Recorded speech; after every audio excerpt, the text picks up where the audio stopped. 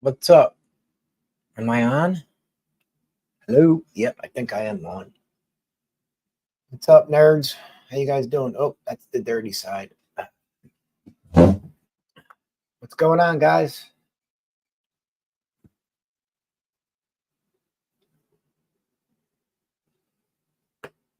How's everyone doing?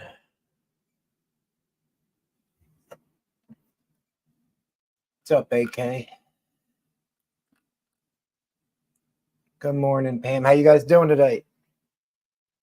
Man, I've been up since like 4:30. I couldn't sleep last night.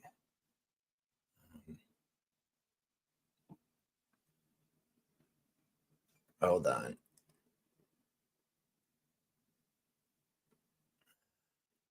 I'm having another good day with the stock market, guys. Hold on one second. I'm sorry. Yeah, okay. What's up? Oh, yeah, you get to. Hey, Pam or Rebecca, you could give. You should wear my shirt down there. Two in the thoughts, one in the prayers.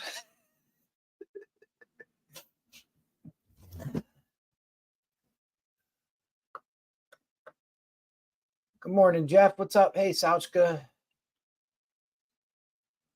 You like that shirt? Like the shocker, like the two in the pink, one in the stink, the sex move. I thought that was hysterical, man.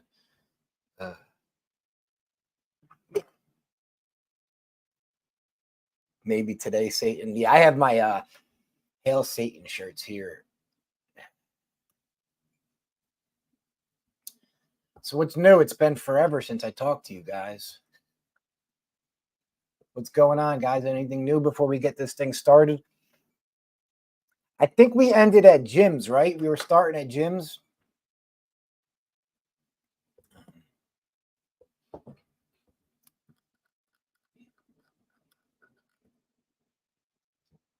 Yeah, I didn't know if G was gonna be able to come because of her work during the day, and I was leaving, so I figured she said she'd want to do it. Supposed to be working nice, yeah. All right, so we're at gym. Oh wow. Okay.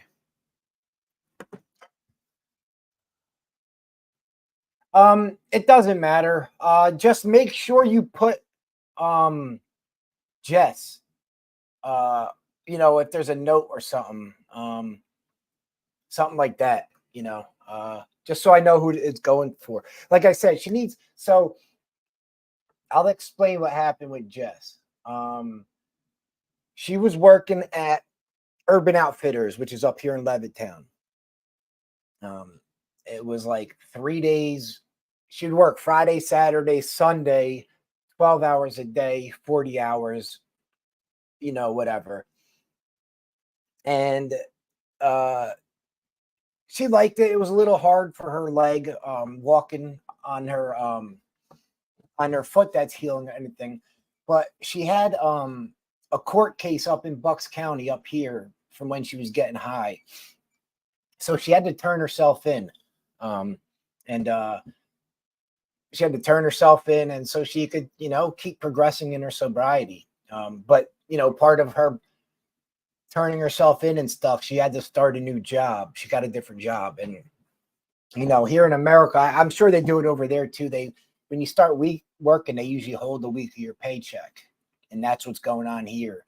And with those sober houses, they don't give a fuck. Like, you need that money up front now. So she needs the 2 weeks to get in and a week for the first rent. That's what it's for. So I just want to let you guys know that's why she and she didn't even ask me. She was talking to Mary about it, and then Mary asked me. JoJo. Okay. Yeah, but it's she's still doing good though. It is bullshit that but I don't. I had to do the same thing when I was 3 years sober. I had to turn myself in and face my old my old the what am I trying to say? All the bullshit that uh that I did when I was still getting high. JoJo's ice cream. I think I've been there.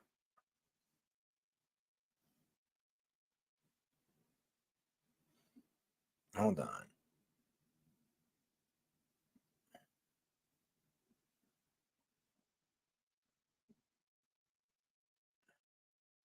No, I see. I'll go try it out. Okay. There, dude, they are. It's all about money, man. And the thing is, now they might let her slide a week, but they're still going to make her pay. The problem is, you know, she's just got a regular. What am I trying to say? A $12, $13 an hour job. So once you fall back, it's kind of hard to get caught up because it's a weekly thing. And I'm not making excuses for her. I'm just, you know, I had to go through the same shit when I went through the sober houses. I went through halfway house, recovery house, sober house. And they're all like that. It's all money. That's all they care about. That's why you got to be careful in these recovery houses up here. It's a business. It's a business.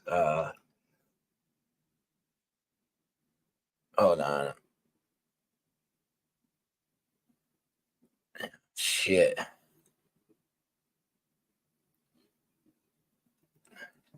This is crazy. I'm trying to look at my stock pick while I'm doing this. It's a little whatever. No. Yeah, it is, man. That's all it is. It is, man.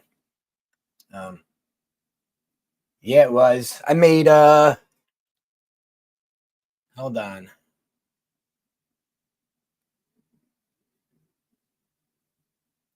I got lucky yesterday. Where is it at?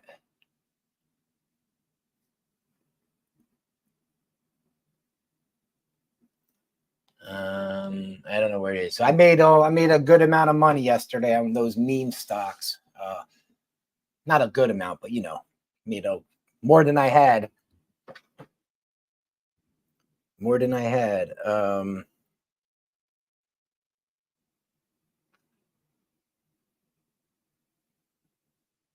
Yeah, I think it's beginner's luck. No, I'm going today. I am going today to the PO box. Once I get this thing rolling, I'm going to the gym and PO box, and then I'll be back. But I'm gonna go. Oh, did I tell you guys I got a Did I tell you guys yesterday? I finally got a replace. Oh, I did because it was small. Never mind.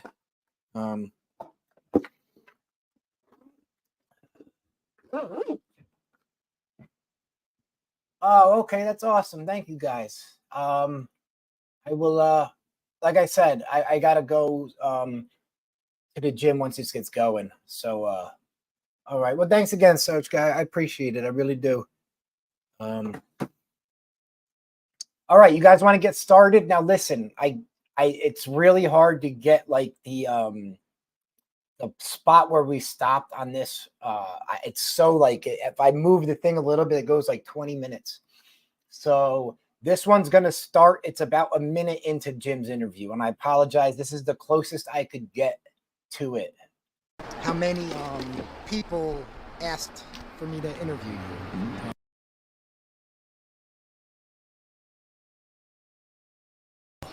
Yep. Which is Off air, how many people asked for me to interview you?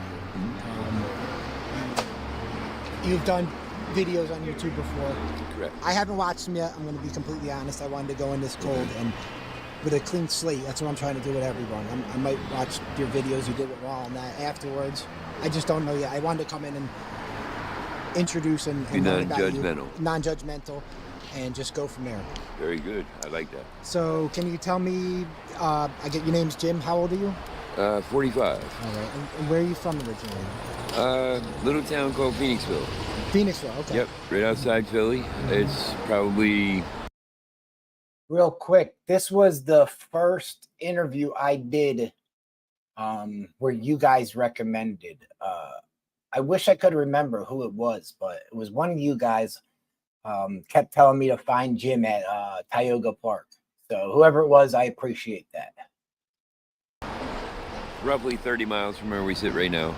Valley Forge, King of Prussia area. Absolutely. So that's Montgomery County still then? Chester. Oh, okay. Yep. Right before you get to Pottstown.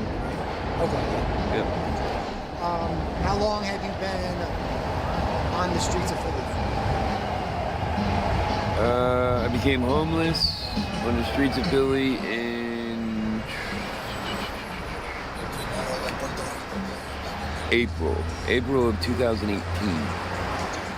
So it's been a while. So this will be okay. So this will be your third or fourth year going into. This spring will be Fourth. 5. Oh, five. Oh yeah. Wow. It's a 20. Wow. Jesus. Yeah, 4.5 years now. How time flies when you're having fun.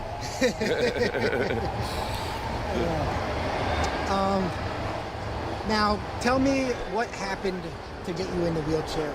Oh, first, one question. What is your drug of choice? Drug of choice, fentanyl. Fentanyl? It's the only drug that I can't live without right now. This is the fentanyl. Yeah, I mean everything else, I will do pretty much any drug except crack. I smoked crack for a lot of years, and one day I woke up and decided I didn't want to smoke crack no more. And since you don't really become physically addicted to it, that was a little easier than quitting something that you're not emotionally dependent on, but your body's physically dependent on. Yeah, like with That's- the opiate withdrawal. Yeah, that's with the amount of pain, I can't speak for everybody, but for the amount of pain that I'm in on a daily basis, without something to mask that, to cover it up, it just makes my day so much harder.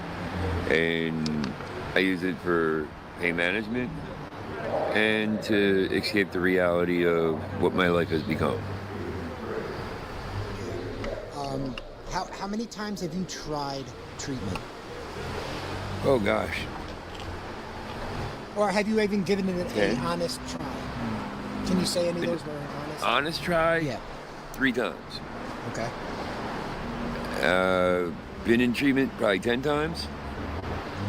Only ever completed treatment 1 time. That this didn't have to be the way it is.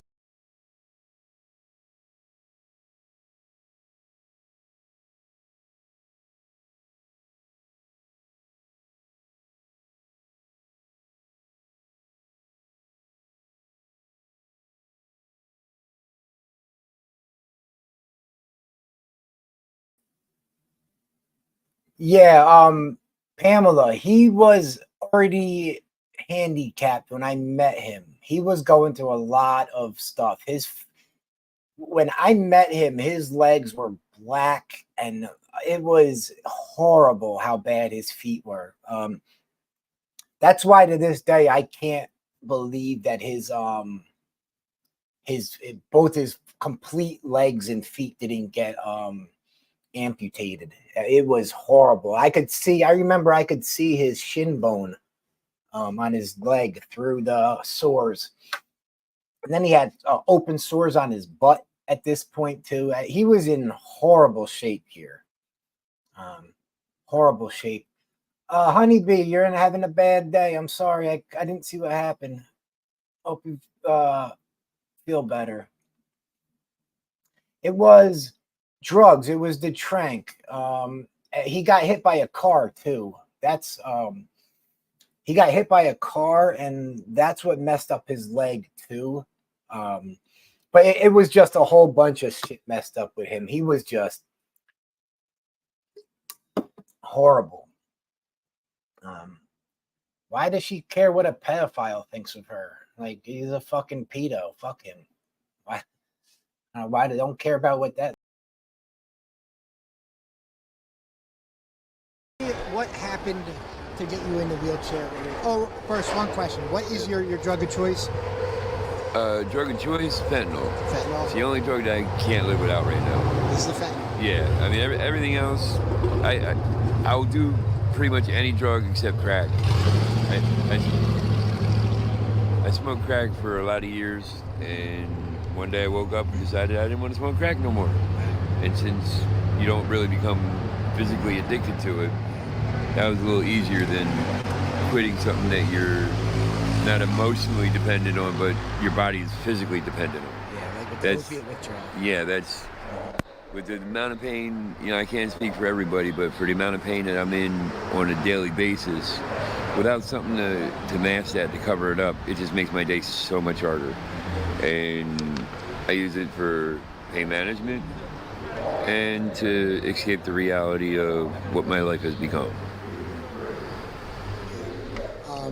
How many times have you tried treatment?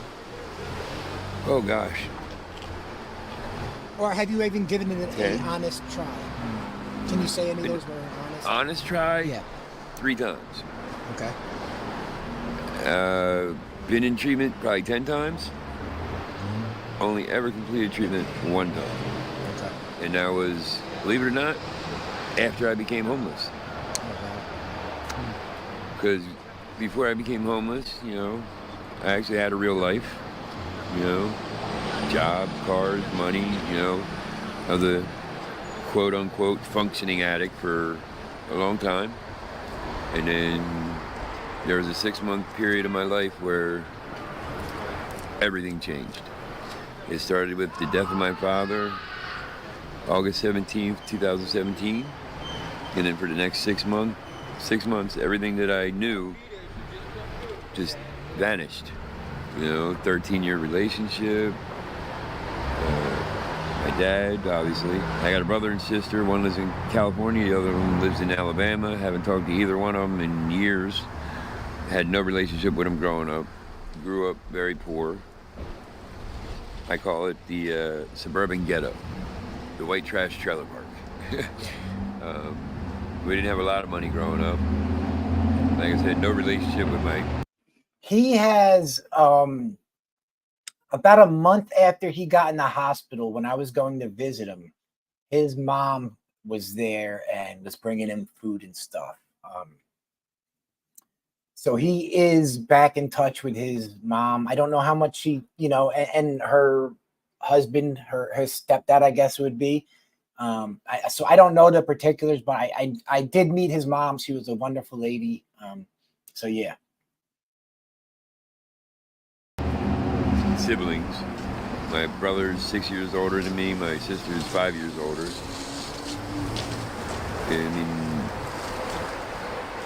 never really had what you call a real family life. I mean, we did things as a family, but by the time I came along, I was like a different generation than my siblings. So never had a relationship, never did anything with them. It seems like my parents favored them more than me. The youngest child's supposed to be the spoiled one. Well, yeah. It wasn't for my grandfather. I don't know if I would have been... it wasn't for my... I treated my grandfather like my dad. I did more things with him than my dad, because my dad I grew up with my dad working night shift my entire life. So he wasn't around a lot. So the only time I saw him was on the weekends, because when I was in school, he was asleep. When he got up to go to work, I was going to sleep. When I was going to school in the morning, he'd be coming home. So, I didn't see a whole lot of him. But then, as I grew older and matured, we actually had a pretty good relationship. I was close to my mom for a long time until I found out that, sorry mom, but she was batshit crazy. The day my dad died, she tells me that she had been seeing somebody else for the last 6 months and asked me if I wanted to go to dinner with them the night my dad dies. It's a lot to take in on it. Yeah. Your dad dies. Considering I moved back in with my dad towards the end when his health got real bad, and I had to literally help put him on a stretcher for the funeral home because he died in the house, and you break rigor mortis out of your dad, so his limbs would bend to get him on a stretcher is an experience that you can never forget. That's trauma you have to talk about to somebody to work it out. Yeah, it's just one of the things. For a long time, people knew that my dad died, but I couldn't even think about what I had to do.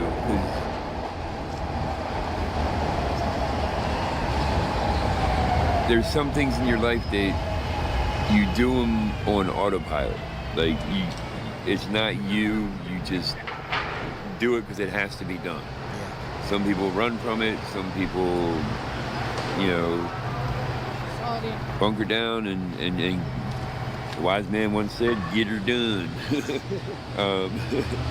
But yeah, I think that's when my reality broke that day. Like I said, that was August 17th, 2017. 6 months later, everything I knew was gone. And you say you were homeless from 2018 on, so it seems like that you do realize or recognize when the ball started rolling and you weren't able to bring it back in. So you do realize. Not a lot of people can pinpoint like the exact moment their life fell apart. Well, I can. Yeah.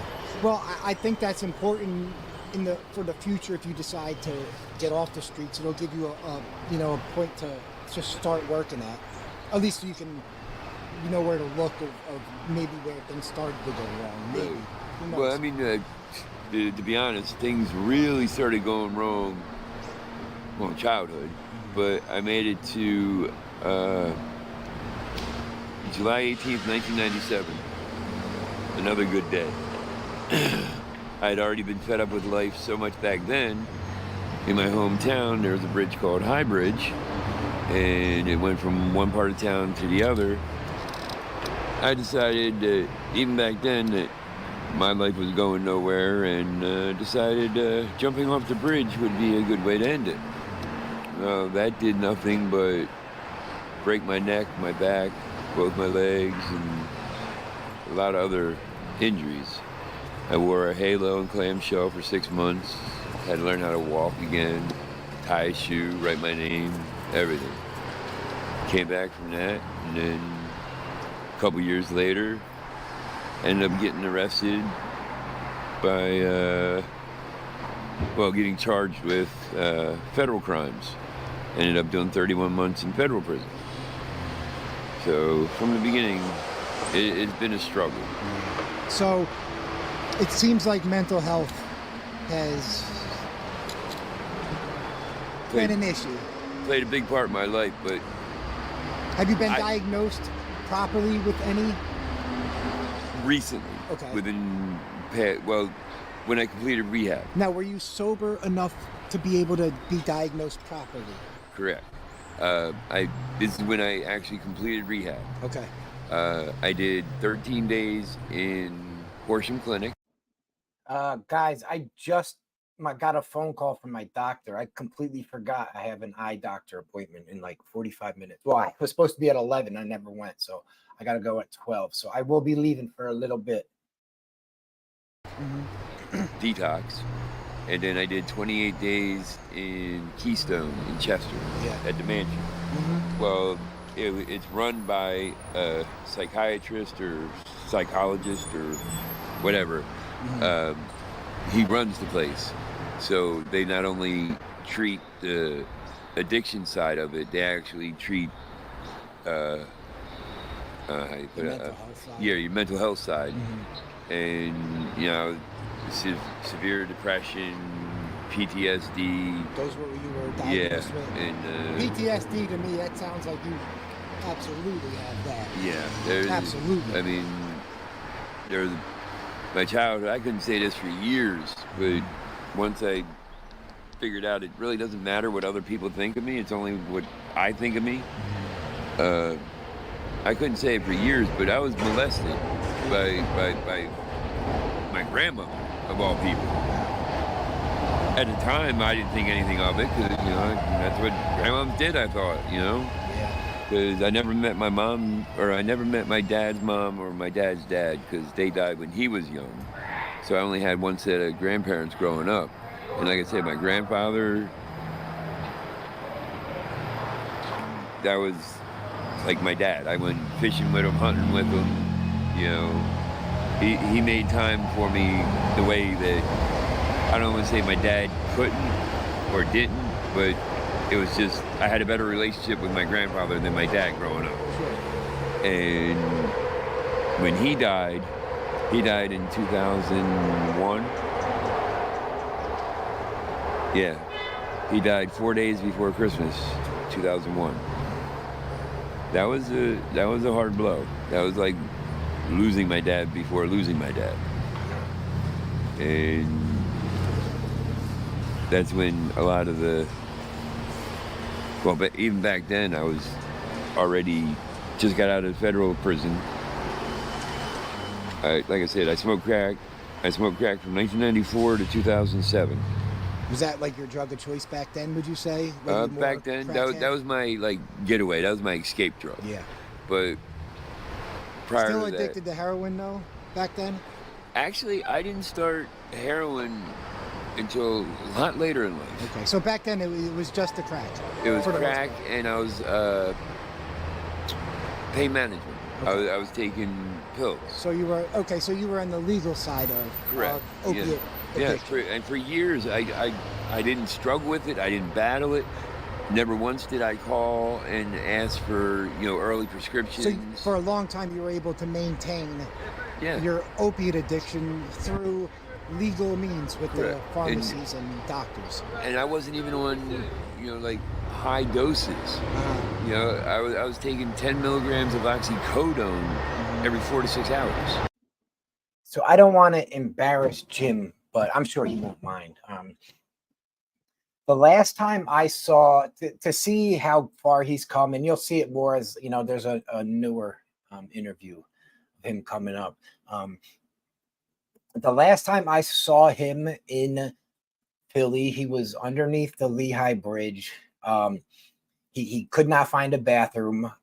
That's a problem when you're in a wheelchair. He completely shit himself. And nobody would help him. He was laying there for I don't know how long. And I had just drove by, and I just happened to look that way, and I saw what I thought was maybe his wheelchair. And he's never down at that end either, which was wild. But yeah, that's to see him from that to now he's walking with a cane and 230 pounds and stuff. It's wild. I texted him last week. He wants me to go visit him before I go to, what am I trying to say? Before I go on my trip. So I told him I would. I just, as soon as my eyes are good and I'm up and going, I'm going to go see him before I take the trip. But so that's. Oh, okay. It was never, go in, oh, it's not working for me, I need more. I've had my entire lumbar spine reconstructed. I've had both hips replaced. I've had vertebrae replaced through my stomach. I had back surgeries through my stomach. I've broken my back 3 times. Like I said, I wore a halo that was bolted to my head. You can see the bolt marks. I saw that, yeah. Right there, and then 2 more in the back. Yeah. That was bolted onto... And that's from the jump? Yeah. Okay. I basically did a swan dive from 50 feet and hit the ground with the back of my head. Hitting the water from that high is like hitting the ground like as it is anyway. I didn't hit water. Oh, shit. I hit a railroad tie. Oh, my God. And it literally... I used to be 6'4". Yeah. And you can't really tell being in this. But I lost about 2 inches of height. Yeah. I had compression fractures in the cervical spine, 3, 5, and 6. Thoracics, the middle, 8 and 10, and lumbar, 1 through 5. All 5 lumbar vertebrae were fractured.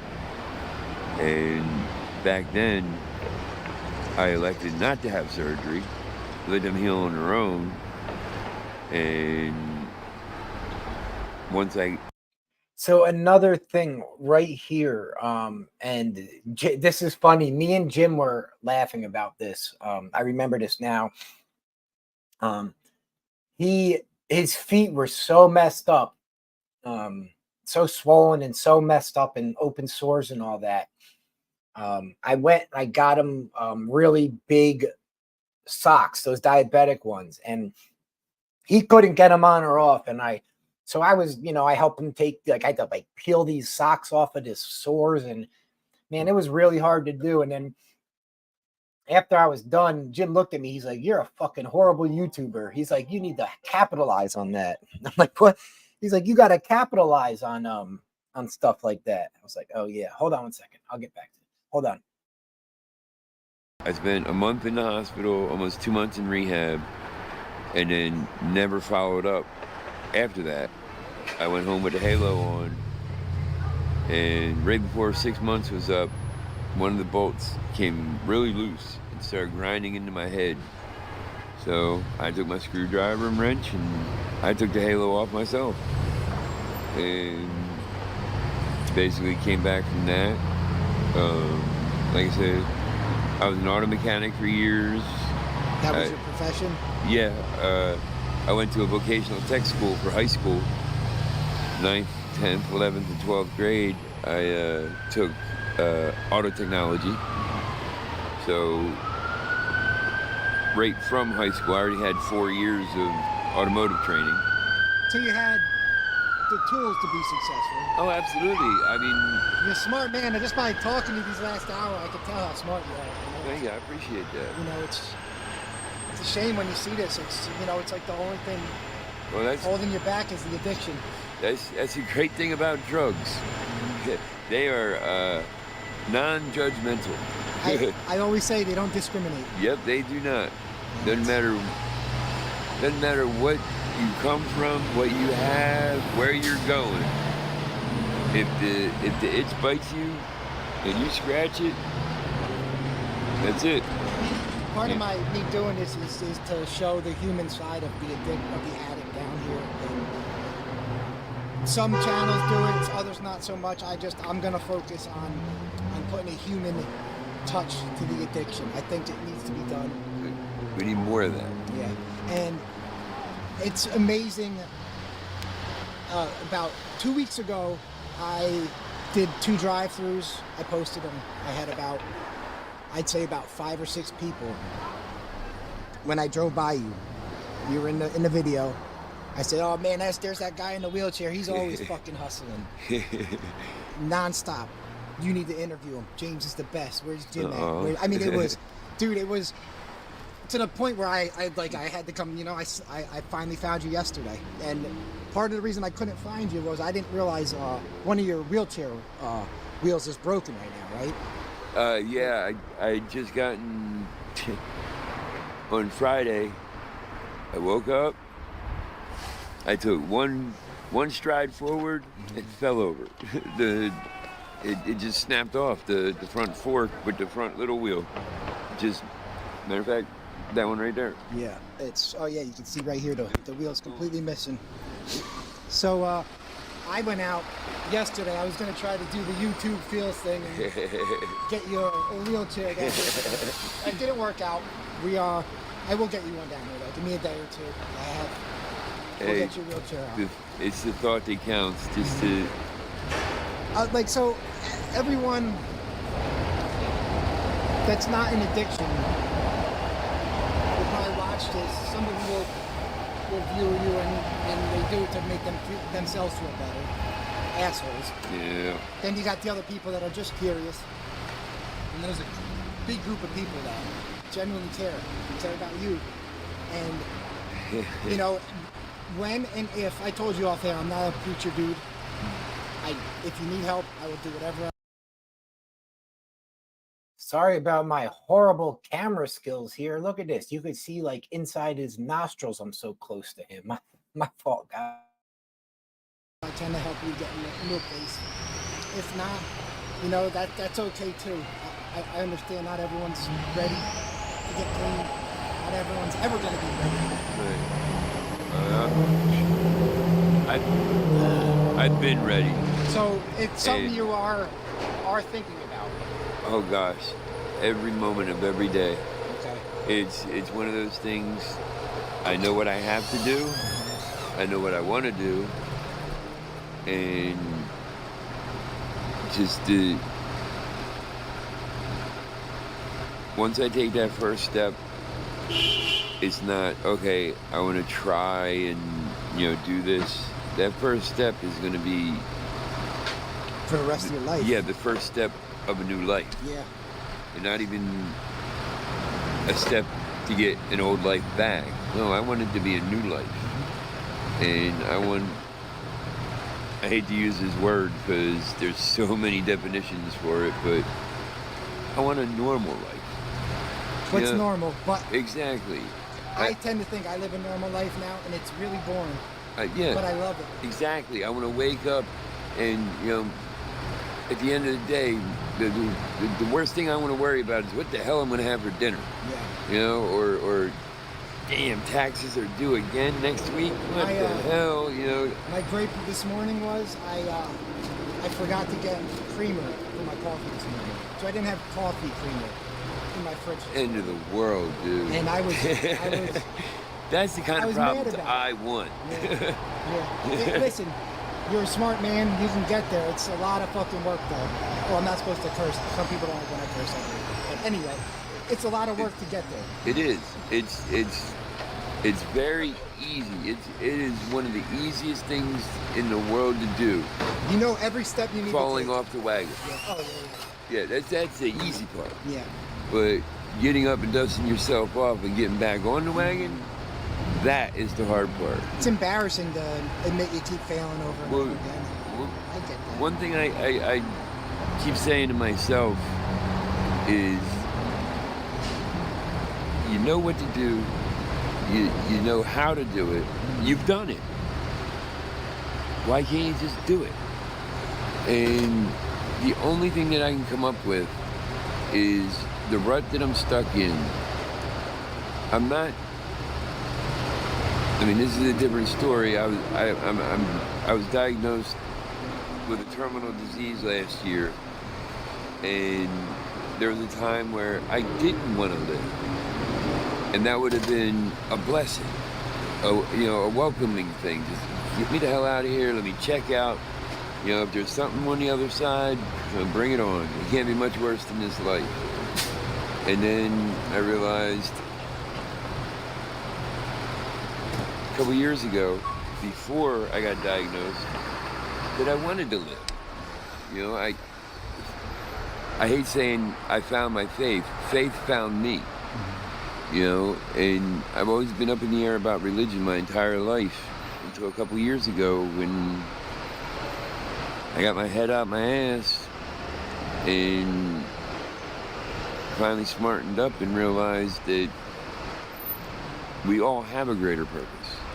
We're all here for a reason. Our road may not have been chosen for us, but one thing I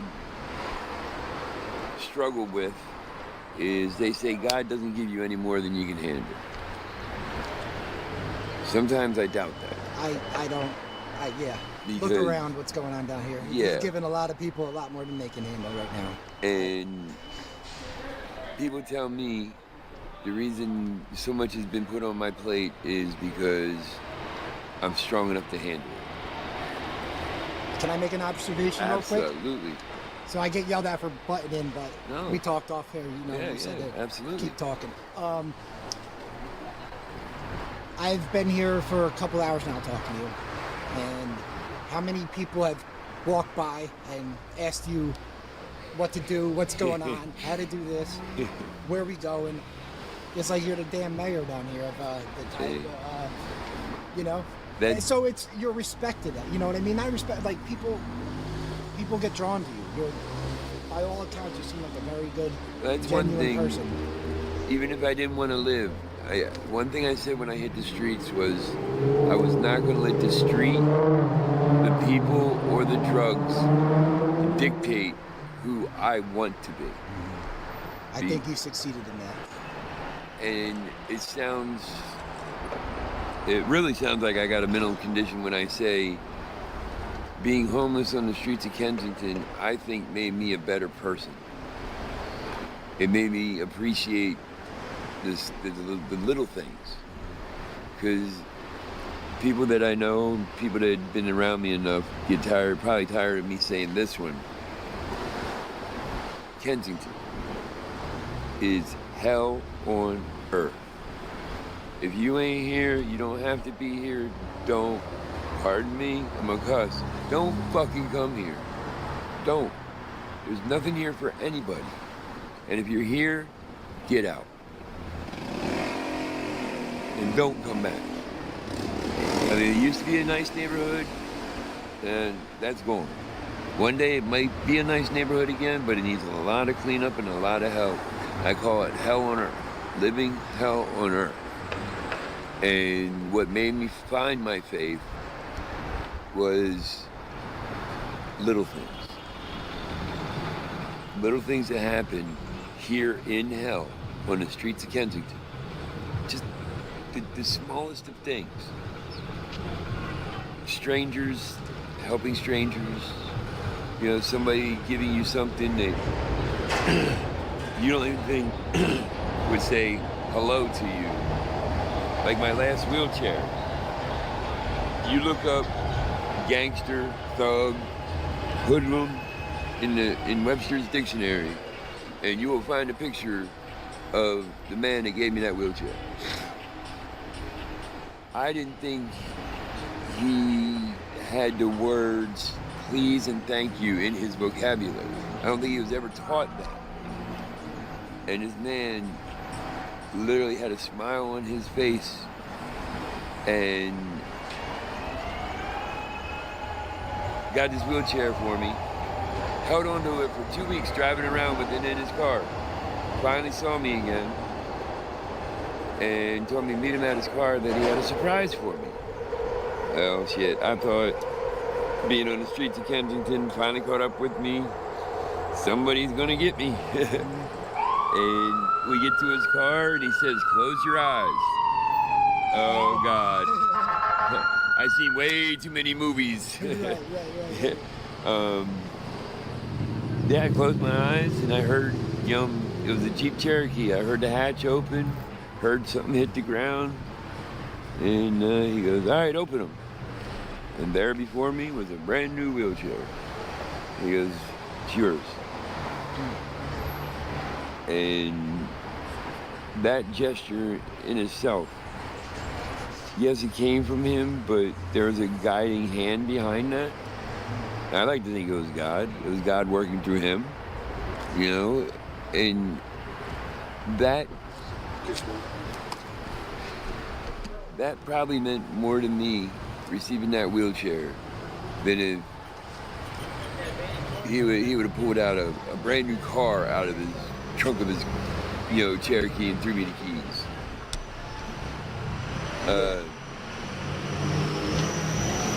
I don't think I could see for 5 minutes. And then the gangster side kicked in on him. He said, fuck up, man. Stop your crying. I'm like, dude, I can't help it. So someone you looked at and said, all right, there's no way this guy would be a nice person. Exactly. I mean, God forgive me, because I was being judgmental, and that's one thing the Bible teaches you. Judge not, thou shalt not be judged. And God, please forgive me. Never in a million years would I have thought anybody down here would have gone out of their way to do something like that, let alone him. Right. Well, and if you're watching, I'm not going to put your name out there, but if you're watching, you know who I'm talking about. And thank you again.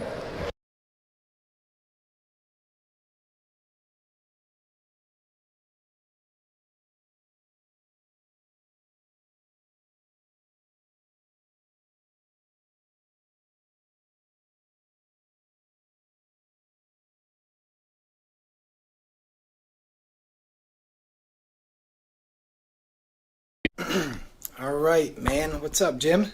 Hey guys. Finally ran back into you. Yeah. So what's going on? Had to get off the street. Had a couple infections that I just let go too long. Got me in the hospital, and I went from the hospital to a SNF, a skilled nursing facility, a nursing home. Yeah. But no, it's a physical rehabilitation center too. Trying to get a little stronger and leaving the streets behind. So that's I'm like smiling ear to ear right now just because of what you said off the air. You said you're what, done with the streets? I'm done. I can't go back there. Yeah. It finally took a lot, but now that I'm off, I've been off for going on 2 months now. Yeah. I've been clean from everything except subs for a little over a month. month and a half now. That's awesome, man. Yeah, I was on painkillers before that, but I Yeah. haven't done dope or anything for over 2 months since the beginning of February. Wow. Just That- trying to get it straight. Yeah. So, and you're going to be here for what we said about maybe another month or Yeah, I'm something. probably gonna be here for about another month. I guess still got a pretty big wound that has to heal up before I even think about getting out of here. So you've had some pretty not serious. You've had some surgeries and stuff. You said you had to get your hamstring. Yeah, my left hamstring from sitting in the chair, I got bed sores, and I just let them go, and they got infected, and they literally cut out almost half my hamstring on the left side. And it was a nice incision. It's still probably about that long, still probably about that deep. It's still pretty serious right now. So anything other than a pretty sterile environment is going to be very bad for it. Yeah, there's no way you can go back to this, even if you wanted to. But Yeah, I'm done with that. you said after about a week or two in here, that's when you kind of realized that, you weren't going back. Yeah. I mean, I knew it was going to take something drastic, but I played it off pretty good. I didn't let anybody on to, let them know what was really going on with me because I knew I had to come to the decision to get out. Yeah. And once I guess you could say I scared the shit out of myself, because they said if I would have waited much longer, probably wouldn't be here to talk to you guys now. Were you saying at the very end, you were saying you got out of your chair and you couldn't get back in it, right? Yeah, I got out because the pain just got so bad from sitting. I had to lay, and I got out, got on the ground. I couldn't get back into it. Laid on the ground for like 48 hours. And this is. Oh, wait. What am I doing? Oh, yeah. There it is. I did stop the camera, you see. All right, guys. I am going to go to my, what is it called? Eye doctor now. I'll be back in like 45 minutes. You guys better behave. Just kidding. Do whatever you want. Right at Kensington and Allegheny. Yeah, Kensington, Allegheny, right under the L. Mm-hmm. Everybody just, nobody really cares down there, and Sabir was just for 2 days just walking by. Yeah. You. Yeah. and finally, except the cops came up, said you got to move, and So real quick, that's the only reason someone came to talk to you is because it was time for them to clean and they wanted you to move. it was Monday morning. Well, yeah, it was Monday morning, and SEPTA said you got to go, you got to get your shit and get out, and So that's the only reason someone came to talk to you. yeah, Right. nobody else really didn't. I guess they didn't care. Yeah. You can't help them; they're not going to help you. Yeah. I just think everyone's in so much, they're. Oh yeah, making, I don't blame them. Right. Everybody down there's got enough of their own problems to worry about. Yeah. Now, so what, you have them call the. Yeah, I asked them for an ambulance, and they told me, they said, "Oh, you got out of your chair, you can get back in it." And gave me the whole hoopla. So they were trying to resist helping you Yeah. at first. The Septicops. Yeah, Yeah. And I finally said, "No, I need an ambulance." And then I showed them my wounds, and one of them finally says, "Oh yeah, it looks like he does need to go." So I ended up waiting for like a half hour after that for an ambulance The to ambulance come. to come, yeah. Yep. And I went out to Temple. Which one, the Maine, or did they take you to Episcopal? Do you remember? No, they took me right to Temple, Maine. Okay. Yeah. All right. Yeah, that's okay. That's Yeah, good. because I told them I had surgeries there before, and they got all my records. And Okay. once they saw what was going on with me, they knew I was going to need surgery, and they don't do that many surgeries at the Episcopal. Right. And now you're definitely going to lose one more toe, you said? Yeah, at least one. Maybe the next one to it. Yeah. And then the other foot, I'm probably not going to lose anything on that one. It's just the nerve damage is getting more and more, and I'm not sure what they could do with that one. That's the one when I got hit by the drunk driver that shattered the whole leg. Yeah. And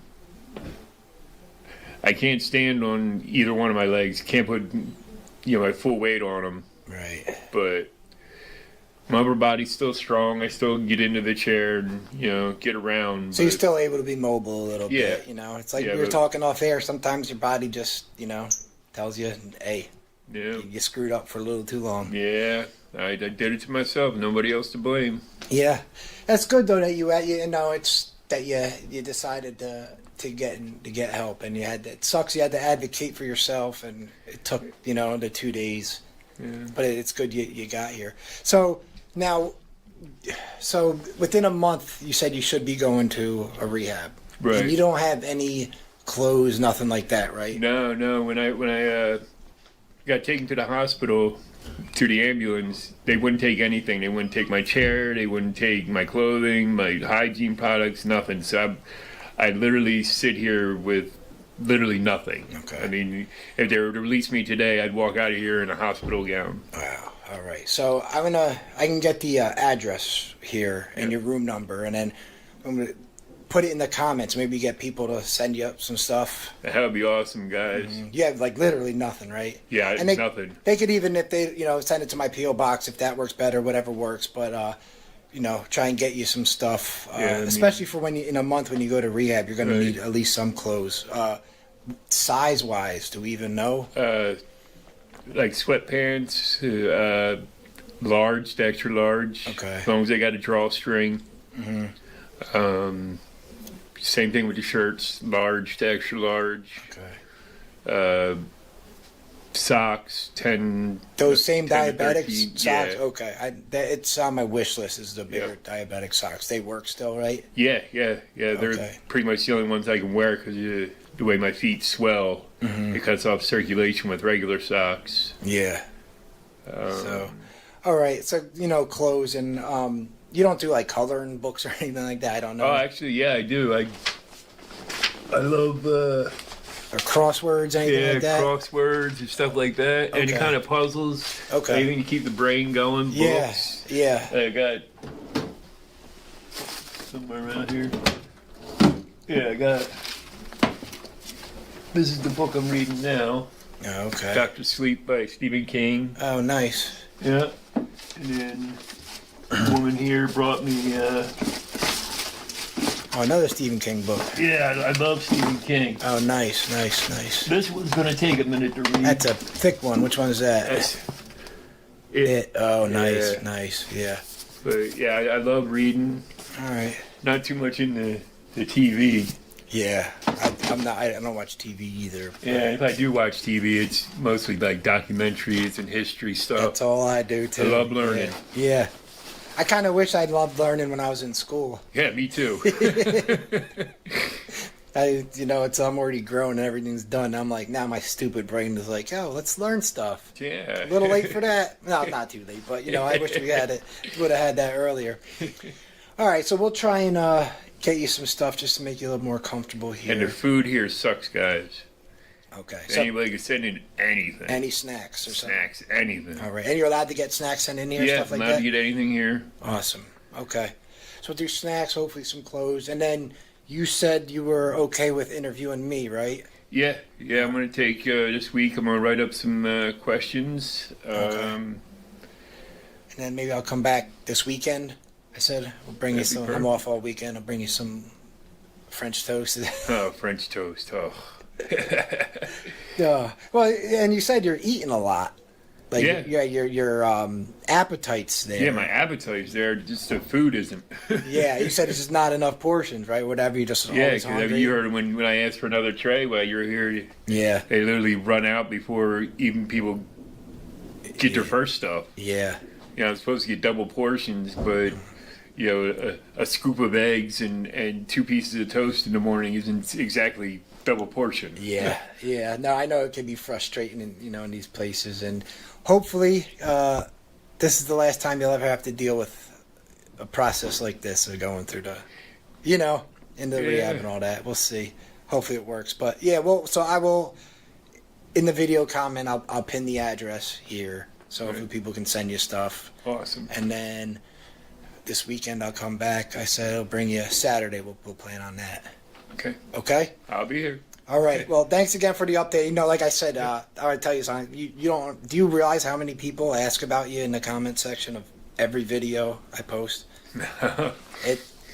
You get it? No, every video I post, at least a couple people want to know where you're at before they even ask me how I'm doing for the day. But no, I'm just kidding. That's awesome, guys. Thank you so much for caring, and one for Jeff and people like you out there.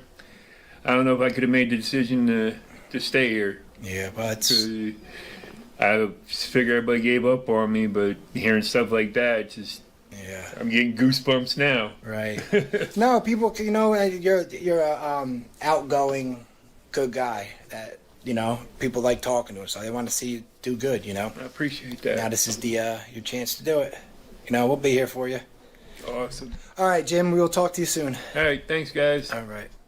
All right, I'm sitting here with Brett. Jordan. Oh, Jesus Christ, I'm sorry. Jordan, what's up? You just want to tell me a little bit about, how old you are, where you're from originally, stuff like that? 41. Okay. I grew up in the sticks of Philly, Pennsylvania. There's a 35-acre horse ranch. Oh, wow. Yeah. Grew up on the back of the horses. I used to compete every summer. And, oh, really? Up and down the East Coast. Oh, wow. What kind of, quarter horses. We compete in penning competitions. Oh, yeah. Yeah. My brother and I and another kid from the farm, we'd have a team that we put together, and it was a 3-man event. Oh, that's pretty cool. We won a number of the junior events, and the trainer over there is the trainer that we had at the barn at the time became the number 1 ranked cutting horse or quarter horseman quarter horse cowboy in the country. Wow. So you learned from someone good then. Well, yeah, but I mean, at the time he was younger. Sure. Yeah, I mean, he was a 6'5", blonde-haired Texan. Oh wow. Yeah. And if you had a problem in the back of the horse, he once. Oh my God, my dad buckled up the saddle one time, and it left shitty ass fucking job. He was a piece of shit. But here I am running the horse in circles around and warming him up a little bit, and then I bring him in with the cattle, and he starts he gets spooked and kicks twice, and the saddle rolls out from under me. Oh. Yeah. So all of a sudden, the saddle is now underneath the horse on his belly, and it's acting like a bucking strip. If you ever see the rodeos with the bulls, there's a piece of leather hanging down by their, underneath. It's a bucking strip. It chafes them and pisses them off, makes them buck. Same thing for horses. Oh wow. Well, an upside down saddle. Oh, so they put that makes the. Makes them do that. Oh, they don't do that naturally. Wow. Yep. So an upside down saddle on a horse, same thing. Wow. So it went nuts. Yeah, I was about 10. I'm not a big guy now, about 90 pounds. Right. And this was, we were competing across the East Coast. I mean, this was a top dollar horse. He was massive, but it was radar. He used to brake left right when you hit the middle of the pen, like top speed. It was nuts. Anyway, so Tracy, 6'5" Texan, right? Sees what's going on, jumps on the Appaloosa bareback, and Appaloosas are finicky fucking horses. They're moody as hell. If the saddle's not on right, or if they don't like that saddle, they'll buck you to fuck off. Right. Right? He jumps on one bareback, right? Runs me down about half a mile through the herd of cattle. All right, runs up next to the horse with me on it, and it bucking while running at full gallop. Sideswipes me and the horse into the fucking rail of the ring. Right. Pins the horse and me. They do that to slow him down or to no, stop him? to hold him steady enough so he could pick me up by the scruff of my neck. Wow. At full speed. We're talking 2 horses top gallop. Yeah. Right? Yeah. And it picks me up. Wow. Right, over his horse. Yeah. Buttercup was the Appaloosa, right, and puts it down. Drops me in the sand of the ring, right, Sure. away from the cattle, and then proceeds to jump off of Buttercup and punch Radar in the face. Jeez. At full gallop. Right. Yeah. That's a crazy story. Yeah, Radar kind of did a. Tracy walked away like nothing happened, right? And Radar gets up and starts sniffing, like chomping at him, and punched him right again. Oh my, it was so. Man, Radar was the best horse though. I used to compete with him every time. That's awesome. So, how long have you been in Philadelphia for? Oh, I mean, I'm Temple alumni. Okay. Let me revise that question. How long have you been getting high in Temple? Well, in Philadelphia, like your opiate use or whatever. That's your drug of choice, opiate. Yeah, not so much anymore. I haven't used an opiate besides the Suboxone in 2.5 years, maybe 3 years. Okay, so what's your drug of choice now? Crystal. Crystal meth. Okay. Crystal, Adderall, anything to get me moving a little bit. Right. Okay. Drug of unchoice is probably depression. I think a lot of people down here are suffering from severe depression. Yeah, I did for years when I was doing this stuff. It just seems like the uppers are the way that I kind of try and force myself out of it. Wriggle your way out of it. Yeah, I get it. I don't know if it's out of it as much as yeah, through it maybe, or into something else that's going to cause more of it. Now, do you notice that the meth is cut with fentanyl a lot around here?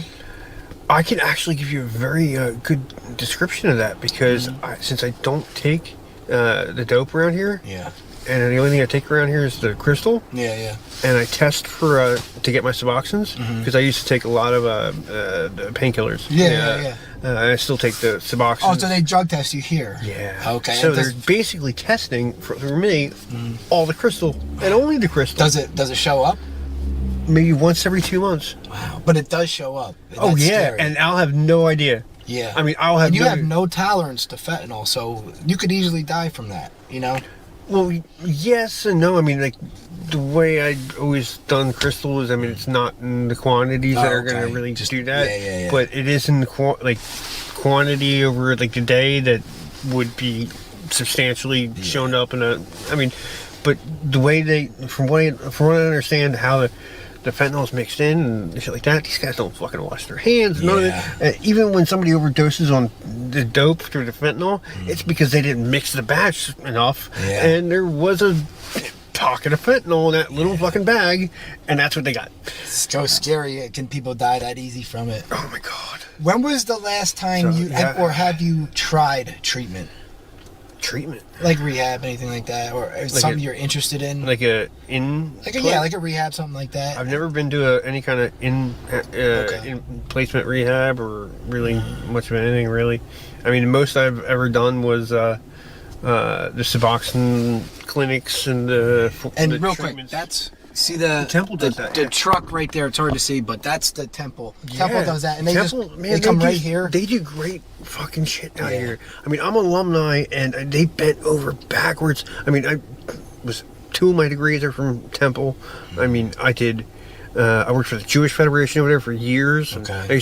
I used to run the volunteer programs in Israel for the Temple students. I used to go out there for it was like birthright number 2. Right. Okay. So they'd send me a group of Temple kids, and I'd put them to work in a desert, and every time I'd have to run them off someplace else before trouble came. Right.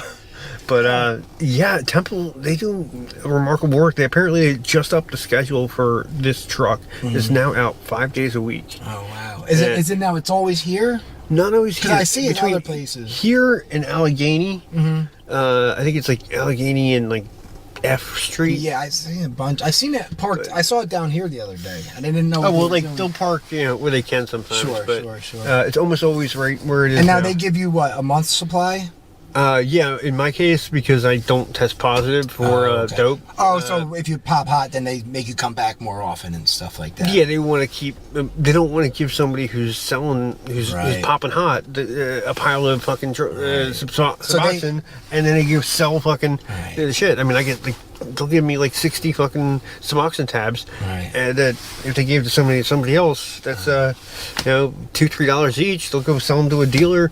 And that's a very good high. Wow, subs are only going for $3 down here? $3, yeah, I know. Well, I mean, no, to the dealers. Oh, okay. The dealers will do it for 10 or 10. Last time I remember, like $15 up in the they're suburbs. $10, and if you look like you just got out of a car coming in from the burbs, they'll probably hit you for 15. Depends how. It depends how many of them are selling at the same time, and how comfortable they are. Now, what do you do for, if you don't mind me asking, like your sleeping? Sleeping. Where am I staying? Is it like, do you have like a safe, well, not a quote unquote safe? Yeah. Okay. At the moment, I mean, yeah.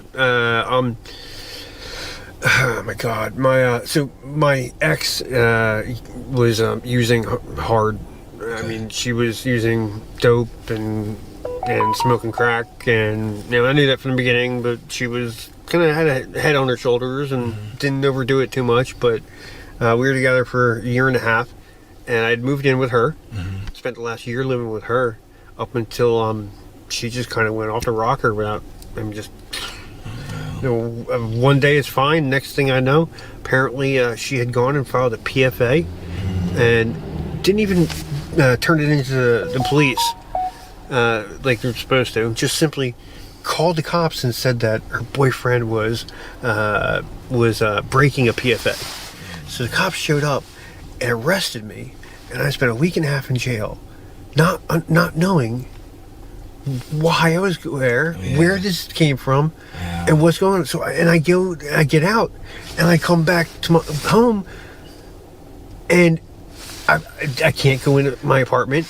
Right. I call the cops. And I'm like, can you come down here and help me get my shit? They're like, no, you broke the judge's order. We're not letting you in with shit. Lost everything I own. I mean, I lost the belt buckles from when I was a kid, my grandfather's real estate, the signs and stuff like that. Sure.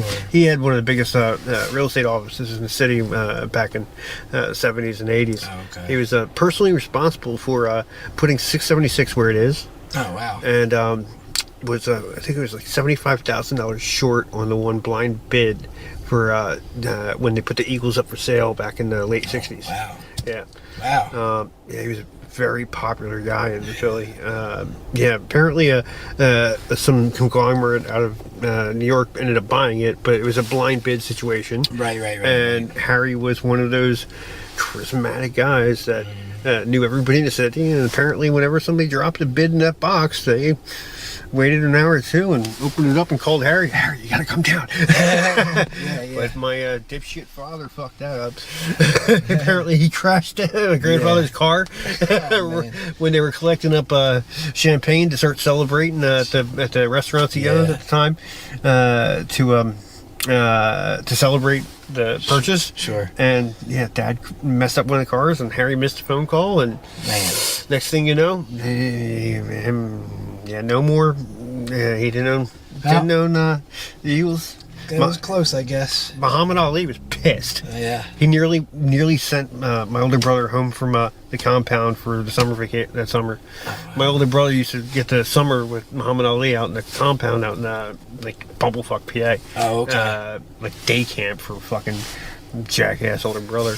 But he was 17 years older than me. Right. Anyway. So.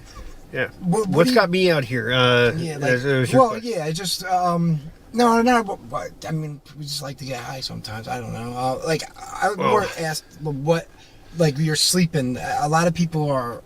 I'm lucky enough where I've been able to scrounge a couch at my mom's studio. Okay. She's retired. Safe housing is such an important thing for you guys, man. Oh my God! I mean, so scared when shit went bad just recently. I mean, I was out here for 2-3 weeks. Yeah. And it was like, I mean, everything I had was stolen. Yeah. Then it was stolen again. Yeah. Then it was stolen again. Yeah. And then I went and I was able to get a free phone on an account, a family plan that family had put together. They got me a phone. Yeah. That got stolen the same fucking day. Yeah. And they stole the identities. My mom's identity off of that. Yeah, because she gave me some of the information for her card so that I could take a lift down to her place. And before I could do that, they got her for fucking thousands of dollars. Yeah, like everyone I talk to down here, it's like I want to like continue talking to them, but they just lose their phones, so they get them stolen too easy. Like it's so hard. Everyone. Well, that's because they do dope and then they're. This was not that sort of scenario. So you have a whole different way of looking at Kensington because you're always up. Well, I'm up and I'm not nodding off. That's what I mean, not off. So you see what's going on. Oh no, there's one thing about me. I mean, I've always been a very observant person. I mean, I see everything. You have no idea. Whether I'm walking down the street, I have 3 laptops at home that I'm just was walking down the street and ended up there. Saw the oddest. I can recognize when somebody's been evicted or moving out quickly. And now I have about $7,000 in the laptop sitting at my place. That it's just for 3 of them. Yeah. It's amazing that the one was an HP Envy with a touchscreen. I was fucking floored. I couldn't believe it. I used to have the exact same one when I bought the same thing when I opened up my office in Center City, and I got robbed in South Philly walking home. Some dude jumped out from behind a car, pistol whipped me in the face, stole my briefcase, stole my wallet, and I had my rent money in my this other pocket, but that was gone. Right? And it just turns out that here my observant nature replaced it. Exactly. I'm like the same thing, better, newer models, fucking so much better. But I just bought a MacBook myself, the new MacBook. I love that. Oh yeah. I'm not an Apple fan. I never was either until so when I started this. Well, imagine these features are probably much. It's for editing videos and stuff. Exactly. Apple, and I love it now that I'm part of it. The Apple thing, I got the phone. I will never go back to Android. I hated it. Yeah, I hated it. I said I hated Apple for years. I just never immersed myself into there. Well, you can't, I can hack my Android. Yeah. I mean, you ain't hacking that. Huh? You ain't hacking the iPhone. Well, it's possible, but it's a lot harder. You know what I mean? Done it a couple times. Yeah. But the company that recruited me gave us all Apple phones, and because they wanted to be able to immediately shut off our access to our own clients. Right. Real estate world. Everybody thinks they're smarter than the other guy and fucking shiesty. Commercial real estate. Sure. They're not residential. It's not a bunch of housewives. Right.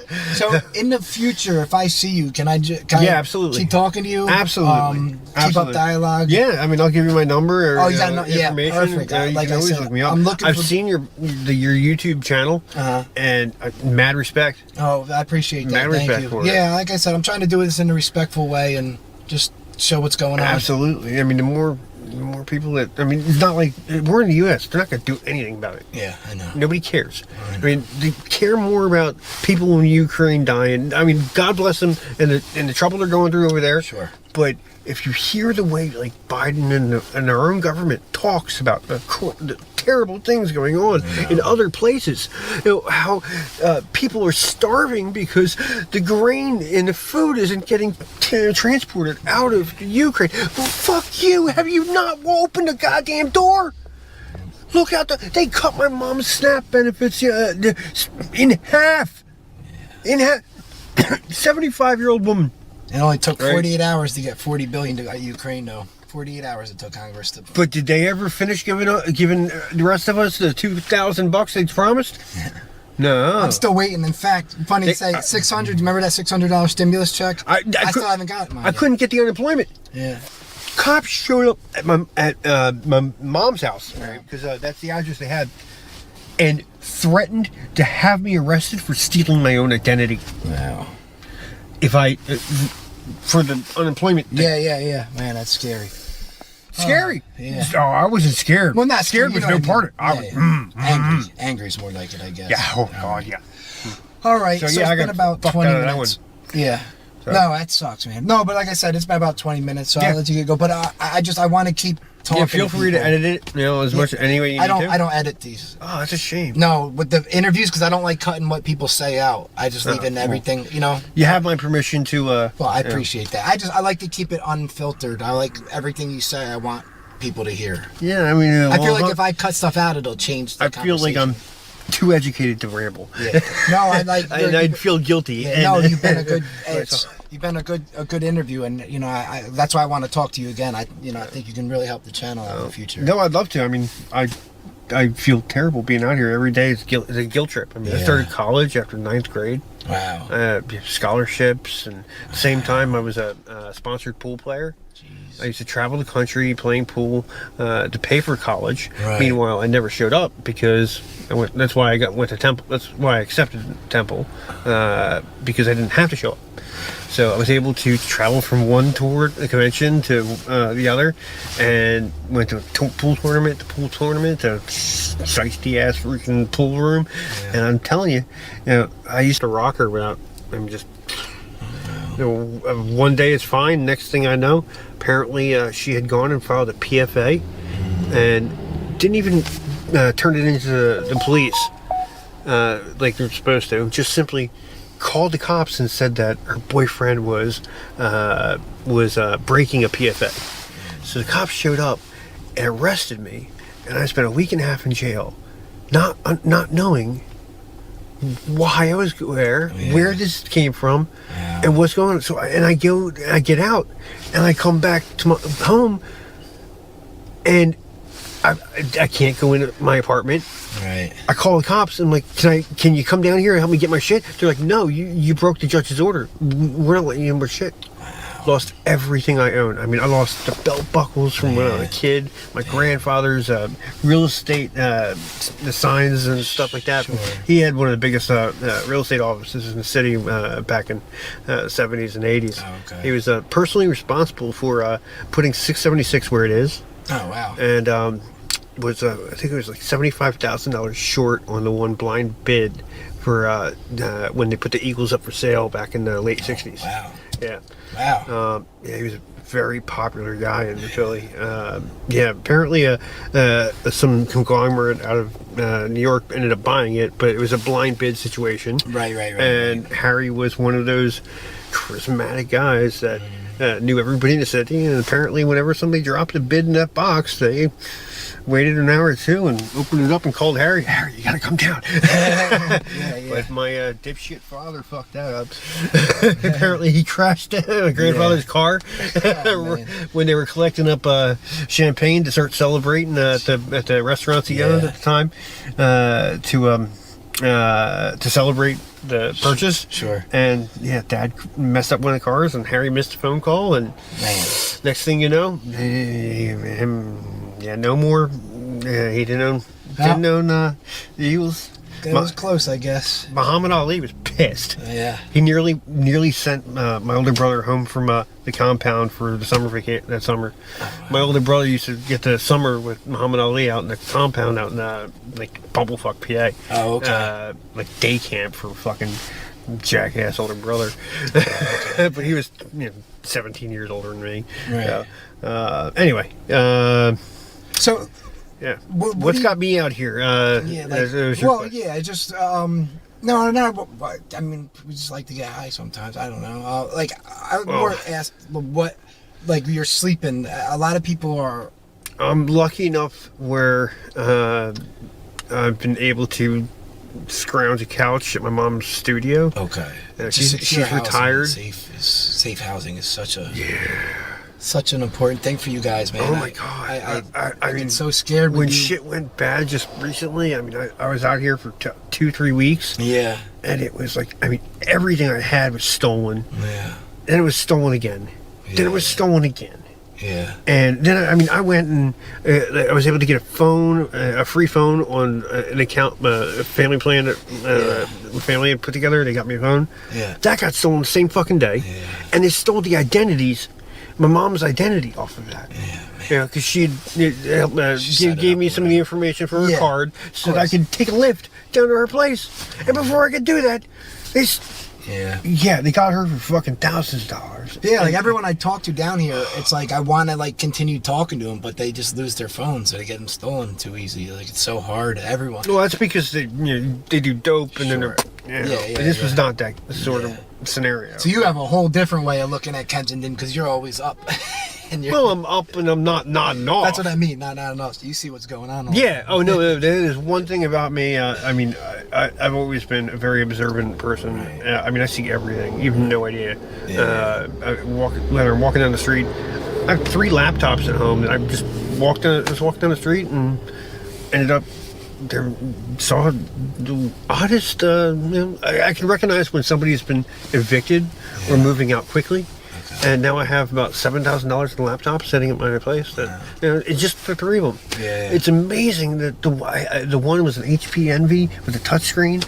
I was fucking floored. I couldn't believe it. I used to have the exact same one when I bought the same thing when I opened up my office in Center City, and I got robbed in South Philly walking home. Some dude jumped out from behind a car, pistol whipped me in the face, stole my briefcase, stole my wallet, and I had my rent money in my this other pocket, but that was gone. Right? And it just turns out that here my observant nature replaced it. Exactly. I'm like the same thing, better, newer model, fucking so much better. But I just bought a MacBook myself, the new MacBook. I love that. Oh yeah. I'm not an Apple fan. I never was either until so when I started this. Well, imagine these features are probably much. It's for editing videos and stuff. Exactly. Apple, and I love it now that I'm part of it. The Apple thing, I got the phone. I will never go back to Android. I hated it. Yeah, I hated it. I said I hated Apple for years. I just never immersed myself into there. Well, you can't, I can hack my Android. Yeah. I mean, you ain't hacking that. Huh? You ain't hacking the iPhone. Well, it's possible, but it's a lot harder. You know what I mean? Done it a couple times. Yeah. But the company that recruited me gave us all Apple phones, and because they wanted to be able to immediately shut off our access to our own clients. Right. Real estate world. Everybody thinks they're smarter than the other guy and fucking shiesty. Commercial real estate. Sure. They're not residential. It's not a bunch of housewives. Right. So in the future, if I see you, can I absolutely keep talking to you? Absolutely. Keep up dialogue. Yeah, I mean, I'll give you my number or information. You can always look me up. I've seen your YouTube channel, and mad respect. Oh, I appreciate that. Mad Thank respect you. for it. Yeah, like I said, I'm trying to do this in a respectful way and just show what's going on. Absolutely. I mean, the more people it's not like we're in the U.S. They're not going to do anything about it. Yeah, I know. Nobody cares. I mean, they care more about people in Ukraine dying. I mean, God bless them and the trouble they're going through over there. Sure. But if you hear the way Biden and our own government talks about the terrible things going on in other places, how people are starving because the grain and the food isn't getting transported out of Ukraine. Well, fuck you! Have you not opened the goddamn door? Look out! They cut my mom's SNAP benefits in half. In half. 75-year-old woman. It only took 48 hours to get $40 billion to Ukraine, though. 48 hours it took Congress to. But did they ever finish giving the rest of us the $2,000 they promised? No. I'm still waiting. In fact, funny to say, $600. Do you remember that $600 stimulus check? I still haven't gotten mine. I couldn't get the unemployment. Yeah. Cops showed up at my mom's house, right? Because that's the address they had, and threatened to have me arrested for stealing my own identity. Wow. If I for the unemployment thing. Yeah. Man, that's scary. Scary. Yeah. Oh, I wasn't scared. Well, not scared was no part of it. I was angry. Angry's more like it, I guess. Yeah. Oh God, yeah. All right. So it's been about 20 minutes. Yeah. So. No, that sucks, man. No, but like I said, it's been about 20 minutes, so I'll let you go. But I want to keep talking. Yeah, feel free to edit it. As much any way you need to. I don't edit these. Oh, that's a shame. No, with the interviews, because I don't like cutting what people say out. I just leave in everything. You have my permission to. Well, I appreciate that. I like to keep it unfiltered. I like everything you say. I want people to hear. Yeah, I mean, I feel like if I cut stuff out, it'll change. I feel like I'm too educated to ramble. Yeah. No, I like. And I'd feel guilty. Yeah, no, you've been a good.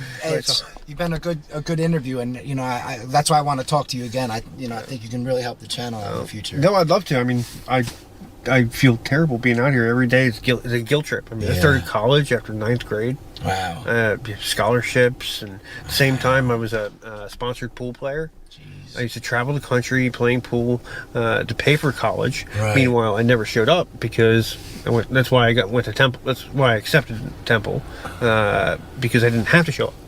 So I was able to travel from one tour, the convention, to the other, and went to pool tournament to shiesty ass freaking pool room. Yeah. And I'm telling you, I used. That's right. All right, I'm sitting here with Kay. How you doing? I'm good. How are you? All right. You want to tell me real quick, where you're from? Berks County, like half an hour outside of Reading. Okay, all right. Yeah, that's pretty far away from here, huh? About an hour and a half. Hour and a half. Okay. Yeah. And how long have you been in Philadelphia for? For like 2 years now. 2 years. What's your drug of choice? Fentanyl and Trank. Okay. Now, how long have you been getting high just with fentanyl, or were you doing like other heroin or opiates before the fentanyl? I mean, it started out with like, the perks, and then went to regular heroin, and then it went to the fentanyl. Right. So did you realize the changeover to fentanyl? Could you like see it happening? I mean, you can definitely feel the difference is stronger. It's a lot stronger. Yeah. And then they're just putting the Trank with everything. That wasn't really a choice I made. It's just kind of had to do it. Yeah, they're putting it in everything. And you were saying off air that you enjoyed the Trank, right? You kind of... Yeah, I like the Trank, yeah. Now, and without that, you were saying you get pretty sick, the withdrawal. It's pretty bad from the Trank? Yeah. So you can go even get another bag somewhere, let's say.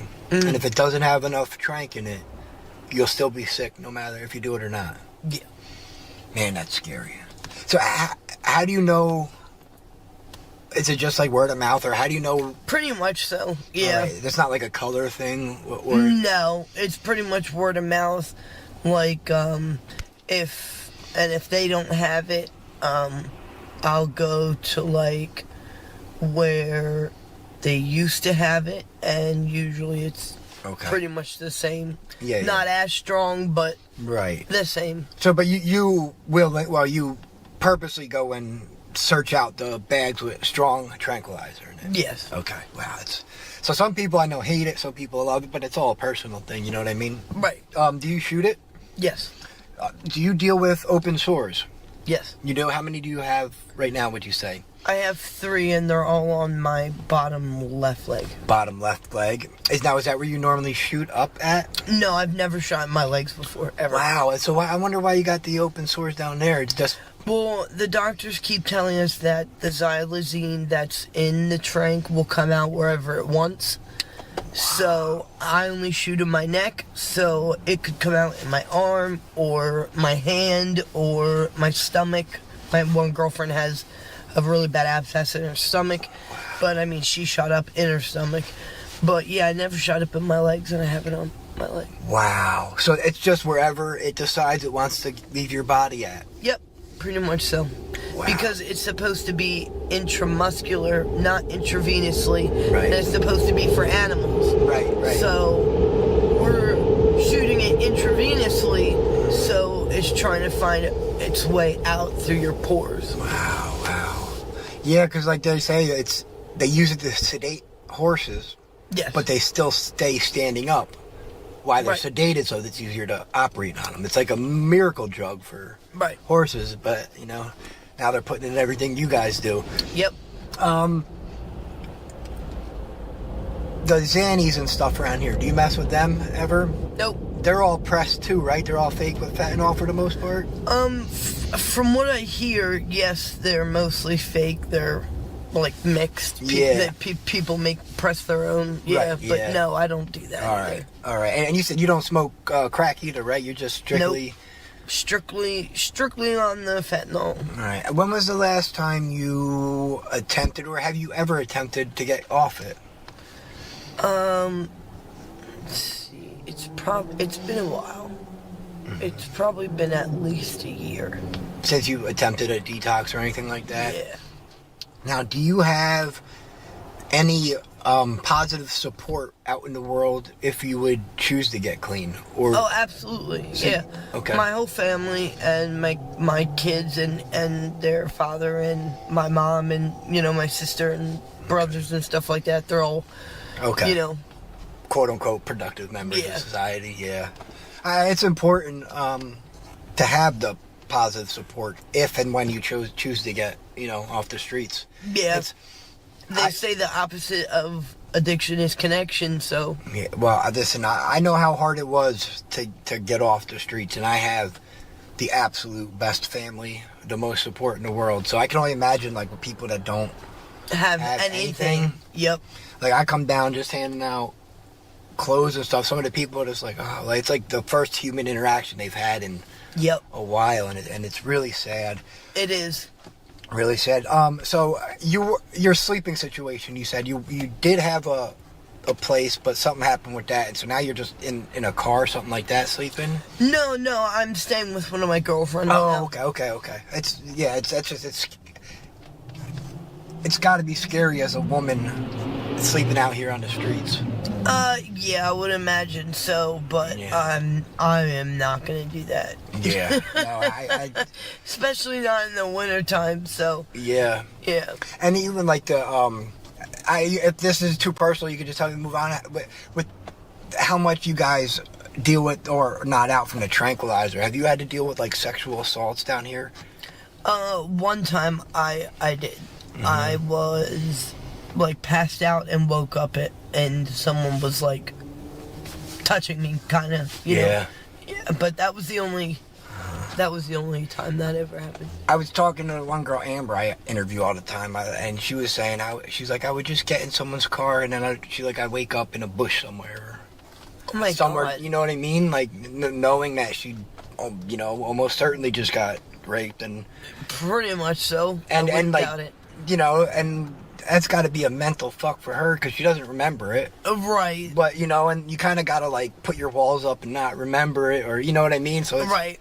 it's just crazy what you guys go down. Like now, would you even go to the feel safe going to the cops to report something like that, or that would just be more trouble? It's the cops around here just don't really give a shit, honestly. Like, as long as you're not carrying guns or shooting or selling the drugs, they really don't bug you too much, honestly. Like, they don't bug the girls that are working, and they really don't bug the buyers unless Strike Force is, you know, Yeah. out on their little trips and need their quota for the month and stuff. But When they usually come out like once a month and get their quotas and yeah, disappear. pretty much so. But yeah, they want the drug dealers and what did I say, the people that are shooting people. Shooting, but yeah. They want the guns. That's what they want. Yeah. The guns and the dealers. Yeah. What do you do normally for like food wise out here? Are you just buying like food as you go along, or do you utilize like the food kitchens down there, stuff like that? I usually go to like the women's center, or I'll buy it myself. I mean, they have a lot of resources down here. Yeah. Especially for the women. The guys is what they have to go to Center City, I think, for stuff like Would that. go like the Hub of Hope down in Center Yeah, City? something like that, yeah. Wow. And we have like 2 right here in Kensington, so that makes it very easy. Now, back in the day, they used to have meetings when they would give out like lists of all like the dangerous Johns and the people that were The bad date list. the bad date list. Do they still do that here? Yes, they do. Okay, so that's something you guys can. Okay, because I mean that's important. Like, you know what I mean? I think that's an important tool for you guys to utilize down here. Yeah, I think it's good for the girls to have, especially because, you know, some people get like complete license plates, numbers, and descriptions and stuff like that. So, and I think that's good to have. And then, you know, word of mouth and stuff like that. The other girls, you know, they talk. You know, all the girls talk. So Yeah. Yeah, no, it's just scary. I mean, like, especially like I said with the nodding out in the tranquilizer, like you could get in the wrong car one time and it's like. yeah, absolutely. I'm sure it's happened to a lot of the girls. Yeah, and a lot of them, they'll just disappear and I've never seen them for months again. yeah, and you might not see them again ever. And Ever, yeah. And people aren't really looking for you guys too much down here. It's sad Right. to say. You know what I mean? So Exactly. it's just a scary life you guys are living. Yes, it is. How let me ask you real quick, how are you in your run? Are you like okay with getting high down here, or like you at your end? Do you want to get help? I know mean, it's I'm very tired. I've been doing this a very long time, not just in Kensington, but you know, like where I was from and before that, and I've been through this for a long time, and it's getting old. Oh, yeah. Very quickly. And you said you're 33. Yep, I just turned 33. Yeah. I hit my my wit's end for this at 36 was when I was like, you know, I gotta get. So Yep. But it's hard. It takes, you know, Takes time. getting from that point to actually going. It's a hard leap. I hope you don't give up. Oh, you know, just keep trying and reaching out for help when you want it. You know, it's. Absolutely. You know, in the future, if I see you, can I stop, do a conversation with you some more if I see you out here? Yeah, absolutely. Awesome. All right, well, thank you for your time. I'll let you get going. Okay. I appreciate everything. No problem. All right, bye. All right, I'm here with Kelsey, right? No, yes, my name's Kelsey. All right, you want to say, like, how old you are and where you're from, stuff like Okay, that? so I'm 29 years old. I'm from Levittown, Pennsylvania. I've been out here almost. I want to say I ended up out here officially on the street when I was right before I turned 21. Oh, wow, so you've been down here on the streets for that long? Yeah, but I haven't been on the street, so a lot of the times I've had an apartment or a room, but when it's been about, I'm going on 6 years now since I've since I've tricked her, you know, to make money. So, but back then when, when that was how I was making my money, that was, you know, you go out and you catch a date and you only make so much to get well. So then you have to go back out again. And then it's like a vicious cycle, and it's almost like, you know, you have a place to live, but it's basically just like your closet, you know, to where you store your stuff. And I had gotten, Yeah, you're good. so I had started to, a friend of mine had turned me on to the internet stuff. And so I started posting online. And, like your back page stuff? Is that what you're yeah, talking mega about? personals I was Okay. posting. You know, it was a hell of a lot better money, and I was able to kind of stabilize and become more functioning and get myself, like, you know, 8 months ago I could walk down the block and, you know, they'd be like, dope, oh no, my bad, mom, no disrespect, you know, in the last 6 to 8 months, the xylazine and this trank I went from, I mean, if I pull a picture on Facebook and showed you me last year and showed now, you'd be like, what? That's you? Like, So the xylazine is that damaging? It has tore me apart. Now, do you deal with open sores? Yes. Okay. Now, so you're an IV drug user? Yes. And so how many, you don't have to show me or nothing like that, how many open sores are you dealing with currently right now? Right now, I have one on each wrist. They were healed. Look, so you can see the... Yeah, I mean, they were healed up for the most part, but about 3 days ago, I was walking past a old block I used to work for, and it's coming up on the 1 year anniversary of my husband's death, and we had both worked for the block, and the guy had stopped me, and he was like, "Yo, boy, what the fuck? Why didn't you tell me that he died?" And you know, I was like, you know what, I really was just.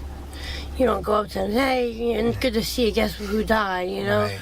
And, so he was like, oh, and, you know, and as I said, I don't trick, I don't boost, I don't really, you know? So you were saying you don't trick anymore now, right? It's been almost 6 years. Okay, so that's got to make it that much harder for you down here. It's so hard. If you don't sell drugs, your body, or, you know, the works, it's, you know... Making money out here is, Yeah, especially as a and I'm a Leo. I have a lot of pride, and this past relationship I just got out of in the last 2 weeks. That was the first time that I ever allowed a man to take care of me.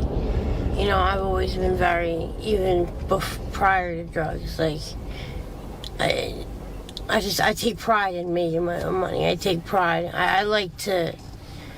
I don't want to have to ask anybody. Being independent, you know, that's... Yeah, I've had my own job, even pizza since I was 14 years old. Yeah. You know, everywhere I worked, I've excelled. You know, I was a store manager at Starbucks, Family Dollar, you know. I was, a shift manager at Bath and Body Works. You have employable skills then. Yeah, like my... Now I want to talk, I didn't mean to cut you off. I wanted to talk about you... you were having a little drama this past week because you are actively trying to get into a program now, right? Yes. And you missed a. So if you don't mind me asking. No, it's so. Because it's important. I think it's important for people to hear this. Part of with the rehabs, they don't allow you to come in there with the open source. So you have to go into. You don't open source, so you have to go get the. To make sure everything's kind of cleared up, and I was getting right to that point, and I had gone past that block, and they asked me if I wanted to jump on and work, and almost right when I was about to be finished my pack, they had ran out of the block. And now I don't know exactly the law for it, but I know as far as if there's open if you slice wrists, etc., they're not supposed to cut you or cuff you. Right. Well, they. Oh, and you got them on both your arms. The cop was being very he was just being an asshole to me for some reason, and I'm very respectful. I'm not. You know what I mean? I knew what I was doing, and I knew what I was doing was wrong. Right. And I know the consequences and what you get caught, you get caught. Right. He put these cuffs so tight. I'm looking at your wrist and now, and I had 2 long sleeve shirts on. I had a jean jacket, a hoodie, and a coat, and I was bleeding and pussing through. Yeah. From how tight it ripped it right back open, and then. Can I show this on camera? Is that okay? Just right there. I just think it's important. And that was completely healed. It was completely and that's from not completely healed, but thank you. It wasn't. That's the xylazine doing that. Yes. Yeah. And are you shooting up in the wrist? No. So I don't go in the wound or anything, but unfortunately. But you shoot in that area? Sometimes I'll have to go around. Yeah. So that's why it stays infected. So what with the xylazine? It's called, I don't know how aware people are about it, but it's a vasoconstrictor. So almost if you think of you remember Little Shop of Horrors? What's that plant? Tip of my tongue. Whatever, you're gonna touch it and it closes. Closes, yeah. So basically, Venus flytrap. Yeah, so that's what the xylazine does. It basically, as soon as it hits that spot of that area of the vein, it basically it kills it. It cuts off the oxygen flow, and that's why those black. Yeah. And people think they're scabs. It's not. It's dead flesh. So it causes necrosis. Right. So you can't even talk about rehab now until I get treated in the hospital. And so that might be you might be in the hospital for 2 weeks getting that fixed. Yeah, IV antibiotics. And then so that's just another hurdle you're gonna have to go through to get clean. But there was something. So I was I went for how they've been doing, the CDC had they've been doing the interviews for they gave, basically they give you gift cards to do an anonymous interview about, your drug use, CDC was doing it?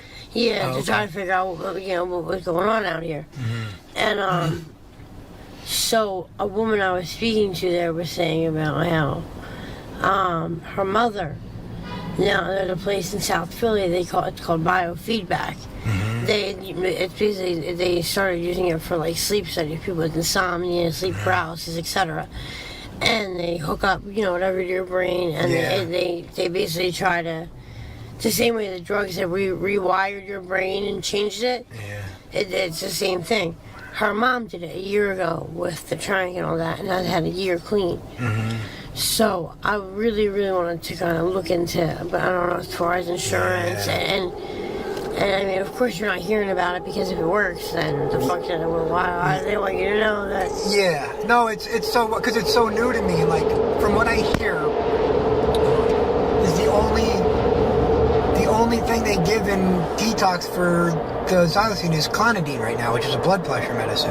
And sometimes they'll do a ketamine drip. But that's the same thing. Yeah. It's Trank.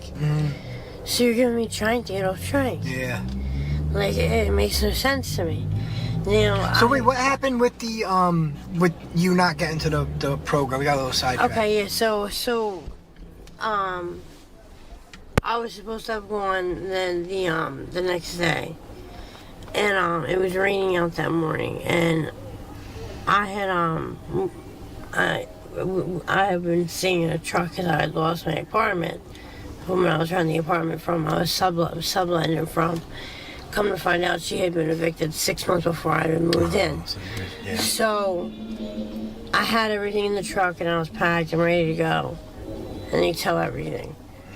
So then the next day, it's pouring right now. I was dope sick. And somebody, I don't really know him, but you know, I've seen him around. He was like, "Look, you want to come get me?" You could tell, like, I don't look like myself right now at all. Yeah. And he was like, "Look, like you look like you need some sleep. Like, just you want to come lay down, whatever." Well, unfortunately, in the house, there's a guy that lives upstairs. He smokes wet, and my friend was like, "Look, I'm gonna try to get us a couple bags of dope, so you know we can go to Marrakech and you can do what you gotta do." And not even 10 minutes after he left out, this guy comes in and he tries to rape me, and I can't really defend myself too One much. second, real quick. Sure.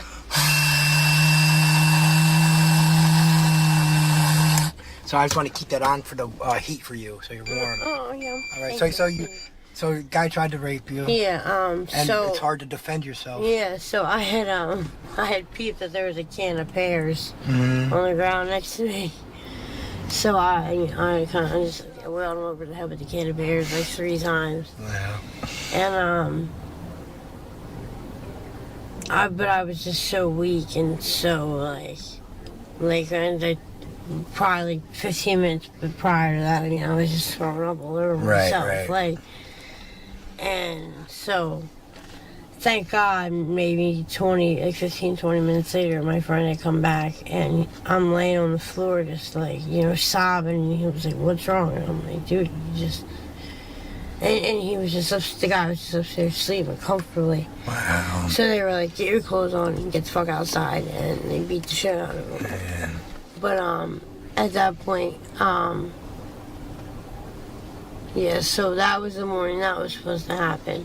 So just a lot of drama happened. But and backtracking now, because I forgot about this part with the cuffs and the cops. Mm-hmm. Now when they cuffed me, so much blood and pus had come out on my gloves. Yeah. They had taken the little bit of drugs I had left, but they let me keep the money. Mm-hmm. And me being the honest asshole I am, I'm like, well, because I was gonna have to work it off anyways. Mm-hmm. I'm like, here's the ticket money, whatever. Well, caseworker decides that he's gonna keep it and make me work it off anyways. Oh, man. And mind you, what they would pay you is they'll give you 2 bundles of dope and 2 bundles of hard, and basically it's $5 a bundle. Mm-hmm. So you're only making $5 off of 1 bundle. off of 1 bun. So you guys. So 16 bags here. Yeah. And $5 each. They're getting over on you crazy. So you're doing all. You're risking that state prison time. And I already caught 3 cases for this block. Told them who told. Who sent the feds to the owner's house. Yeah. I already had just sat in jail for 4 months for this block. And, I had... $5, that's crazy. Yeah, but I mean... when you're sick, you need the money. I made a promise to myself when I stopped drinking that I don't even care with the toenail. I'm not selling another part of my body. Yeah. Because I had basically had God had sent a fucking angel into my life. I started posting online, and this guy had come to do a date, and a lot of these guys, I guess they do these dates and stuff online because they have these kinks or these fantasies or these sick things that they know that they can't do with normal women or with their wives. Right. And he had hurt me so bad to the point I was in the hospital for 2 weeks. I was bleeding for 3 weeks. I couldn't, there was no making money at that, in that aspect. But I was walking to the store one day, and this older gentleman stopped me. And I said, I could just see that there was something, he was going through something himself, and he was just lonely. And most of these girls, like, if you don't got no money for me, you don't got no drugs for me, I'm wasting my fucking time. Right. I apologize for my curse a lot. Speak for you. But so we ended up parking up and just talking and found out he graduated high school with my mom. He was from the same town. Wow. Me and his mother had the same birthday, and she had just died 2 days before.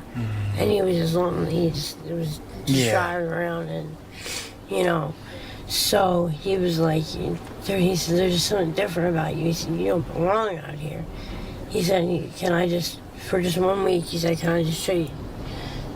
I just want to help you for 1 week. So he paid my rent for that week. He made sure I was well for that week, ate everything. This was going on 6 years ago. Yeah. And to this day, and never asked for anything from me, never tried to, So He's a good soul then. He was an angel sent from heaven he saved my life because that's awesome.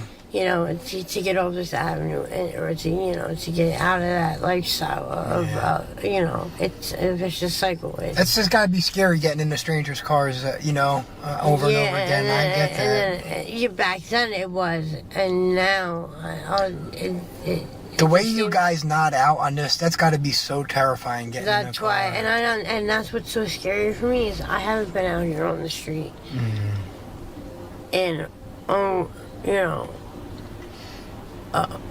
while, and I haven't been by myself in 7 years plus, Yeah. So the last few days, it's fucking terrifying. Like, and you're hearing these girls just, I've been out here for 3 days, and What's up, guys? I just got back. How you guys doing? You getting bored yet?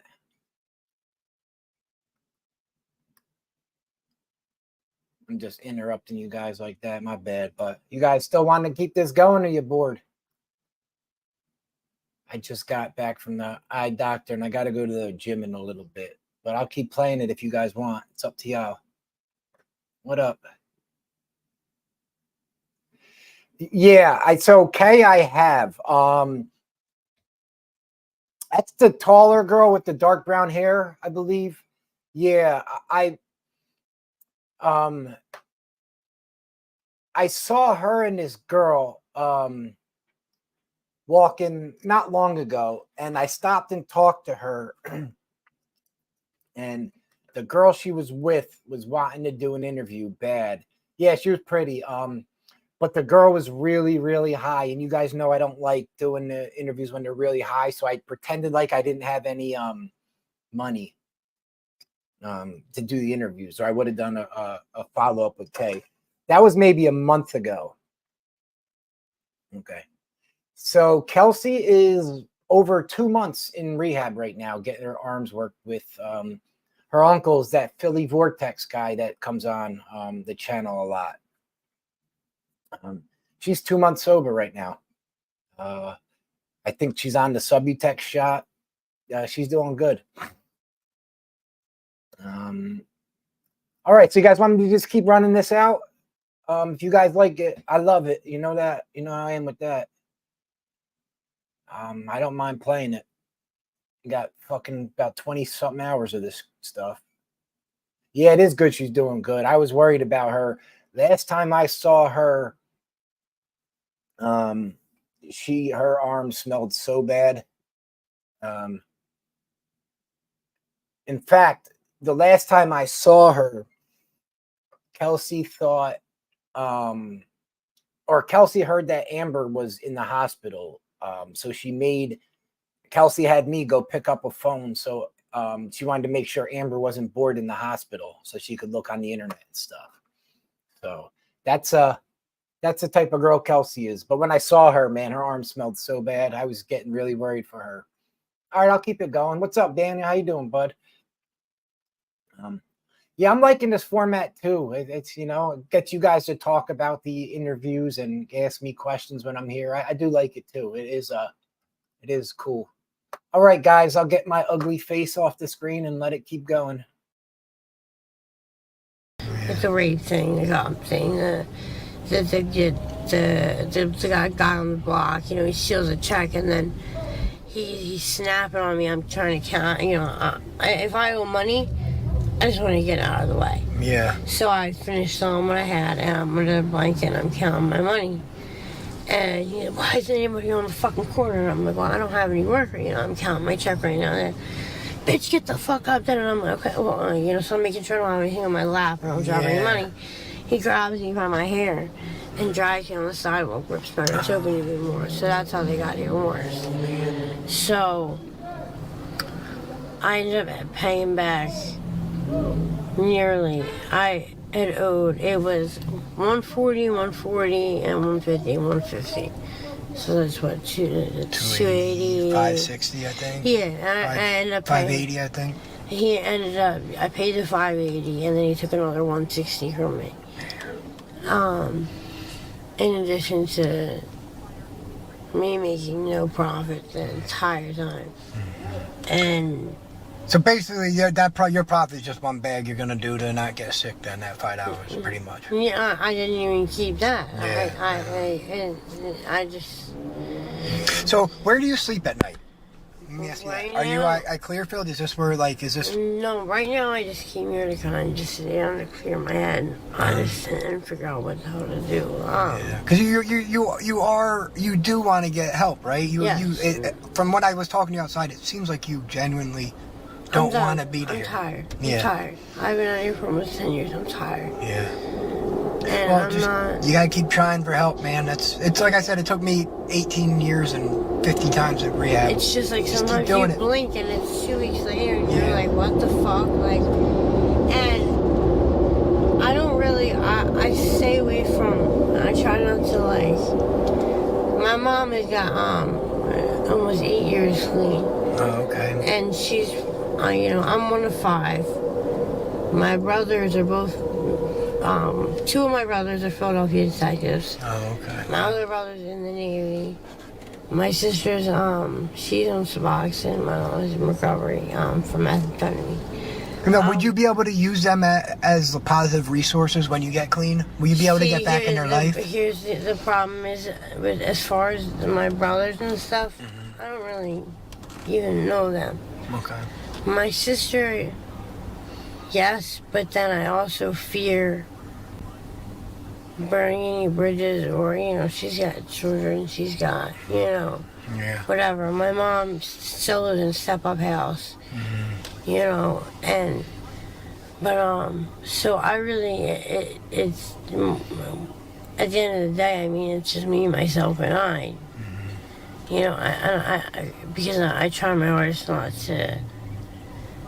I don't want to hurt them any more than I know that I already am. No, I get that 100%. Yeah. So, but then yesterday, after everything that happened, I finally did break and I called for help, but it's then they think you're lying. Just do me a favor and keep calling for help. Don't stop that. And even if they keep you lying, all that, just keep asking for help. Because I had to run around the house. I had no underwear. I had my period. I was hungry. I'm fucking soaking wet. I didn't have a coat. And I understand them not wanting to give me any money or anything like that, but Yeah. I had just needed a little bit. Yeah. Everything I own right now is right here, and this is all shit. I have some clothes back here. We'll go through it if you want. That would be great. Yeah. That would be great. Because, I don't even have a fucking blanket. And it's not even for me not now. I'm not even, coming up with money to, you know, to get high, to, you know. Yeah. And honestly, it's not. You would think that would be like the first thing on my mind, but really, I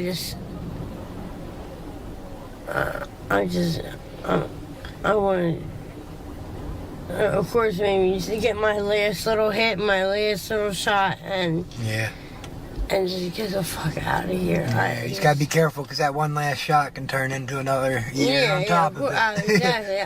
but no, your mind is in the spot where you're at least entertaining. Going. I had always just wanted to want it. I just fucking want it now. Like, yeah. That's I hope you give it a shot. And I just.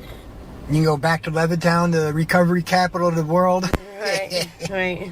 I just left my sober house last year. No, you went to sober house out there. Yeah, I did the. Okay, see, I grew up there. Yeah, I did the. I left rehab Fairmount. Then I went to Croydon State Road Recovery House. Then I went to Stony Brook. Okay. Serpentine Lane. See, I'm a sober house. I'm kind of. My thing is, I'm a little. You're like scared of the recovery house thing because part of me feels like I'm putting myself in a position where that devil on my shoulder might kind of like. Listen, you're gonna take that wherever you go. Yeah. My experience with the recovery house thing is, it's what you make of it. I still don't know anyone in Bucks County, and that's on purpose because I don't want to deal with knuckleheads. You know what I mean? Yeah. So it is what you make it. I hope you give it a chance. You do need to get your arms worked out first. I hope you do that soon. I had gone to Temple. It was not yesterday morning. It was the because all that shit on the block had happened like between. Like 2 in the afternoon, and I finally was able to like leave and go do what I needed to do at maybe 9, 10 o'clock in the morning the next day. Oh, okay. And I had gone over to Episcopal, and I was so sick as all hell. So not to be vulgar or anything, but I mean like I really needed to go to the bathroom. Right. And, I mean, there was my wristband number was 3. There was nobody in that fucking waiting room. Right. And I could hear the doctor and they had come in on the bathroom with me 4 times. I said, "You guys have strip searched me. Like, I'm not getting high. You want to look in the toilet? Like, I really am just, you know." Probably got the shits from being in withdrawal. Yeah, exactly. That's exactly what it was. And.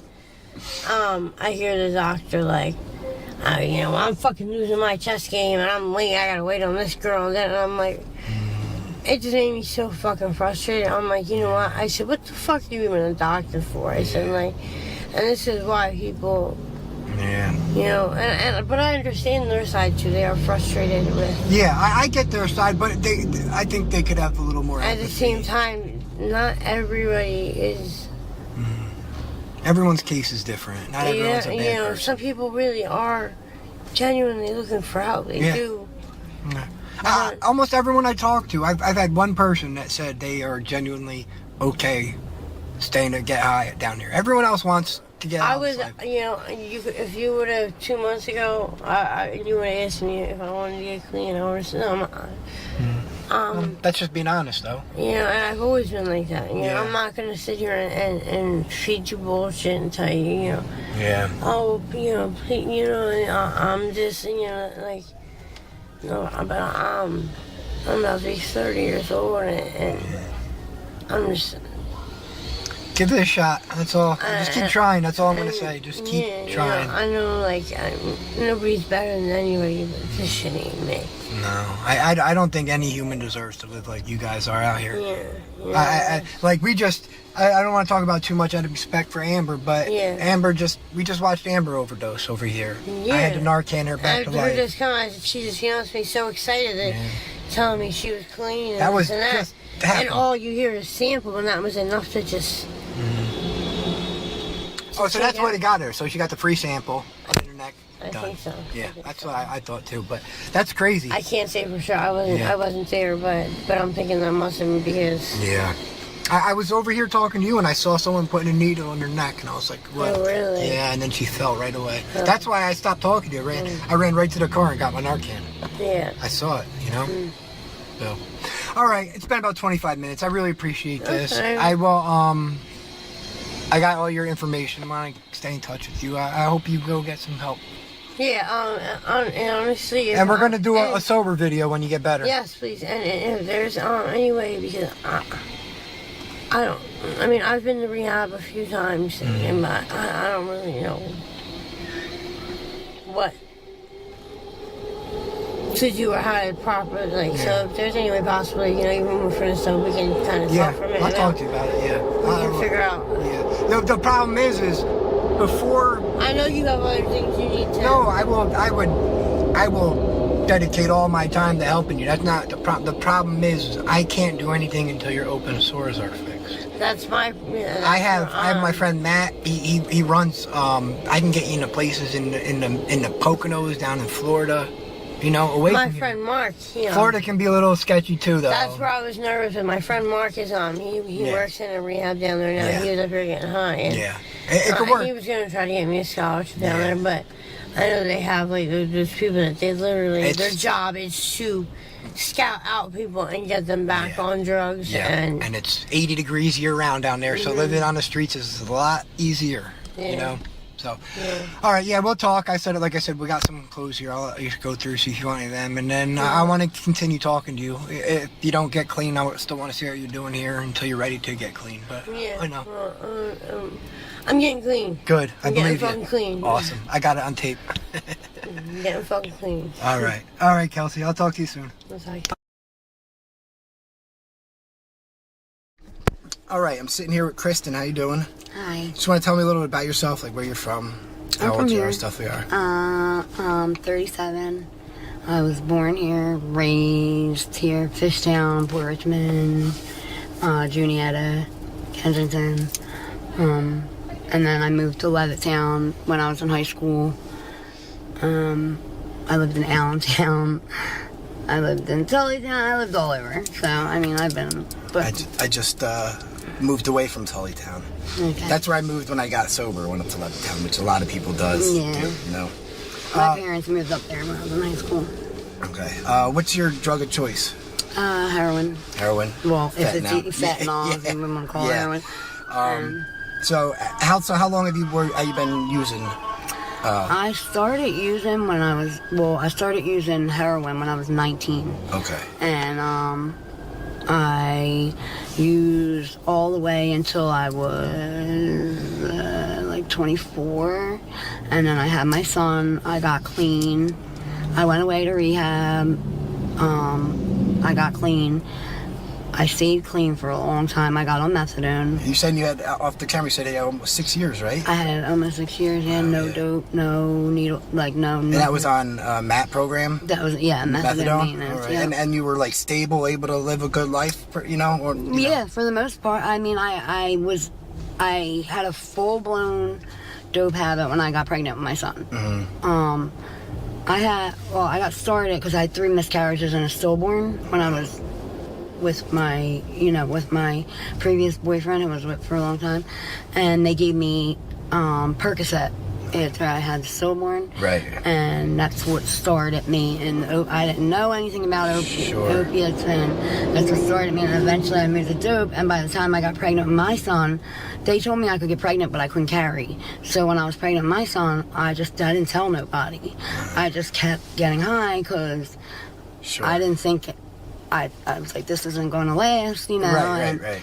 And then I felt a move, and I was like, maybe I should check this out, you know. So and so his dad wound up getting arrested, and I went away to Bowling Green. I did a long-term program. I went from Bowling Green to a shelter in Lehigh County, a women and children shelter, and then I got an efficiency with my mom. You know, my mom helped me out when the baby was born. I moved back to Philly.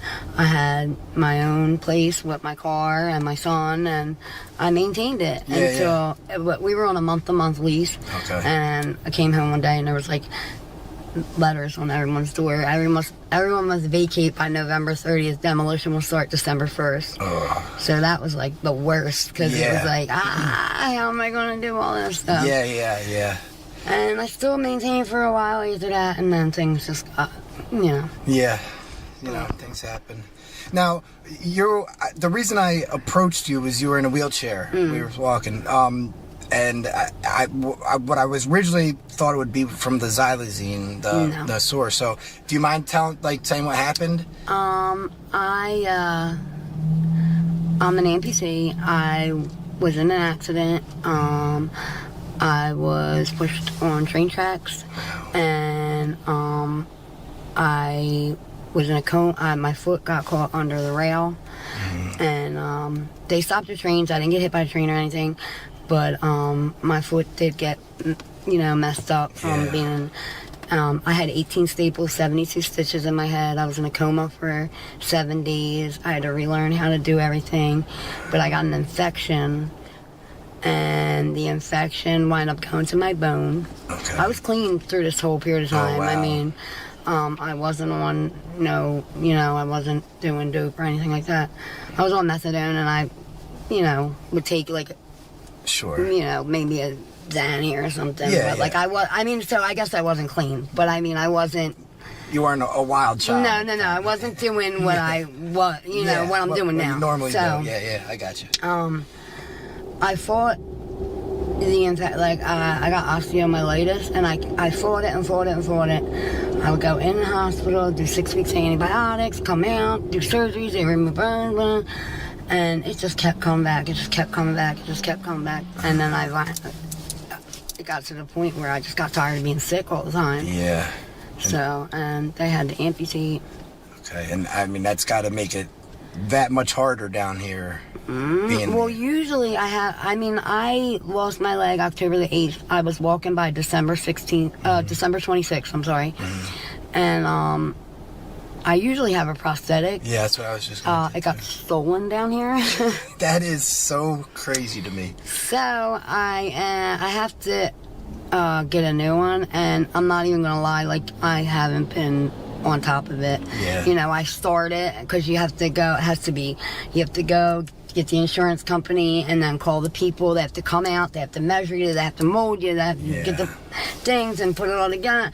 And it is a process in itself. But if I stayed on top of it, it would have happened already. Yeah. But I don't.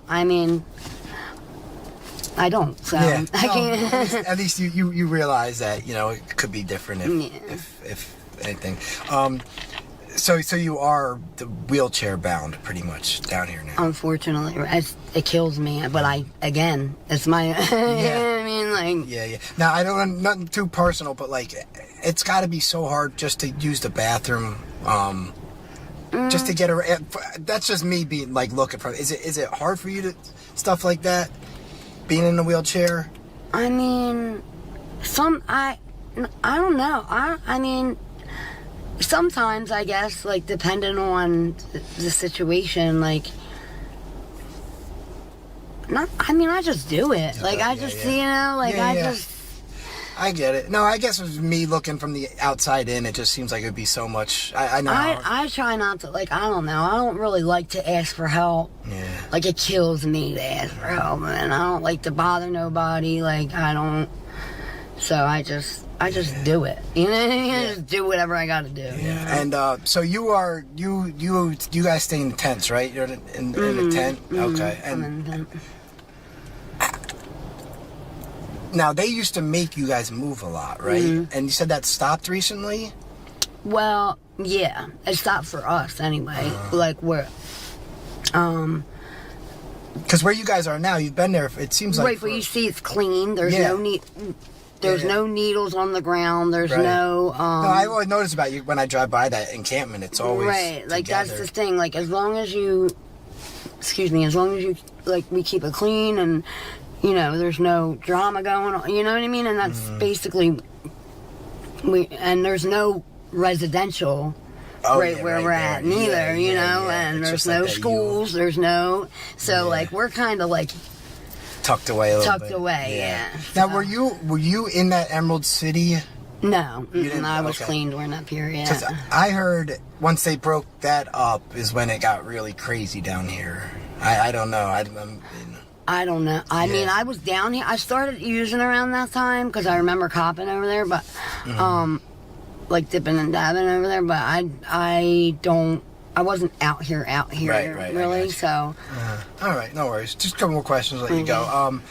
Are you have any urge or want to get clean now? Or are you kind of good where you're at right now? Not good, but you know what I mean. When you're in that addiction, like it's not even about it's not about the drug. Like I don't know. I think for me, like my depression and like just being by myself a lot. So mental health is it's important. There's a saying, mental health isn't your fault, but it's your responsibility. Like, you have to keep up on it. It's hard, you know. I just feel like get clean for what? I'm not afraid of like the withdrawal or anything like that. Like I can do it. You said you did it cold turkey the last time. Cold turkey, yeah. Like I just, it's not like I basically get high, so I don't have to.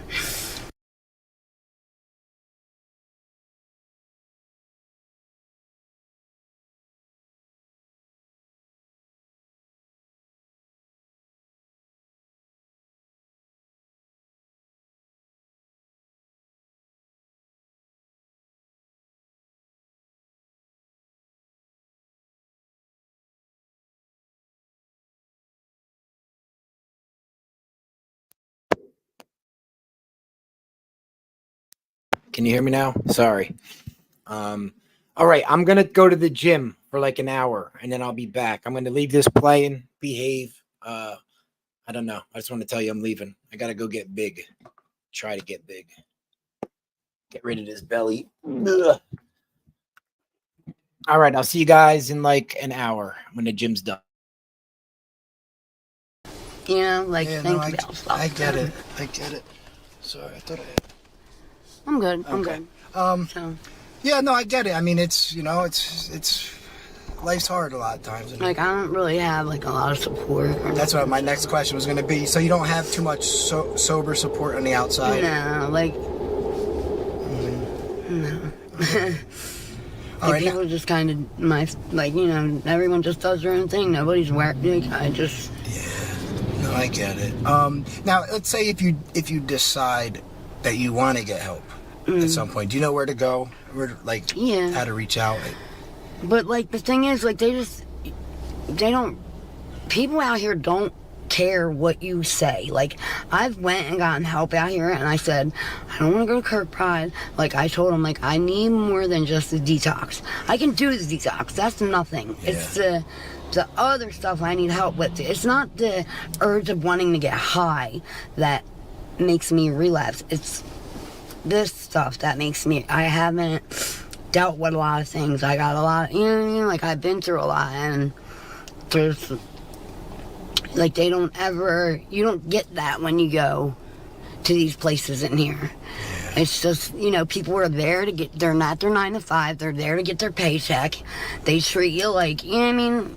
I'm sick of it. Like, it's nobody, like, it just feels like people are like robots anymore. They just do what they need to do to get by. Like, nobody's really invested in what they're...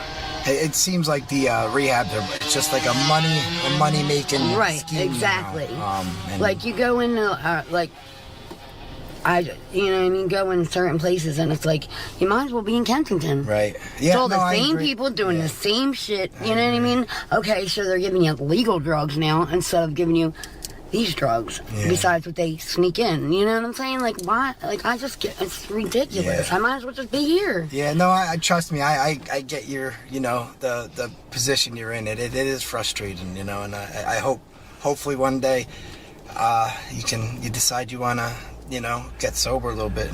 Like I know the NA. I've done it. I've done the meetings, and it did help me. Like a long time ago, like it did help me. It helped me very much. Like the NA family. That's what got me clean when I had my son. Sure, like yeah. they picked me up from the hospital. They were there. Like they helped me all the way. I did meetings. I had a sponsor. I had a home group. Yeah. I had keys to my thing. Yeah, like you know what I mean. Like it was great, but like. I just started to feel like nobody is real. And, you know, like, I just feel like it just got very cliche, at least around this area anyway. Like, I don't know, maybe I need The only way I was able to get clean was getting the fuck out of Philadelphia, though. I'll be honest with you.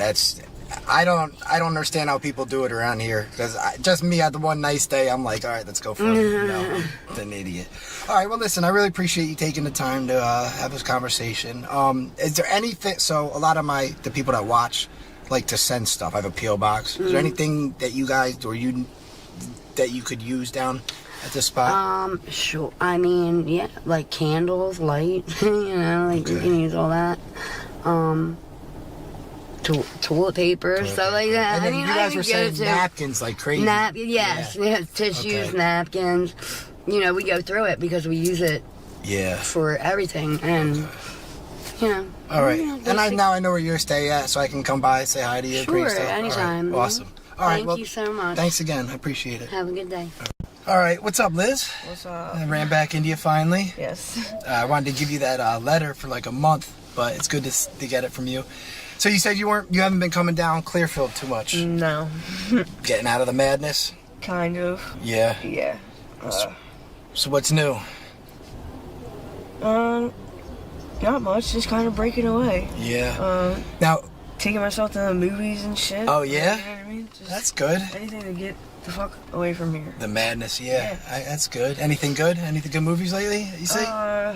I just saw Missing on Friday night. Oh, okay. That was a good movie. Good movie? Yeah. All right. I haven't been to a movie. It was better than I thought it was going to be. Oh, wow. Maybe I'll check it out. I haven't been to a movie in a while. Yeah. So maybe I I'll check plan it to out. go see the new Creed. Creed 3 just came out. Yeah. I just listened. I was going to see it on Friday, but, you know, every show was sold out. I was just listening to the soundtrack. Okay. I was just listening to it. Sweet. Like, on the way down here, actually. Yeah. So, let me know how it is. I will. So, you were in the hospital for a while. Yeah. You want to explain what happened? Well, I got hit by a car. Yeah. I don't know if my face was swollen during the last video or not. So, yes, when we started talking, you had just started complaining that there's something stuck in your tooth. Right, and I thought it was an abscess tooth. And you used a new pin, a new work to pop it out. Yeah, to pop. Right. That's where you were at. So it was just happening. And so, I guess ultimately, it was an abscess from shooting in my neck. Oh, okay. And I guess the pain moved to my broken teeth. The broken tooth wasn't the actual cause of it. Oh, okay. So the swollenness in my face was actually pus. Wow. An infection from my neck, where the hospital, had to cut me open. They're packing it. Yeah. With gauze, like all the way up to my jaw. Wow. I can feel them poking my jaw. I thought that was Oh my god. Oh wow, that's wild. Yeah. I thought it was a abscess tooth. Yep. I really did. I actually went to after I saw you, I went to the Poppy store down there, because a lot of times they sell antibiotics. Mm-hmm. So I was just gonna buy you a script of antibiotics. Mm-hmm. and then I stopped seeing you. They didn't have them there at the time, and I came back and I was gonna ask you, because I know you would know where they. Right. And that's when I stopped being able to find you, and I was worried. So I guess it was probably 4, maybe 5 days after I got hit by a car, where I was having pain and I just couldn't take it anymore. I got myself well and I went to the hospital. Turned out that I had a collapsed lung. Wow. From the accident. From getting hit by a car. So I had a chest tube. Fucking IVs out the wazoo. Did you have that machine where you had to blow in it to like strengthen up? Yeah. Which I didn't do. I didn't do that. I had pneumonia and I was septic when I had my daughter, and I didn't do it then either. Yeah. So, whatever it is, what it is. Yeah. I don't think I can do it even when I wasn't having lung problems. So, Right. I remember. I've only been smoking for however long. No, my mom had her lungs kept collapsing when I was younger, so I just remember having those machines all around the house where you had to blow the bubble. Yeah, blow the ball up to the 100 mark or whatever. Yeah, I know. So how long were you in the hospital for during that? About 3 weeks. And so you're just recently back out in a couple weeks or so, maybe a month. You're out now again. A little over a month. A little over a month. Yeah, I was having such trouble, and like I said to you off the air, it's as soon as I get something to give you guys, it's everything goes. You said it, and that's exactly what happened. Yeah. Every time. Yeah. So at least you get some. What was a Dunkin' Donuts thing? Yeah, there was a gift card to Dunkin' Donuts and a nice little letter from Jill. Thank you, Jill. She's from Florida. Yeah. So that's pretty cool. She gave me her number. Yeah. It's a lot of these people will really genuinely want to help you guys out, and which is awesome because you need support. Yeah. Crazy enough is you have some of the most people like reaching out asking about you. I haven't even watched my own interview. I wouldn't be able to watch my own if I did one. I don't even watch the interviews I do with you guys because I hate the sound of my own voice. I just upload I don't like my own voice. I think I sound like on the phone and stuff like that. Yeah, I don't like it either. I sound like a slow frog when I talk or something. I don't know, but I don't even like listening to my own, so I just render them and throw them up. Yeah, but who was it? Mike had said like he watched them. Okay. And he told me the same thing, that all the comments are like really good and positive. Yeah, normally I get like a good amount of trolls too. Of course, that's just how it is. Yeah, but I didn't really run into that. The most I got with you was, damn, she's been down there a decade. Yeah. But cause stuck. Well, when they realize how long you've been in here, and when you've been down here that long, it just makes it that much harder to leave. It does. You're like institutionalized. Yeah, that's all I really know. Yeah. It's very automatic. Are you still okay with being down? Are you still? Where's your head at? I mean, not that you're okay, but you know what I'm saying. I don't know. I feel like since I've been doing stuff like leaving here, getting out of here, I'm going to the movies all the way down 69th Street. Okay. So it's not this at all. You know what I mean? It's a lot of families that, people are down there. So you're getting out of the madness. Yeah. Which I feel like is a step in the right direction. Right. Getting you to see that there's life outside of this. Yeah. Yeah. So maybe kind of wanting to be on the other side. You know what I mean? Yeah. Well, that's good. At least you're getting out. A lot of people are so depressed they won't even. Yeah, they won't even leave here. Yeah. They just spend all day chasing the next one. Yeah. I mean, I get it. I did it for so long. I understand it. It's hard. They won't spend their money on anything else. Yeah. It's $13 to go to the movies. Is it that how much it costs now? That's how much it costs to go to the movies. $13. Well, Tuesday's actually $6. So. Really? But whatever. $13. Well, maybe I think they have a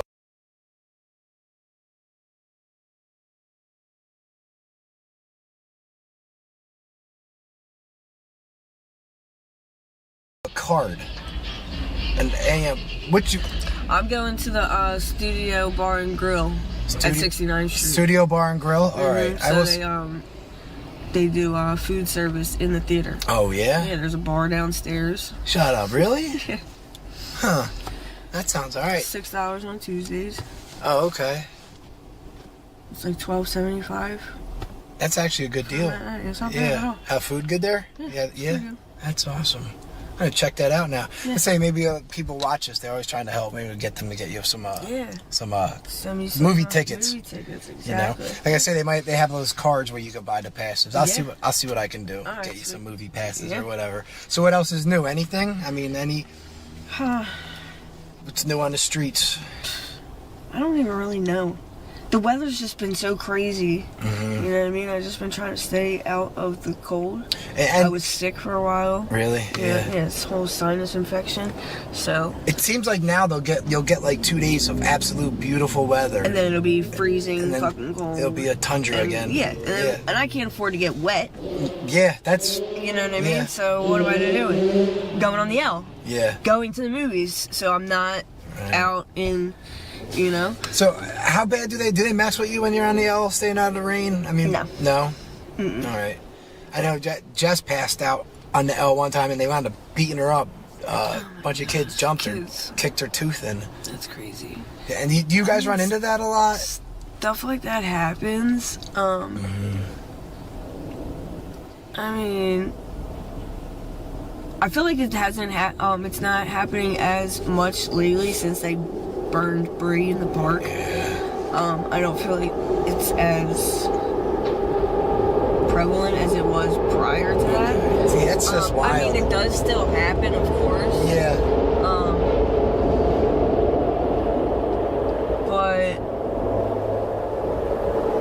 I don't, because the people just don't stick up for themselves, and I feel like that's a lot of the reason why a lot of that stuff happens. Yeah. If people would just start sticking together or sticking up for themselves, stuff like that would start to stop happening. And no, it does seem like when people are isolated, alone, sleeping somewhere, that's what Jess said. She was like, I was just alone on the train, and so maybe a strength in numbers type thing. Totally. So I guess that's why everyone sleeps here too, especially with how hard you guys nod off from the trank. Yeah. Which, I mean, it's so hard for me to do. Yeah. Are you dealing with sores?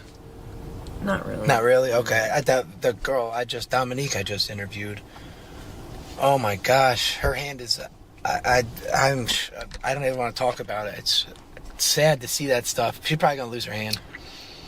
Yeah. But I said... That's what I was going to say. That's like the biggest thing that's going on out here is people losing their lives and losing their limbs. Yeah. There's a lot of deaths and a lot of amputations going on. Yeah. Hold on 1 second. I'm sorry. Hey, what's up? Sorry, I'm still doing the interview. Can I just drop them off today? Oh, I know. I didn't think you'd get a visit. I'm just saying that sometimes they don't allow drop-offs on the weekends or anything. I just want to make sure it's okay. All right, I'm going to finish up here, and then I'm going to fly there. I'll probably be there in like an hour. Drop them off and out. Okay, I got you. You're welcome. All right. I love you too. I'll talk to you later. I will. All right, it's Liz. I'm doing an update with Liz, so I did an interview a while ago. Okay, all right. I'll talk to you soon. All right, bye. That's Jess from Valley Forge. So there's I don't know, that red store between the 24-hour store and where everybody's getting high right here. Yeah. If you look in the window when the gate's up right now, if you look in the window, there's like a life-size picture of somebody, and then there's like a collage. That's actually he's not my daughter's biological father. Right. But that's who was there when I had her. Sure. That's who was around. It's my ex. He died. So, and he died exactly from blood infection. Oh, okay. He went through endocarditis before. Yeah. And he had, unfortunately he was sick. He had HIV. But he had sores. He couldn't walk. He's in a walker and he's 43 years old. Yeah. And his legs are like the size of tree trunks. And his neighbor found him dead in his apartment. It killed him in his sleep. He didn't overdose. Yeah. He was just, his blood was so infected, he was so septic, and that's what ultimately killed him. He got endocarditis again, blood infection, septic, dead. That is no joke.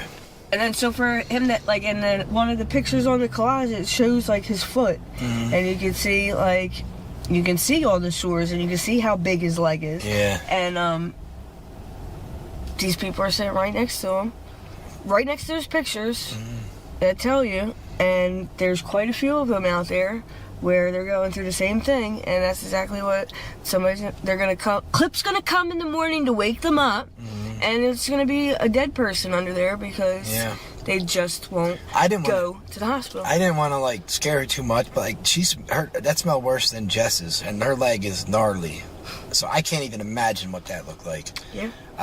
I told her, I said, some people you can't even like sit next to them. Yeah. I told her, I was like, I will literally buy you some bags. Yeah. I told her I would buy you bags and to go sit in the hospital. To the hospital, yeah. I'll do it. If you go to Temple, like, they will keep you comfortable. Yeah. No, she knows that too. She just had to go. You know what I mean? Like, yeah. She even said she was comfortable last time she went with the endocarditis. She dealt with it before. Yeah. She actually got surgery. Yeah. So.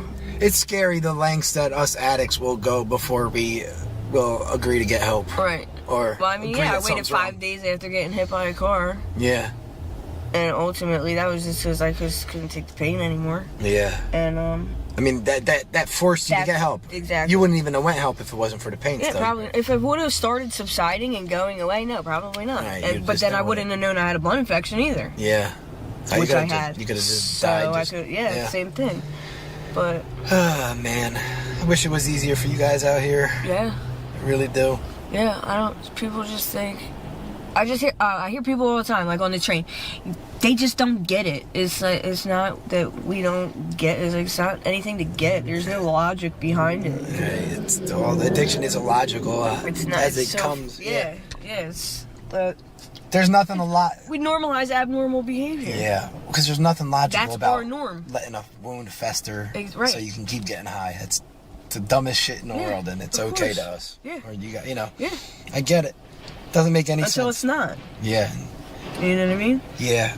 My fear is just that people are gonna stay here like her and just get that, blood infection and die. And then it's over. Yeah.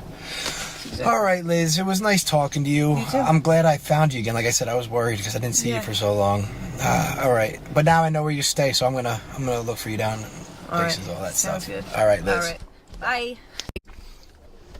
All right, I'm sitting here with what's your name? Liz. Liz. Okay, you want to say how old you are, where you're from, stuff like that. Originally from Horsham. 32 years old. I got an 8-year-old daughter. Okay. Separated parents, 2 older brothers. The whole nine.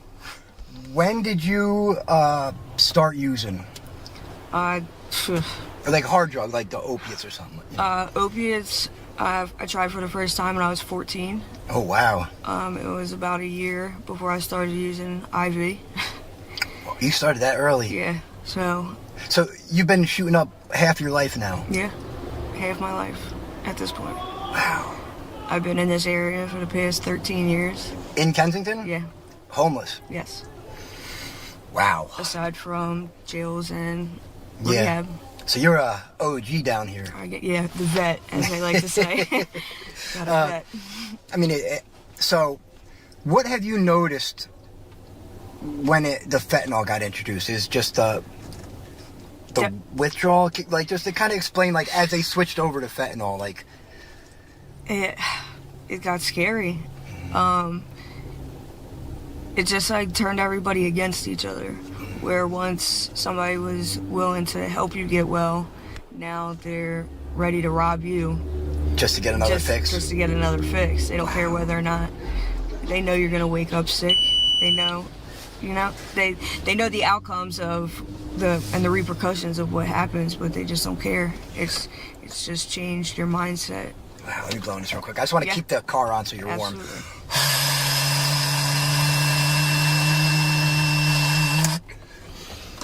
So I mean, that was that noticeable when it went over to fentanyl. Just people immediately just turn it snake mode. Yeah, automatically. People, whether it's your friend you've grown up with for 25 years or it's somebody that you just met, they just don't care.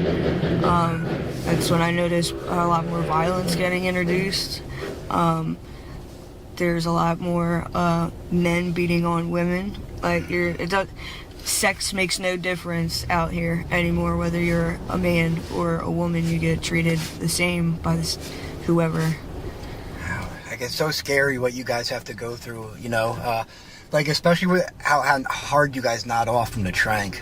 Yeah, and people are so quick to use Narcan too, even though people are breathing. I'm like, well, hello, we're shooting tranquilizer. Like, if you're happy that it puts the horse out, what makes you think that the human being's gonna wake up just from shaking them or something? Like ultimately that's what they want. That's what we're looking for. So, where Narcan was once a good thing, because for us having it on us to be able to save lives, now it's actually killing people, because I know people that are out here that aren't on opiates. They fell out from shooting bath salts or shooting too much coke, and they're getting Narcan, and ultimately you're giving them a heart attack because the adrenaline, the epinephrine that's in the Narcan. So so scary. And because I understand why people want to give Narcan so quick because of fentanyl. But wow, this is like a new twist I didn't even think about. Yeah, absolutely. So it's like I'm always adamant, like, are they breathing? Are they breathing? Because that's got to be the first thing you look for. Yeah. If they're not breathing, then that's something to look into. Yeah. But when I Narcan Amber here a couple weeks ago, she definitely wasn't breathing. I didn't even feel her heart beating when I put on. That scared the hell out of me. I don't like seeing that stuff. And pulse is like one of the last things to go. Yeah. You'll stop breathing long before your pulse stops. Right. So that's why I didn't feel nothing on her neck, and that's even scarier. I was like, oh man. So how long was she out before? Right. Well, to not have her pulse. Exactly, because if she was, not getting oxygen into her brain, that can get real bad. Yeah. So where do you you don't have to get like too specific. Like, where do you sleep at night? Like, are you inside, outside? It varies. I know my personal normal schedule is to be up for 3 or 4 days before I ultimately just pass out. I got a couple people that do allow me to stay inside, whether it be their car or they have a place. But I stay away from a lot of the parks.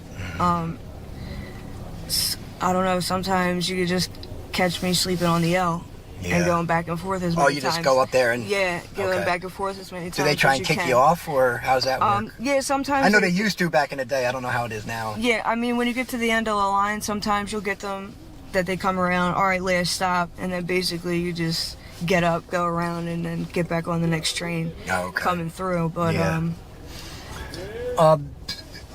when it's real cold here, do you utilize Prevention Point when the cold blues? Is that something like that? You've been here for a while, that's why I want to find this out. Yeah, I know that I didn't used to. Now that they opened up Prevention Point, I will, because I think Prevention Point, their shelter, is one of the smartest things they did, because they took away the enforcing the curfew that you can't go out after you're in, and since they take that away from and where you can kind of go in and out, you're not worried about, am I going to get sick in the middle of the night, and be able to take care of it, especially when the fentanyl is so fast to withdraw. So you get so little time staying well. Now, how many hours are you going into withdrawal after you Now, if I don't sleep, if I get 4 hours, I'm lucky. 4 hours of wellness off of if I get 4 hours, I'm lucky, and that's without sleeping. Now, you could nod out for 20 minutes and wake up and be sick. So it's like you sleep, and if you fall asleep, you wake up, you're in. You're probably in square one all over again. Wow! And with how much you guys nod off with this stuff, it doesn't even look fun. Yeah, a lot of times it's not, because in the back of your head, I try to put my stuff away before I even do my shot, to lessen my chances of getting robbed, but they don't care. Yeah. They'll go down your pants, they'll go in your shirt, they don't care. They'll cut your bag right off your body.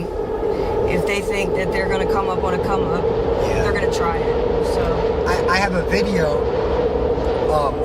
I'll drive around and I talk, and I don't like that whole zombie thing, so I don't zoom in on people. I don't like that.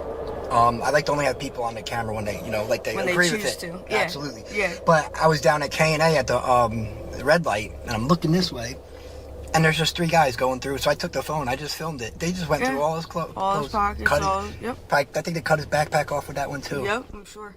And it was probably his friends that did it, not his friends, but the people he runs with. Yeah.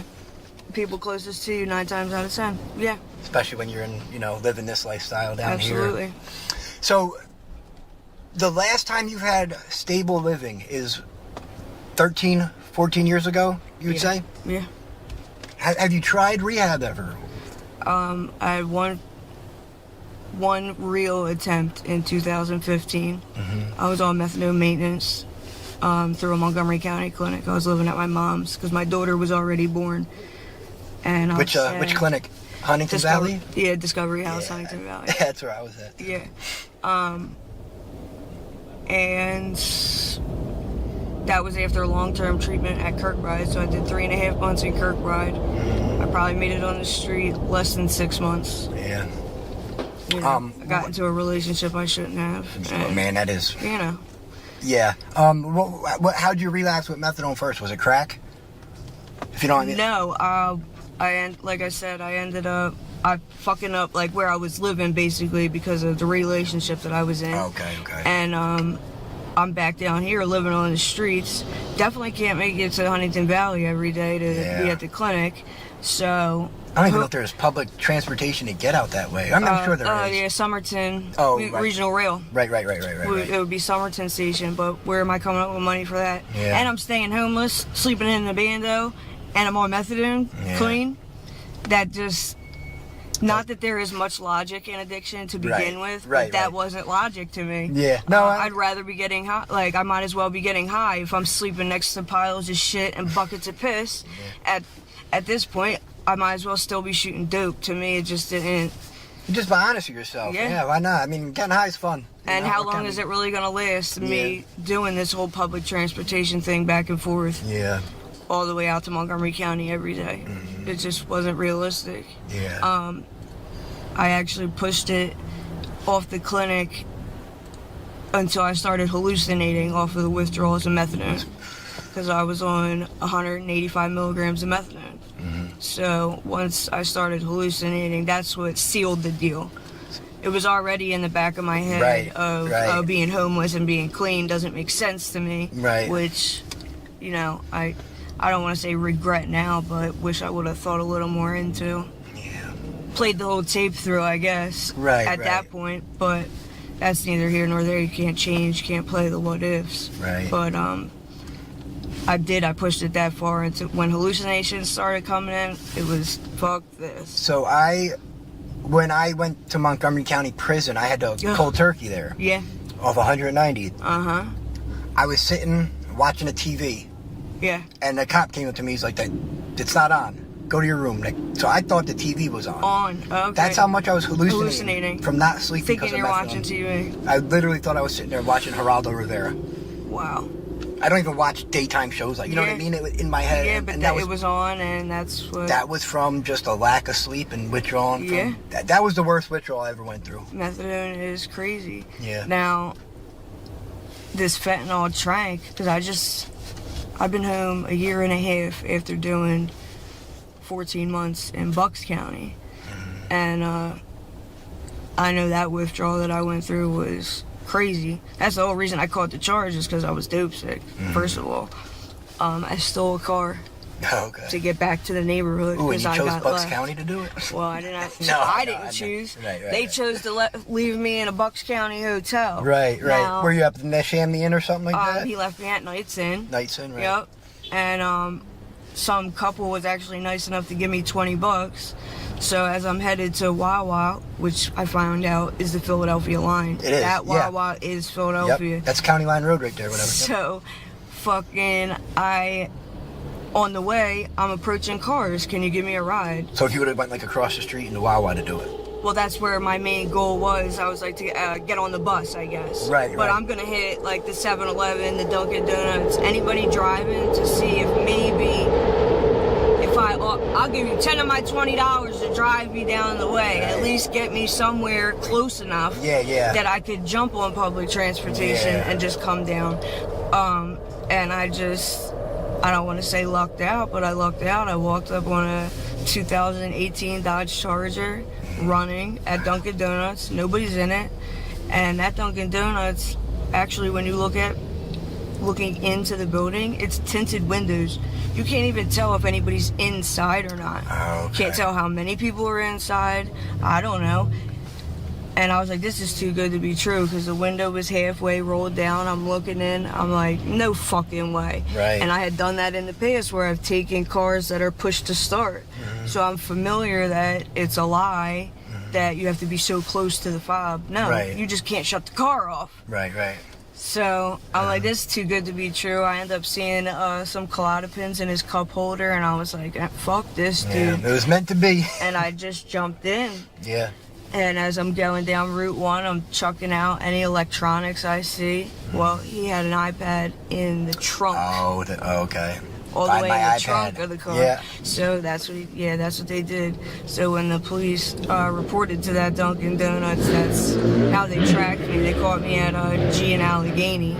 Oh, okay. Unfortunately, something told me way back to get out. It was like a roadblock or something. I was like, I should just get out here and walk from here. Yeah. But I was so sick. I was like, I was being selfish and greedy at that point. I just want to pull up and basically see somebody I trust enough to here go cop for me. Yeah. Kind of ordeal. You're that and sick, I right? would've Yeah. And I would have just know where left you've the been. car. Yeah.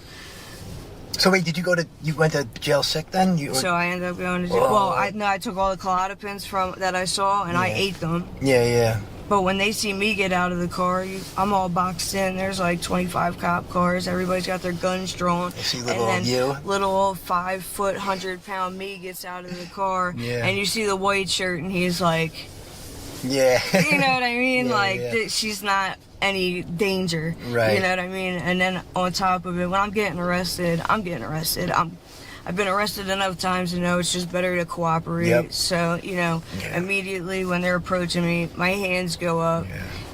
I knew the ordeal. I used to like fight with them and stuff and get arrested, and nothing ever good come out. Just what am I gonna? You're gonna tack a resisting charge on top of it, yeah. so they can get real petty with that. Yeah, shit, which they can. Yeah. Which they do a lot of times.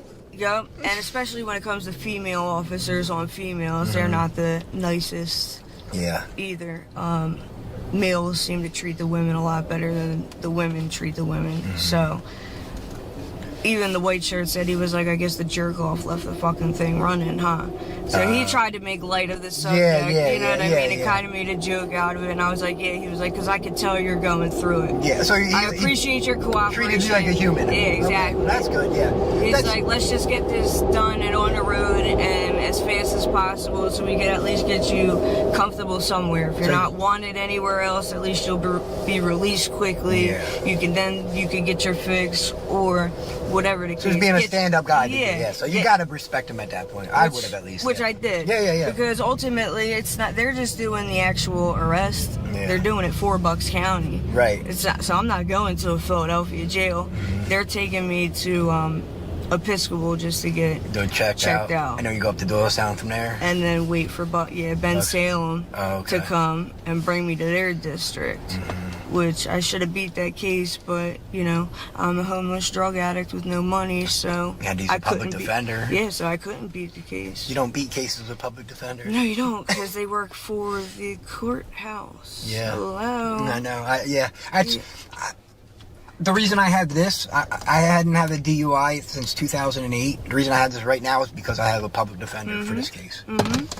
So, yeah, you are right. Because the actual cop that arrested me wasn't even there. So no one in that courtroom could put me behind the wheel of that car. So how do they know that just some cop didn't say, I pick you? Yeah. Yeah, wow. I fucked with him last week, maybe. Maybe I called him a dickhead or whatever. Yeah. He's having a bad day. They ran across the vehicle, but nobody was in it. Oh, well, she was being an asshole last week. And they could have grabbed me for all they know. Right.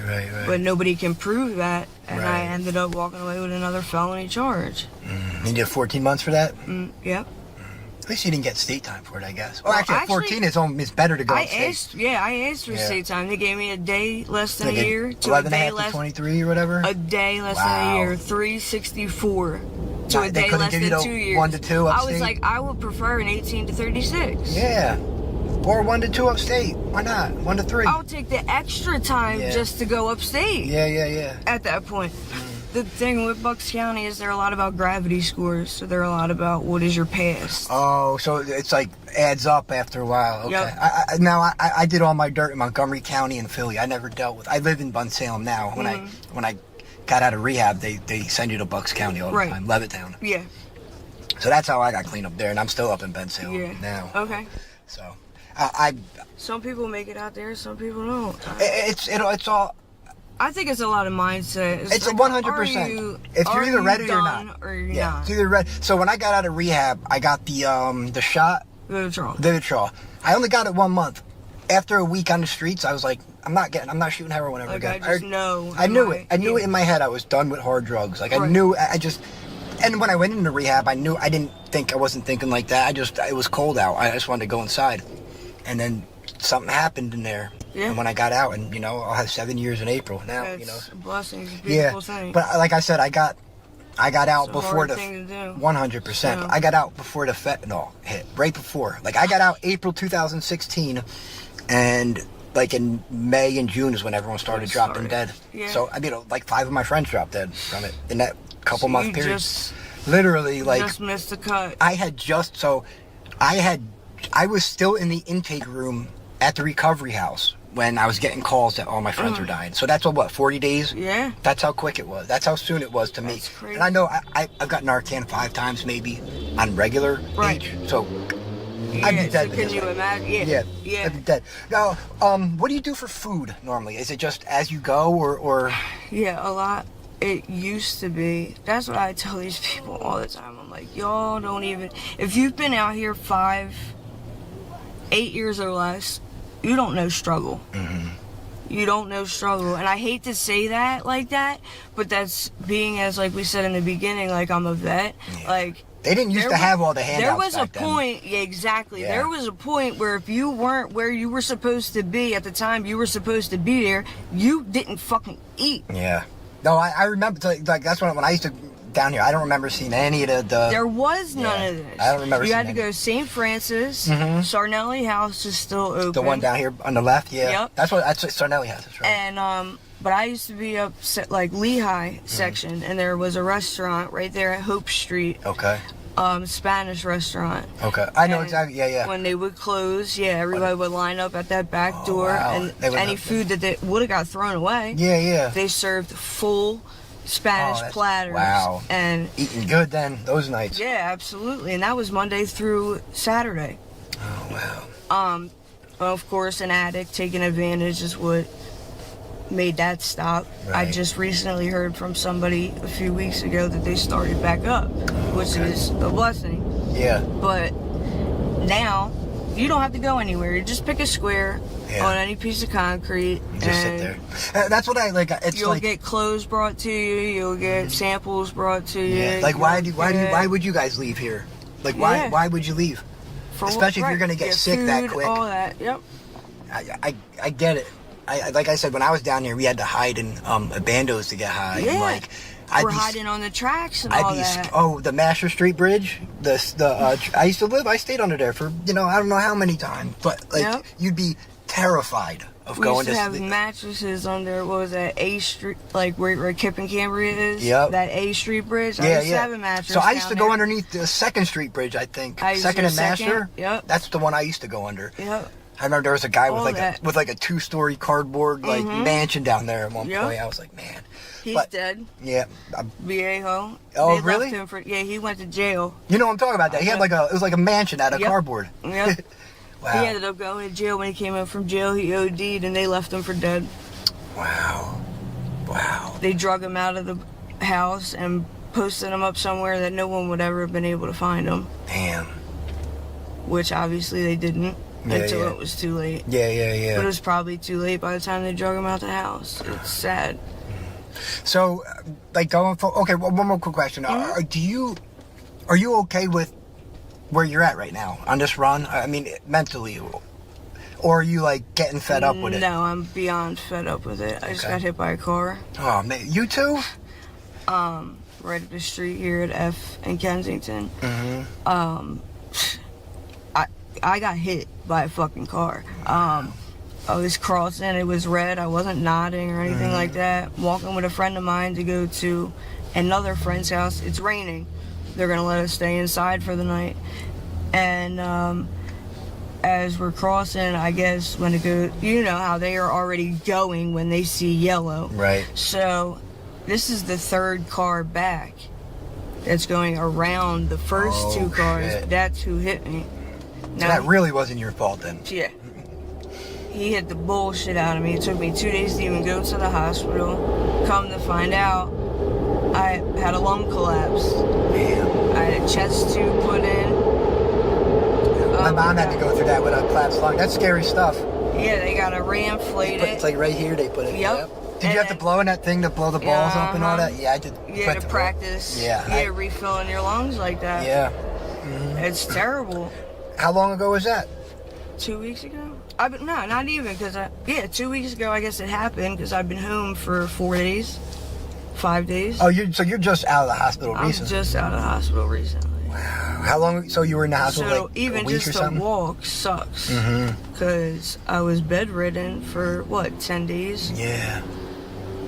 Now, do you deal with, man, I can't believe that's the Megan I interviewed maybe a week ago. She got down on Kensington where the Walgreens is, that little side. She got hit Hilton. there. Yeah, right. Hilton Street. Yeah, she got hit there. Broken ankle, all types of stuff. Oh, yeah, thank God they didn't break nothing. Mm-hmm. But yeah, collapsed lung, which led to them finding I had a blood infection. Oh. Now, so thank God. You would have died Because from that if- probably. 100%. That's exactly what would have happened. Yeah. And then we're all talking. They're like, "Oh, that's why you weren't feeling any of your shots and stuff like that because, because that's what was going on. You had a blood infection going on you didn't even know about." Yeah. So it sounds crazy for me to even be able to say, "Thank God for a collapsed lung," Yeah, but thank you God got for lucky. a collapsed lung because This guy here, what he I left would have never known. He left the hospital. He had surgery. They had like a abscess removed in his leg. Yeah. He left the hospital, started getting high again. Yeah. Family couldn't find him. I found him laying on a I don't even have the picture anymore. He was like laying in a cardboard box. He was laying in a cardboard box somewhere on Frankfurt Ave. So I finally got him. Back there. That's how I found him. Oh my gosh. I finally got him back with his family, and he wound up passing away a day later from the blood infection in his leg. Thank God he was reunited before Well, that's what they said. happened. Yeah. Well, they were like, That's what I say. He's got to be with his family at the end, I guess. His family, they know where he's at. Yeah, Yeah. So. That's the blessing that came out of that. Yeah. At least that they were reunited before he passed away. Yeah. It gets stressful doing this every. Maybe that's what God was waiting for. Maybe that's what. Who knows? I don't know. Who knows? Yeah, it was good to get them back. Maybe that link was what they were waiting for. Yeah. That bridge back to Yeah. Now, going forward, can we continue to do this? Yeah. Talk to you. Update, absolutely. Updates, stuff like that, and then Absolutely. maybe in these talks we can get you into. Yeah. If you're ready, I don't push nothing. Yeah, I'm more on the fence of just goodbye. Katie. Than I am with even staying down here. Yeah. She's gonna go tomorrow. She said. All right. So we'll see. A lot of people say it. Yeah. She was good. I interviewed her about a month ago, and she's been saying she's ready to go. It's not that I think that people lie either. I think in the moment when they say, "I'm ready, I want to go," that they mean it. Oh, 100%. And like in a perfect world, like, all right, if I have $40 in my pocket and I knew I could get well right now, cop whatever I had to grab that I know, because I know I'm going to be waiting for the process for Probably a few 24 hours, maybe up to 24. Yeah. But at least So I you have could that security. Be comfortable. Yeah. I would say, let's go. Yeah. Right now. Come on, I'm buckling my seatbelt. We're going. Like, a lot of the and is it reality a lot of time? No, unfortunately it's not, because I've been in that situation, and this was just the other day. Was it a test? Kind of, but if it would have been able to happen, I would have taken it. Now they're down at the park, and I overhear some lady saying, "Oh, well, anybody that's ready to go to treatment, you got to be ready and willing to go right here, right now. Let me know and we'll hook it up." Yeah. So I said something to her. Nothing happened. Absolutely nothing happened. They take advice from somebody else that's out here about the PAD office, which is a great resource, but the other day was a holiday. Yeah. So they were back, it was closed. So sure, we walked up there anyway, just in case. Let's see. Right. People still get clean on holidays. Absolutely. So, not for nothing, let's just take the walk up. It's right up the street anyway. And then they had really nothing else to say after that. Yeah. Other than I'll drive you to the emergency room. Right. Well, what's I that gonna could do do? that Yeah, myself. yeah. You asked. You Right. said. You said Rehab, you could let's get go. people into Yeah, yeah. treatment. If you're See. ready, let's go. Yeah.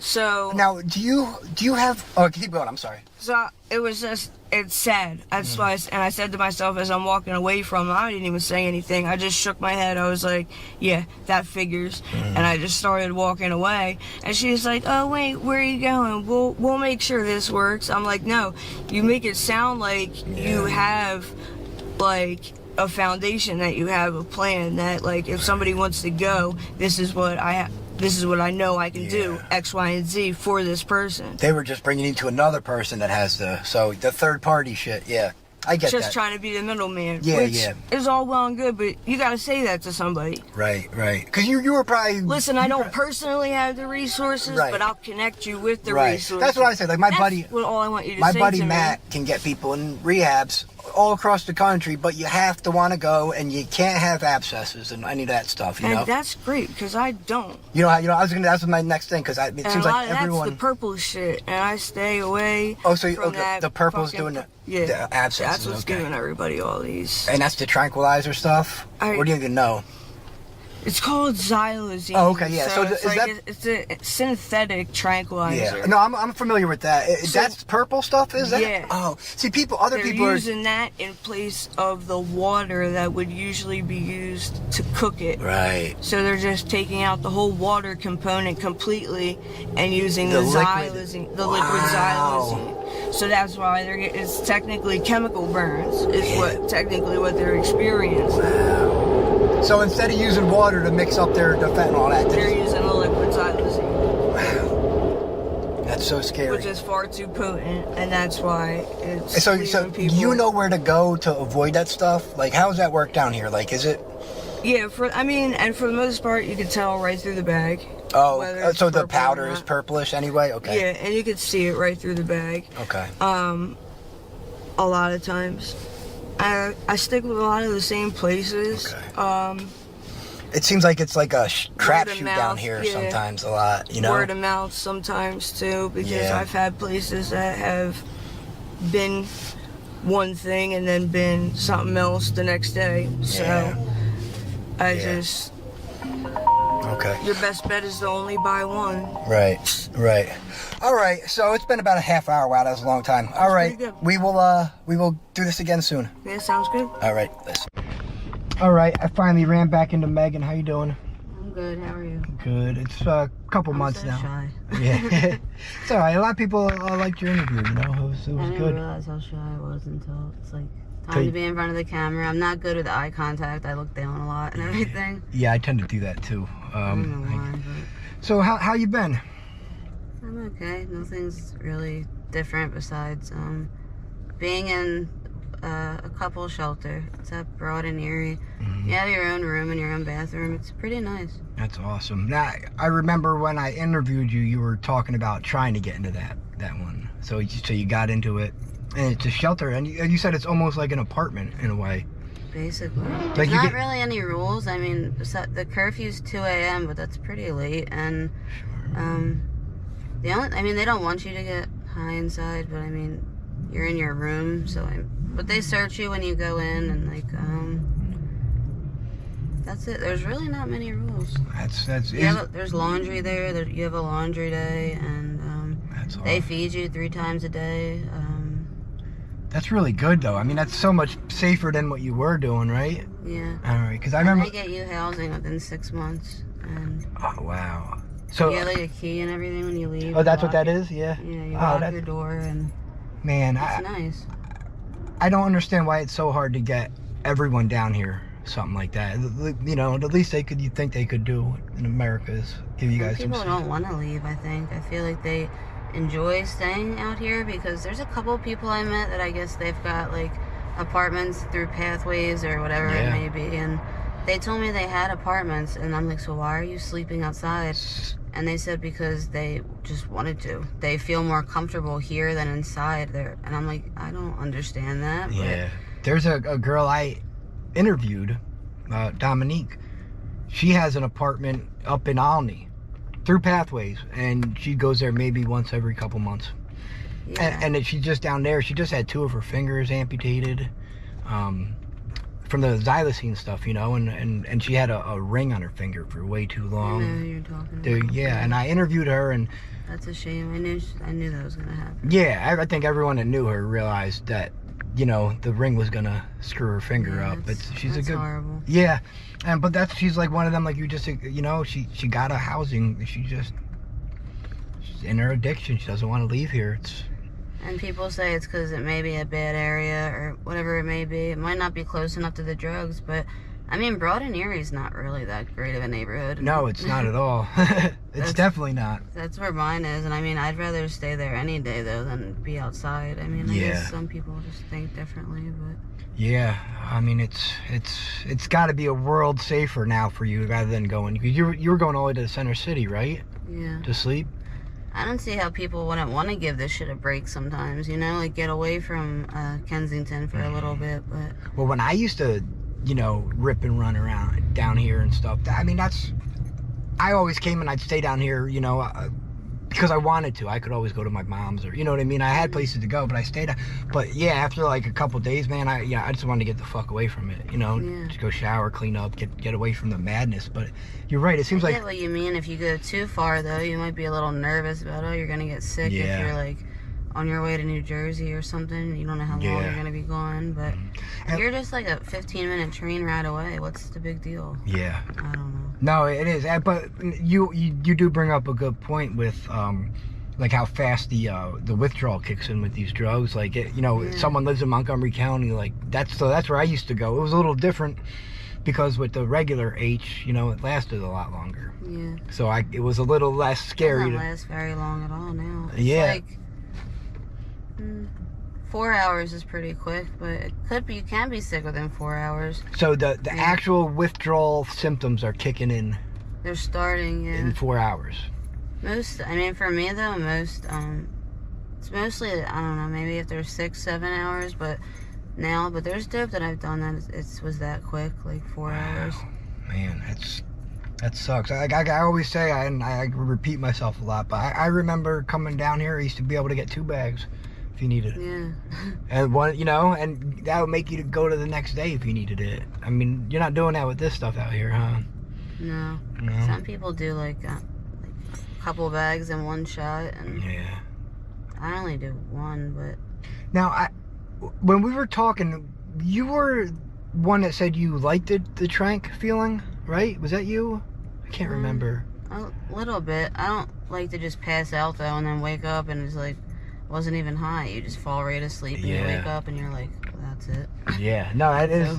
Yeah, it just doesn't seem like you get to enjoy it at all when you just sleeping. I mean, I love sleeping, but still, I'm paying all that money. I want to feel the high. I'd rather like be awake and be high than just pass out. Yeah. And then you just wake up and you're like, well, now I'm sick and it's over. I didn't feel anything. Right. And so too much trank is no good. Are you dealing with sores? No. No? Alright, that's good. I mean, it seems like everybody I talk to down here. I don't know if it's from missing or what it is, but I don't know how to hit myself, so I have people just hit me on my neck. They do it for me, and maybe it's because nobody's like missing, or because people like they like try and stick themselves all over. And I don't know if that's what it's from, but I do get abscesses here and there, but I let them do their thing. They just pop and they go away. But cuts do take longer to heal, I've noticed, from being on it does take longer. Drugs or whatever. Now, do you know Kelsey McDermott? Do you remember her? It sounds familiar. Look at her arms. They almost... Oh my god. Yeah. Jefferson tried to release her. You could see her tendon right there. Ugh. So Jefferson tried to give her a script of antibiotics and send her on her way back to the streets. They didn't put her on IV antibiotics? Luckily I work with this guy Matt from ProAct. He's down at Prevention Point a lot too. He's been helping me get people into treatment when they want to go.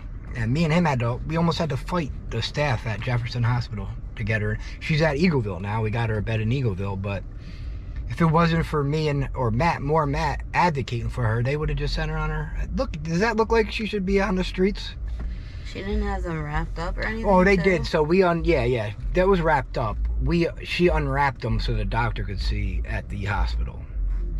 And that, yeah. And how many layers of skin do you have to be missing to see your tendon? Yeah. I mean, you saw that. You could see her little piece of celery in there. It's, you know, it doesn't make any sense to me. Like when the abscesses pop and they start to heal, like that scab up where the hole was, like the scabs themselves, I don't know if it's from like, they keep getting pulled off, like when you're from your clothes or whatever it may be, if that's why it takes long to heal. Or like sticks to the bandages a lot. Yeah. I had a burn from sleeping on that heater outside. I got a burn on my hip, and it was pretty big. It was like that big, but this was a long time ago, and I mean maybe like 6 months ago. And it's only a scab now, like that big, a little tiny scab, but like it's still there. Wow. Like, I feel like normal people's like stuff would, the immune system, whatever. Yeah. would help it heal quicker, but it was a pretty deep burn though. So what do you think? You just like nodded out, or just, you know, not nodded out, but you just that tired you fell asleep and you just couldn't feel? I lay on like cardboard and shit and like blankets and stuff, so I must have like rolled off of it or something, or moved. Okay.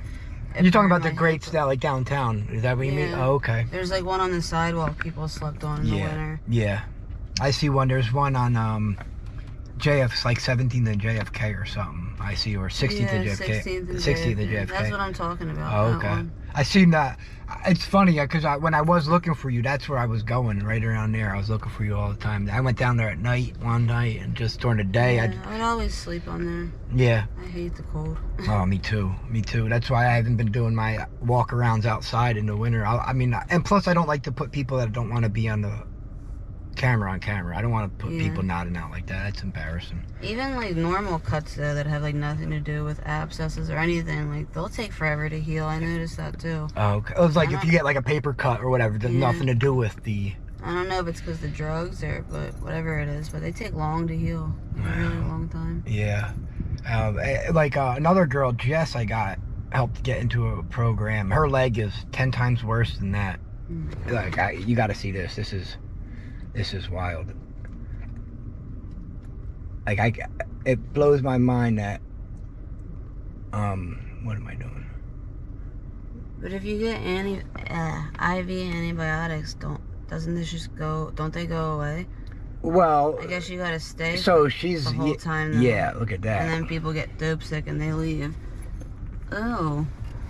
That's after 5 weeks of healing at Jefferson. Shit. They saved their leg. It's going to be like a 2-year process, 1.5-year process, because after the muscle finishes healing, then they're going to have to start the skin grafts. That's how much it's wild how much damage that stuff's doing to people's bodies. Is that shocking to see? Or are you used to it? Like I mean, that bad. I didn't know it was that bad for some people. Yeah. I mean, he's not really my friend, but one of the people that hits me at Allegheny, his arm was like that from his wrist to his elbow. It wasn't like that bad, but he was trying to wrap it the one day, and I don't think he meant for me to see it, and he was like trying to like hide, and I seen it real quick, and he hurried up and wrapped it, but it looked like he was missing like layers of flesh. Yeah. He would always tell me it was cellulitis, but like he smelled really bad, and I don't know if it was like the infection or like from not showering. And like we would get on the train, or he was on the train near me a couple times, and kids from school would get on and be like, "Ew, it stinks." Yeah. And he said he wasn't allowed in Crown Fried Chicken. The drug dealers would like make him get the fuck out. They'd kick him out of the store. It's like a dead, like a rotting carcass smell almost. It smelled really bad. Her leg was. I mean, the second interview I did with her, I had to roll down the window halfway through the interview. It was like, and I wasn't trying to be disrespectful to her, you know what I mean? It was horrible. And within 24 hours, I went and saw her 24 hours after she was in Jefferson Hospital, and the smell was already gone completely.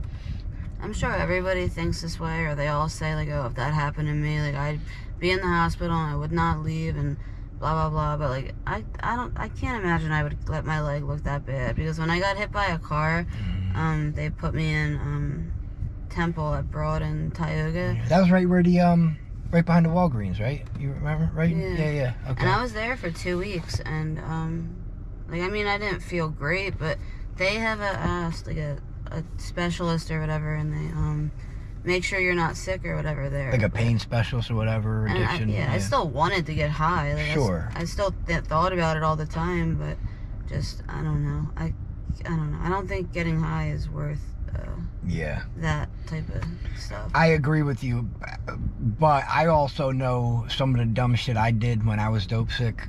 Yeah, and I know how it is. Like, Yeah. I get high too. Like, I was Yeah. just saying about your breathalyzer thing. Like, imagine all the dumb shit you would do if you were Yeah. getting high that you would try to get over on that. Yeah, well, that's why they had to add the camera part to it, because people were getting over on it, you know. Yeah. Especially if you're getting high and you gotta go somewhere. You know, you're gonna do what the fuck you need to. Just getting high To comes get- first before anything else. Every so. time. Well, it has to. It absolutely has to.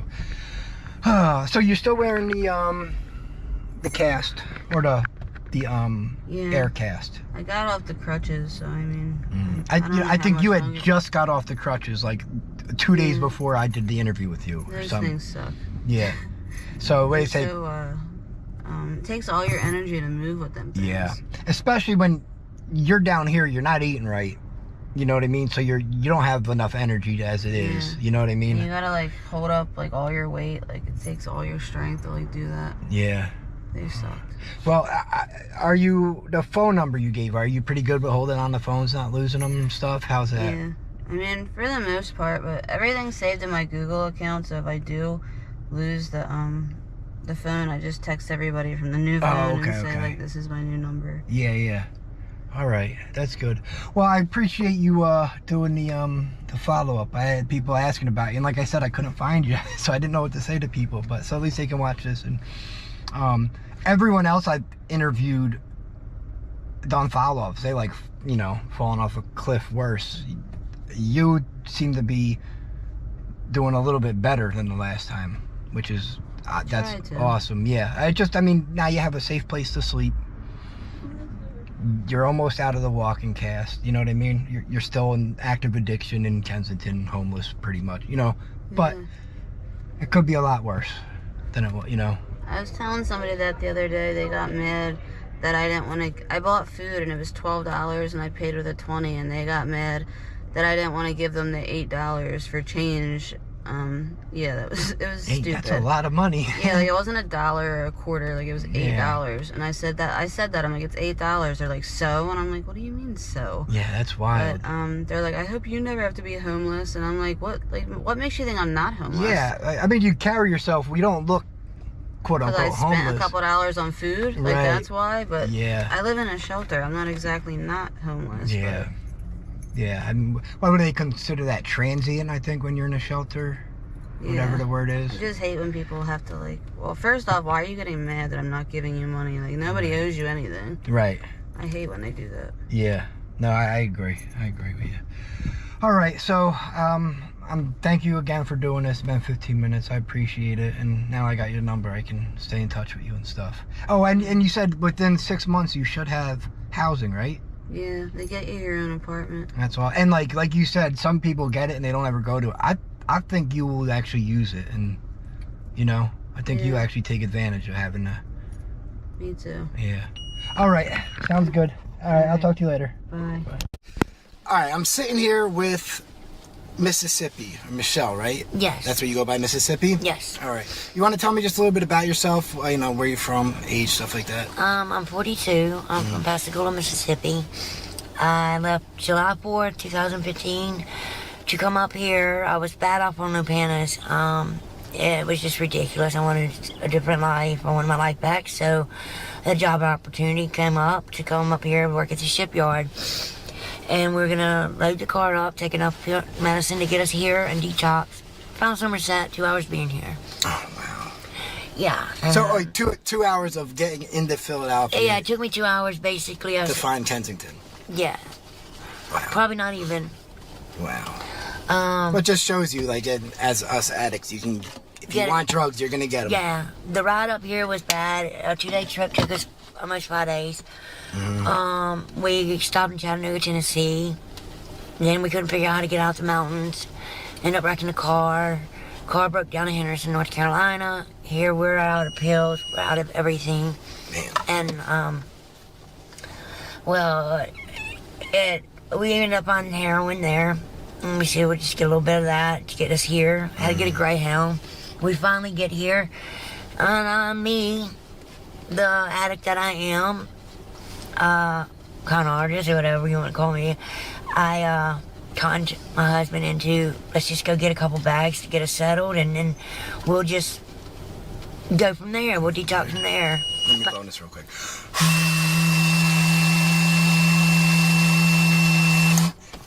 So you kind of talked him into getting a couple bags when you were up here. That's yes. it. Okay. And he tried to figure out how to get there, so we found Somerset. You know, I'm gonna find whatever I want where I'm at. Yeah. So we got really bad off on the heroin here, and I decided to go to Keystone. I went to Keystone 2016. A week and a half being out of Keystone, I actually told my husband that I was going to leave him if he didn't go to rehab. I sent him to rehab next. While he was in rehab, I relapsed, and I come up to Kensington, and I overdosed. It was a bad overdose. They didn't think I was going to make it. I was in ICU for 2 weeks. Tubes down my throat. I learned how to read and write. I was Jane Doe. Nobody knew me here. I came through that, and I messed around for a little bit, and then I ended up getting back on methadone. Well, I did pretty good on methadone. I was taking Xanny, so they said I needed to go to rehab. So while I was in rehab 2017, my dad passed. I tried, and I relapsed again. And since 2017, I've been on the streets out here. It's gotten bad. I've overdosed 6 times. I'm homeless. I do what they call dates. Yeah. It's very dangerous. I've been kidnapped. I've been raped. So I mean, I don't want to get into it. Sexual assault is part of your story down here. Yes. Okay. It seems like every girl that does dates is. Oh yeah. You got to put to your head. It's very dangerous. You can't even walk the streets now. The only thing around right now is fentanyl. Yeah. People are dropping. I've lost so many people. I lost my husband 2 years ago. Oh wow, sorry about that. And it's hard. I have kids at home, and it's like I can't get myself off of this. I think I'm addicted to this life. I've been caught by the police. I've worked on the block selling drugs. I've done everything out here just to maintain my habit. And it's like I don't want to do it anymore. Yeah. It's hard. You don't know if that bag's gonna take you out or you're gonna come through. I got kids in Mississippi. I have a grandchild that I ain't seen in 9 years. I want help, but I don't know if I want help. Yeah. It's good that you're honest with yourself about that because, it's not going to work unless you really want it to. Yeah. Now, do you have any, let's say you decide you want to get help, right? Do you have any sober support out in the world that you could utilize, or are you completely... I do. I actually have a friend that's reading for me. I lie to him. I say that I'm on methadone right now, which I'm trying to. I'm in a bind right now with the insurance. I've tried to get on methadone, but they have to fill your insurance. I'm stuck in Delaware County's system. I feel like I'm a dog chasing its tail. I want to help so bad right now, and I'm trying, but this addiction just keeps me procrastinating, not putting one foot in front of the other. And to tell you the truth, I don't know which foot to put in front of the other. Yeah. Yeah. Now, the withdrawal from this fentanyl and the trank, it comes really fast, does it? Yes. Within 2 hours of doing a shot, you're sick or less. Just a couple hours. Just a couple hours. And you're pushing it back into you. The withdrawal is horrible. I remember last time I went to jail, they kept me in medical. They thought they were going to have to hospitalize me. I was under for 7 days. Within them 7 days, they said I was just puking green bowel. And I lost 15 pounds within that withdrawal, within 7 days. And you're already a skinny woman on top of that, so 15 pounds is a lot for... Yeah. Someone your size, you know? Yeah. So, I got some health issues I'm trying to get taken care of. And it's also putting infections in people. Yeah. I had an infection pocket bust in my hand. I have to have surgery. I can't pull this finger straight. It's locked. They can't. I'm battling with thyroid cancer right now. I can't even go get treatment for that because I gotta take care of this infection in my body. Oh, so you're dealing with cancer right now? I just found out, yeah. Wow. So, and it's like I'm not taking care of myself like I should. Gotta put that bag first. And half the time you're not even getting well, you're going to sleep and waking up sick. Yeah, a lot of the people that I talk to, it's like they say they get high and then it's asleep and then they wake up and they're sick again. It's like they don't even enjoy the high anymore. No. Man. Yeah. And I don't even have any veins to hit anymore. I can't even hit myself anymore. I don't know if I should say that, but people are coming in with their legs. They're losing their arms and legs. It's nothing but their flesh is gone. It's nothing. Yeah. Thank God. I mean, I do take care of myself well enough to go get treatment. So are you dealing with open sores now? Not really. I took care of them. I actually have an abscess or something going on here from a miss. I told myself I'd never shoot my leg, and I'm bound to nowhere else. I did have crocodile here. You can see this vein. It was a big hole. I took care of it. Yeah. It's a scar I'm gonna look at forever to remember the disease of this addiction. And I do want help. I do want treatment. Now, have you went to a place like Prevention Point and asked them about resources or anything like that? I did. I'm actually in the Beacon House.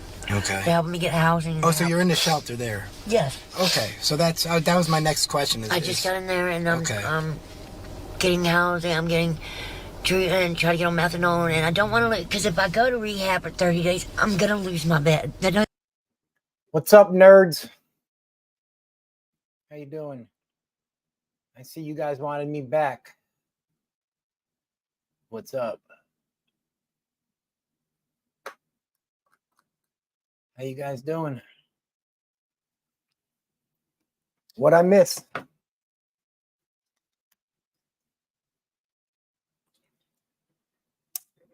The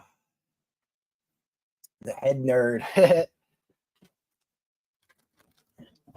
Yeah, I see her all the time, actually. You know, she's another one that's been ready to get sober for a while, just won't do it. You make cupcakes. Nice. Yeah, I don't know. That's another one.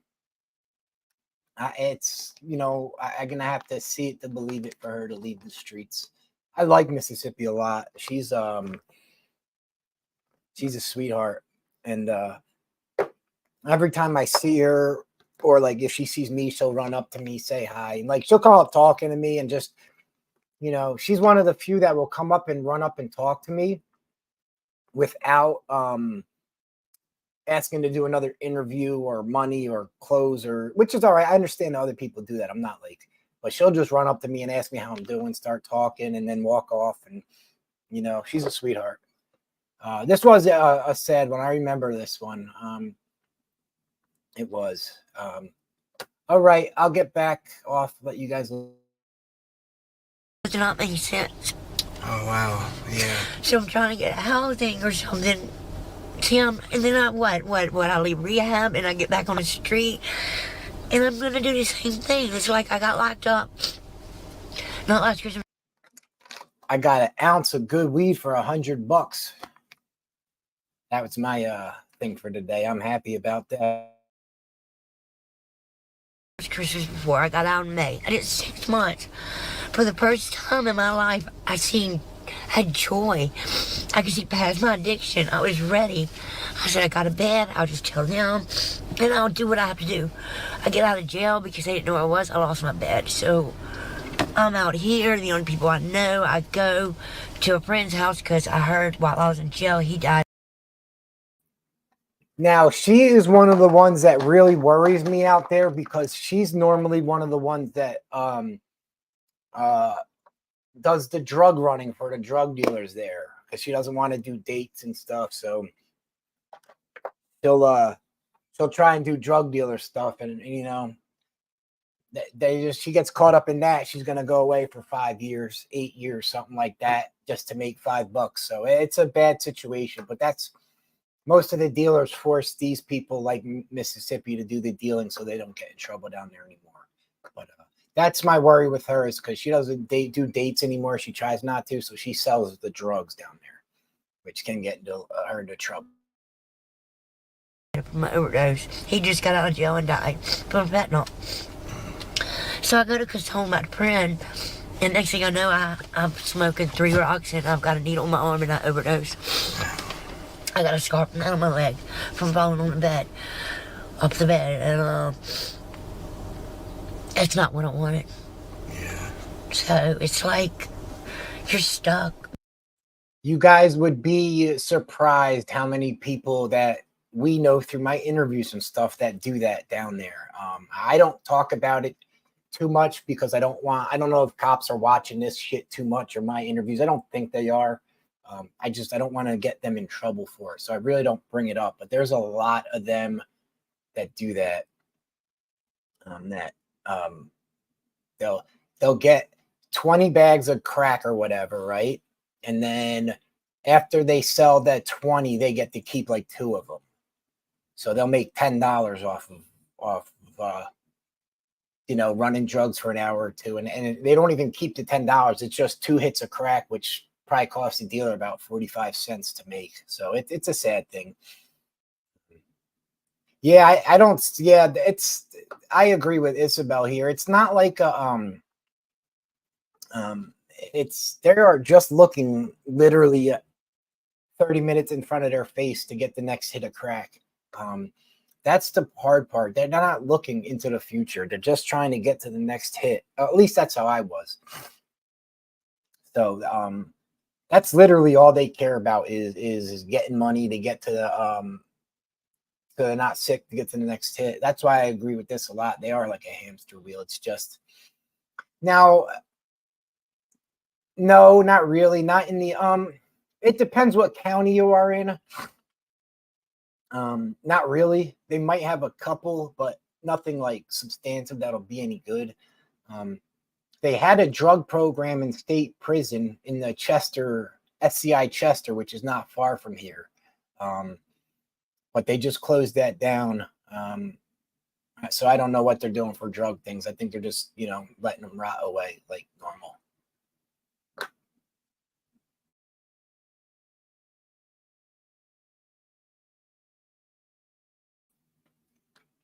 They used to have programs and stuff back in the 70s and then 80s. And then,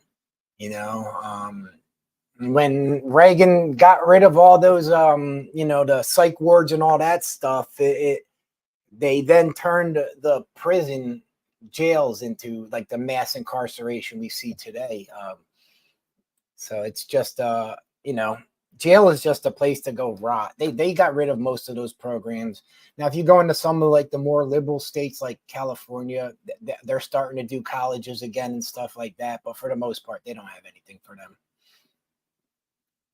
Yeah, they stopped those a while ago, man. Into the 90s, they were ending during the war on drugs when even Bill Clinton, when he was giving away those football score numbers to crack dealers, that's when they kind of it went to more of just like a punishment thing more than a rehabilitation thing.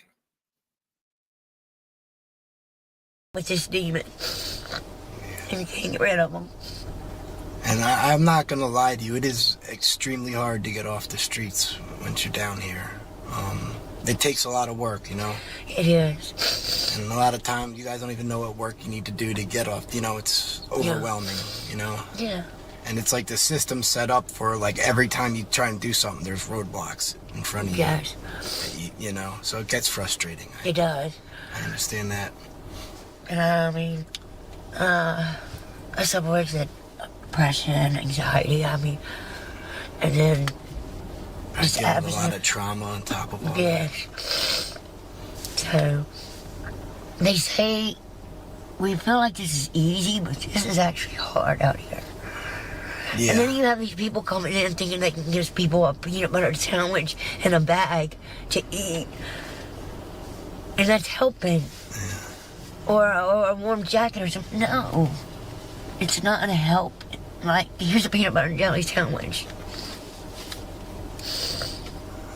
But you don't see the people that are dying and suffering.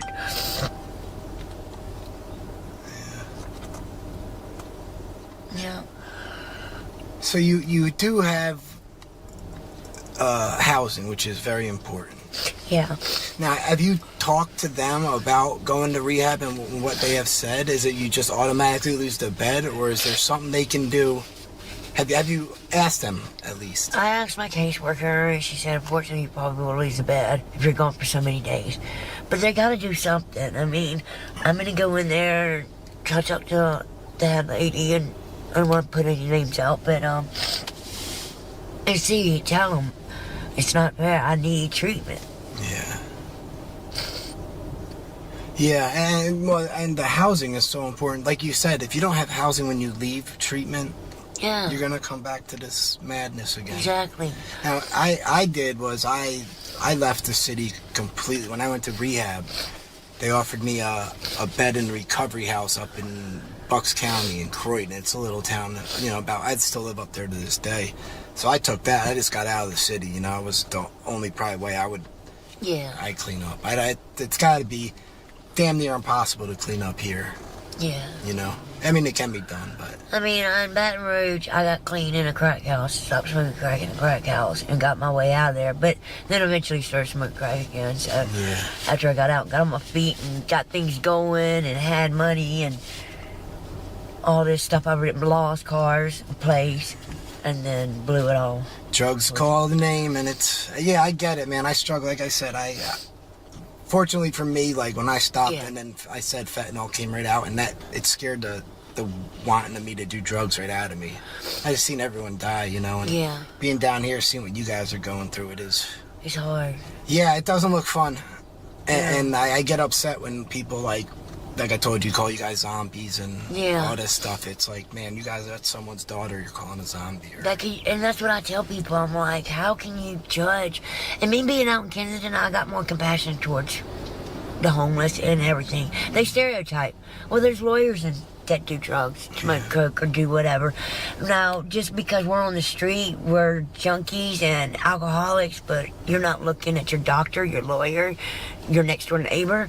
You're one blink of an eye being on the street too. Yeah. And like I like to say in the videos I make, like even us normal working people are maybe 2 paychecks away from sleeping right next to you in a shelter. Exactly. It doesn't take a lot. A lot of us are 1 paycheck away. Yeah. And it's... Yeah. People don't realize how Yeah. easy it is to get in this position, Yeah. and then how hard it is to get out once you're down here. Yeah. All right, well, listen, I really appreciate you taking the time to have this conversation with me. Hopefully I can get your number and we can, keep talking and hopefully get you into a program. It is hard, but you can't, and, now with the cancer thing, it actually might, and this is going to be terrible to say, it might be easier to get you into a, maybe, I don't know.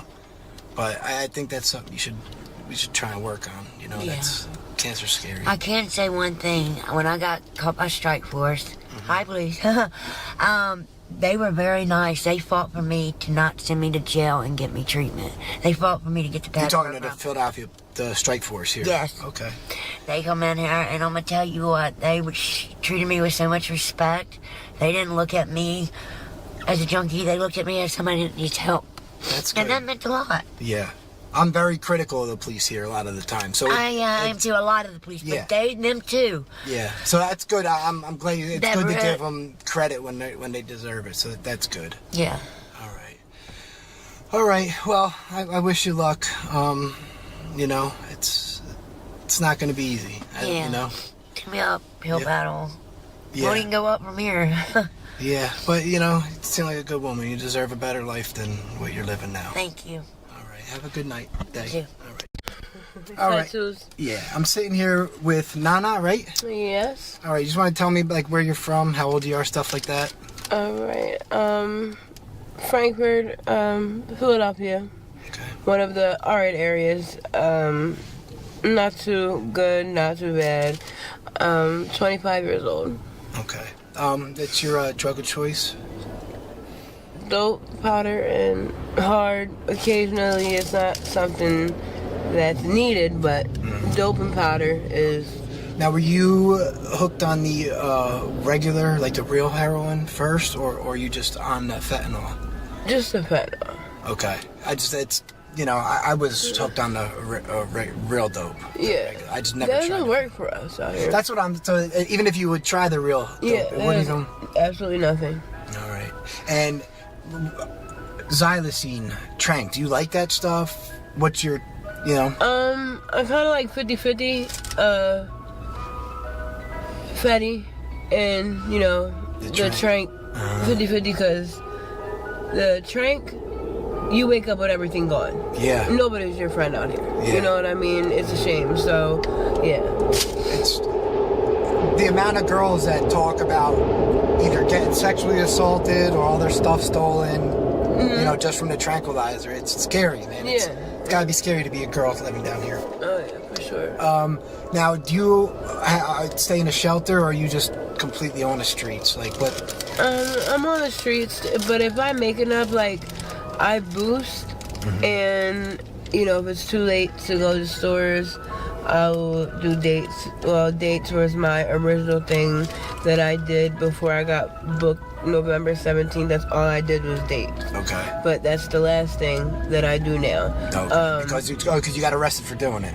Okay. Yeah, Right. Yeah. So, now, if I make enough, I'll pay somebody to stay at their house. Okay. For the night, which is like $20. I'll do that. Or if it's not possible, I'll be out here. Yeah. That's actually not too bad if it's freezing cold, $20 for a warm place to stay. But people also, they hold it over your head. So people that have the place that they're giving you a roof and usually a guy and he wants some stuff from you, shit like that. Well, no, like if you have drugs, they just feel obligated to everything you have, okay. even if you did pay them. Right. And it's just not fair. Like, I can't afford that. Yeah. So. Yeah. So how long have you been, on this run, let's say, like homeless on the streets? Like how many, is it years? No.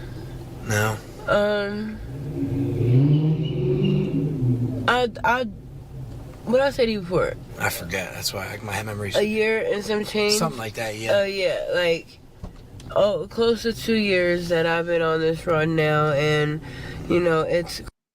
That's a good question you asked about the dates, Pam. They can be really, really gross. So, normally they just do a PJ, and the girls might get $20 for it, 40, something like that. Some of the girls do full service. Some of the guys that go down there, and this is just fucking wild to me, will pay the girls, they might get $40 for a blowjob. They might give the girl $150 so they can have unprotected sex with them. So there's some girls down there that are doing full service dates with no condoms or nothing, letting the guys come inside them and then just going so they get extra money to get high. That's another reason why I always say it should be legalized, so they can get tested and try to be a little safer. But yeah, man, it can be really sick for the girls down there. There's some really horny men. Yeah, it's just danger. And like I said, I'm not saying that some of the guys are like physically dangerous to them or nothing, but this is just as bad if they're, yeah, it's just weird. Yeah, powder is always cocaine. It's just white powder, powder, Perico down there. But there's this one girl I know who does Oh yeah, germs. It is real. Yeah, you're right. I mean, there's a girl down there I know that will let a guy have unprotected sex with her and come inside her for like $100, $80, whatever the guy will offer her.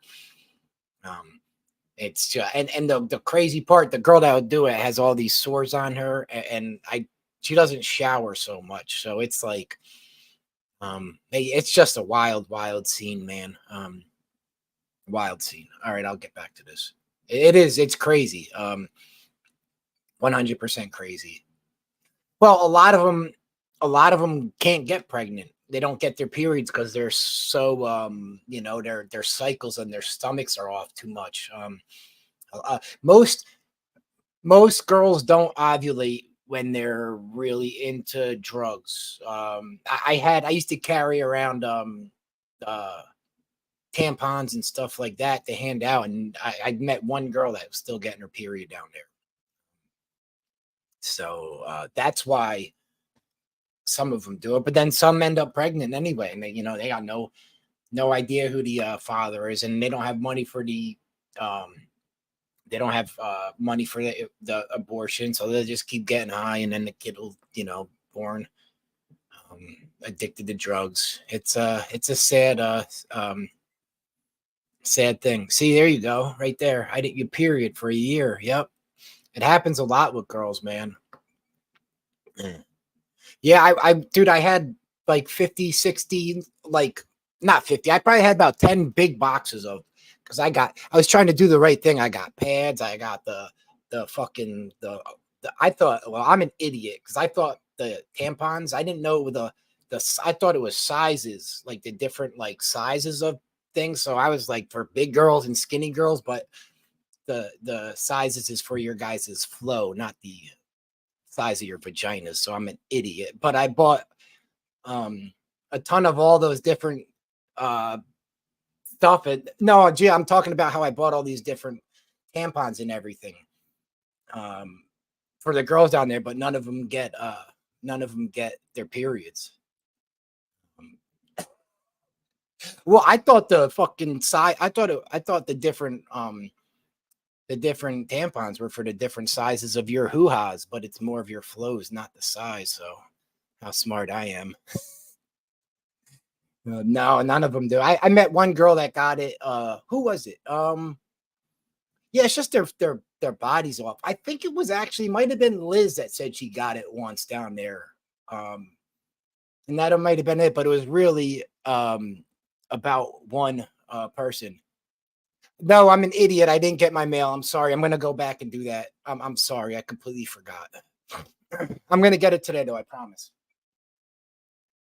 All right, I'll let you guys watch this again. I just wanted to bring that up because it's important. Crazy how fast time goes, like, because I'm missing my kids' life. Like, they're 6 and 7 years old, and when I started doing this, I got up and left out of nowhere. Wow, just one day? Yeah, I was with my kid's father for 7 years, only boyfriend I ever had in my life. Had 2 kids with him, only man I know. And I got up and just left my family for this shit out of nowhere. Wow.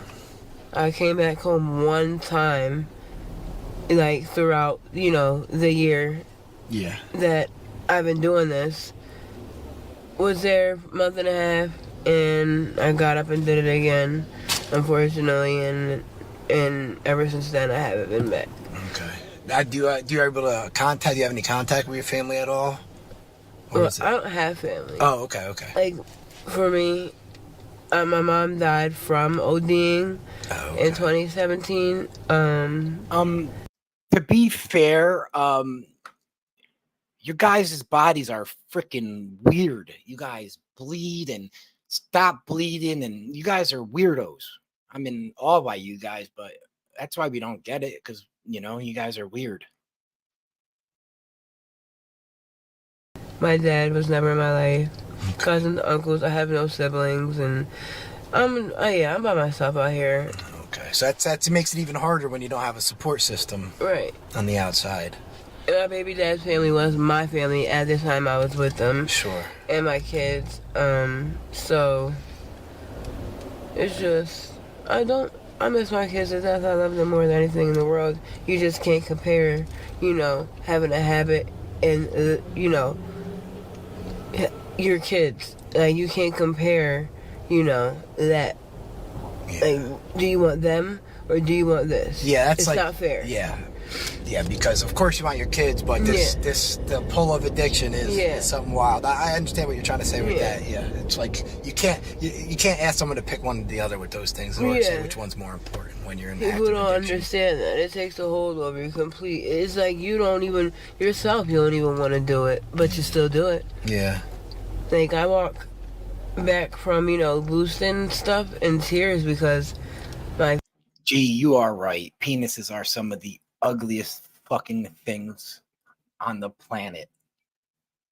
Just some dick and balls are some of the ugliest fucking things on the planet. I agree with you. Feet are killing me. I'm exhausted. I'm carrying bags that are heavy as hell. And I have no help. But I'm gonna keep doing it. And I'm in tears because I just want to sit down and relax. Yeah. But the drug. And you guys put them in your mouth sometimes, those ugly penises. Ew. So gross. Now, do you have any desire to get clean anytime, or are you okay with what you're doing? So, not okay, but are you? Yeah, I get what you mean. All right with doing it? I wanna get off. I really do. God knows. But outreach, there's this place. I mean, people that come out for housing, and if you do the steps, like give them your name, the amount of times you need to, or whatever, and then they'll come out and do a housing assessment with you, and then your steps has started for the actual housing and being on the list and getting it like as soon as possible. Mm-hmm. And I did the assessment. I used to call it a purple-headed yogurt slinger, but my mom yelled at me when she heard that. She punched me in the face when I called it a purple-headed yogurt slinger in front of her, so I stopped it. I did all that. Is it like Project Home or whatever, one of those ones? Pathways. Pathways, that's the name. Yeah. But I gave them the Women's Center's number before I got arrested. I used to go every day, and that's why I gave them the number. But after I got out, for some reason, I just don't go no more. I don't know. I don't have the motivation to go no more. Okay. So they probably could have called them and told them an update and said, she's got the voucher. Yeah. And I don't even know. Right. So you might even have a voucher for you're in that of a run right now. You don't even care. Yeah. I need to go up there and I need to ask them, like, have they given you a call? Like, did they let you know something? I need to. Yeah. I just think you deserve to have housing. That's why I think everyone down here deserves a safe. Yeah, and that would be my step to sobriety right there. Yeah. Housing is the number one thing. Yeah. 100%, I think. Because, how are you going to stay clean when you're living on the streets, It's impossible. I get that. So once that is taken care of, that will be a step away from trying more. Well, I can't say I'm trying now, but I'll start trying once I have a roof over my head. Yeah, right. I'll have more motivation once I have a roof over my head. Yeah. And, once I have a roof over my head, I can probably even start with a job. And, this will be less important. And I need to start loving myself more, and then once I do that, then I'll look at this like I would never dare, put that in my body, like, cause I would love myself too much. Right. You get what I'm saying? Yeah. So those are the steps I need to take. So hopefully you can find the motivation to at least go find out about the voucher. Yeah, I do. Yeah. Please just try and go do that, and then. I think I'm gonna write it on my forehead so people can tell me you have this. Well, now that I know you, I'm gonna be on your butt about it because I'm down here a lot. So every time I see you, I'm gonna go get your damn voucher. Yeah. Make sure it's the weekday too, because they're not open. No weekdays, all right. I got you. So weekdays, I will try and get you in and get the voucher. Whatever. Cool. And then because like you said, once you get some housing, then other things can happen with that. Exactly. Okay.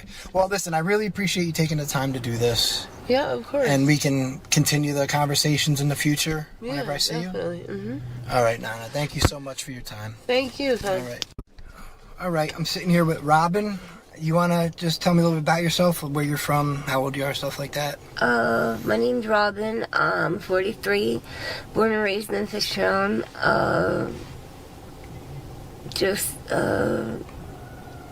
Out here struggling, trying to get by another day.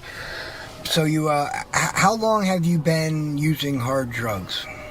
About 19 years now. 19 years? And heroin's your drug of choice? Yes. Okay.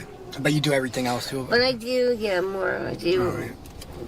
Now, did you notice the switch to fentanyl when it was happening? Yeah, I noticed. Yeah, I noticed it. Yeah. Then did you like the fentanyl more when that was all happening? I mean, it's a lot stronger. It's not that it's not that I like it. If it was up to me, I'd rather it just be dope because at least you knew what you were getting. Yeah. Now, it's leaving people with holes in their bodies, and I've even heard there was like crock in it. I should show you a picture. The girl Jess I interviewed, she's in the hospital. Almost her whole bottom of her leg is the sore. Yeah, a friend of mine's really bad. He has like a sore like this big on one arm. Is it smelling yet? Oh, definitely, yeah. And it's from the stuff that's in there. The xylazine, the tranquilizer. Yeah, it's scary. And it's very hard to kick. Like, when you go to rehab, they don't give you enough. Like, that's why a lot of people leave, because they're uncomfortable. Yeah. I mean, it's not gonna be easy, you know. Right. You're gonna be uncomfortable, but god damn, this shit is so hard. I heard the xylazine withdrawal is really... Yeah, the withdrawal, yep. And Jess was lucky. She went to Jefferson because of her leg. Right. And so they gave her the ketamine drip for it. Oh, wow, cool. At least they helped her out. Yeah, so Jefferson, and I talking to the doctors and people with those open sores, he said to go there to this Jefferson in Center City, and they'll give you the ketamine drip while they're fixing your sores. Oh, so you won't be sick? No, you won't be sick. So you might take... So, let me explain something. It might take a day to get the ketamine. Right, well, so that first day is going to suck, probably. But anywhere, the first day is going to suck. Yeah, but with the ketamine, they have to do like your vitals and all that stuff before they can give it to you, whatever. So that could take up to 48 hours, they said. But Jess just went through it. She said it wasn't bad. She went through it. Good. She's actually congratulations. Yeah, she's in whoever she is. She's in Valley Forge now. They just moved her to Valley Forge Rehab. Oh, good. Yeah, so hopefully she sticks it out. Yeah, hopefully. That's my plan. I did go to intake last week, but it was all full. So, so you are next looking. Week, I am. Yeah, definitely. I'm sick of this. It's like just being a slave to the drug. Yeah. It's not like, it's just waking up sick. You're just getting the last couple hours. That's it. And it's not what I want to do. It's like, ugh. Yeah. So the withdrawal kicks in so much quicker now. Oh my god, so bad. Yeah, like hours. Wow. I remember back in the day, you used to be able to get like 2 bags. Yeah, you would be okay till fucking maybe like the next morning. Next morning, right. yeah. Now you're lucky if it lasts 3 to 4 hours. Who has money for that? That is so scary. Not just that, with doing the stuff, it's like you don't know what you're putting in your body. You know what I mean? And that's even scary to me. Yeah, because it's just. And I'm not worried about the overdose. I mean, I am, but more or less, I'm worried about getting a huge black scar on my arm or leg or nose or God knows what, because it eats at your skin. Yeah. I mean, people have told me they snorted it and ended up with abscesses in places. Yeah. And they don't even shoot up. I interviewed a girl who only snorts it, and she got an abscess on her leg. Yeah, this shit is bad. Yeah. Mm-hmm.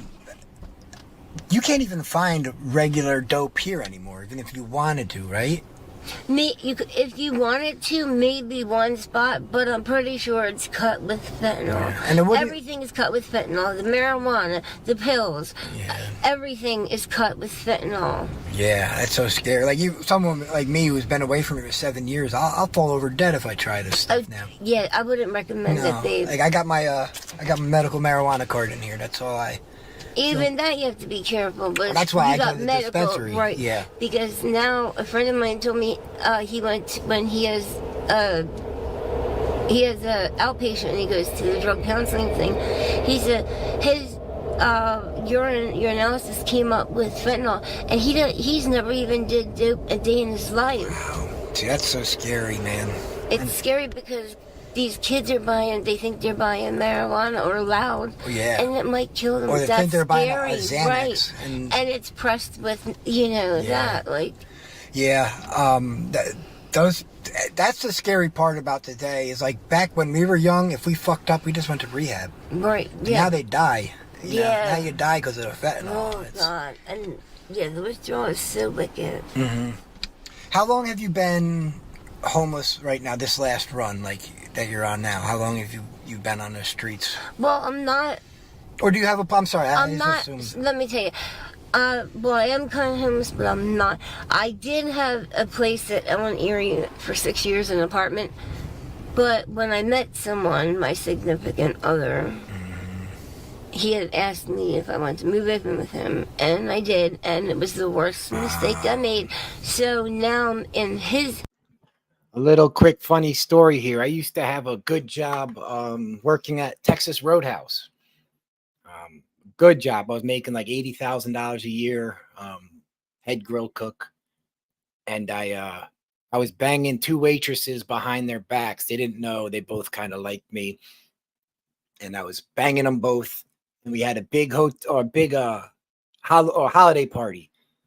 It was like a party after work one night at someone's house. And I was in the hot tub making out with one of the waitresses because I didn't think the other one was going to come, but she showed up and they started fighting. And then I got fired from my job for having sex with the waitresses. So I lost my job there. Yeah, they pay good, man. That was a manager. It was like a back of the house management job, but yeah, they pay good there, man. That's the kitchen in Texas Roadhouse is one of the hardest jobs I've ever had in my life. It is crazy working there.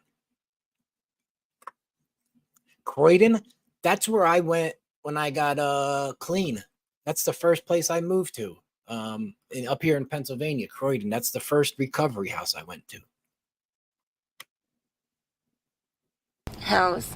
So that's technically being homeless because it's his house, not rules, mine. Yeah. Right. So, he's put to be like, oh, you don't give me what I want, you have to be out.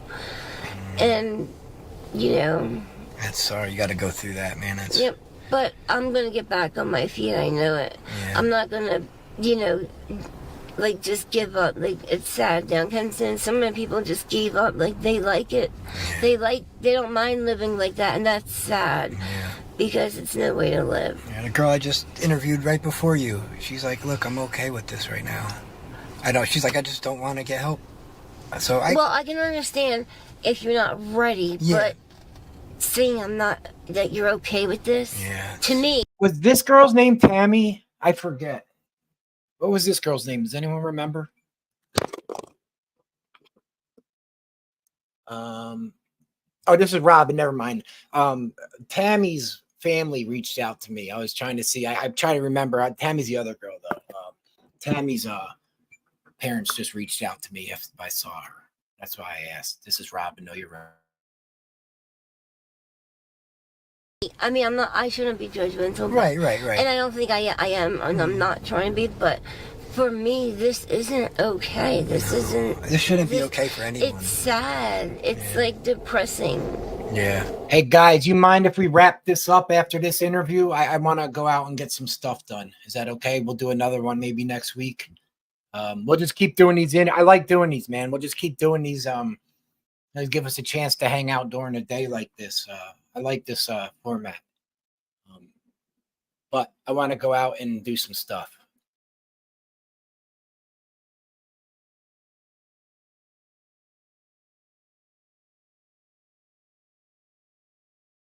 No, I get it. That breaks my heart. I'm sober 7 years. Just driving through here breaks my heart. Yeah, Yes. thank you, but yeah. But you're right. Some of the people do. They are okay with it. I mean, I don't know. I guess they just gave up. That's all I can think of. Yeah. But I'm not giving up. I'm not. I have, children. That I would love this. My daughter's about to graduate college. My son, they just let him graduate high school early. Oh wow. Okay, because being good and having good grades, Right. and I would like to see them, become great adults and parents, and maybe get to see grandchildren if they allow me. Yeah. Real quick, what's crazy is, okay, cool. I'm excited to get it now. I'm sorry, I completely forgot. I was rushing back here.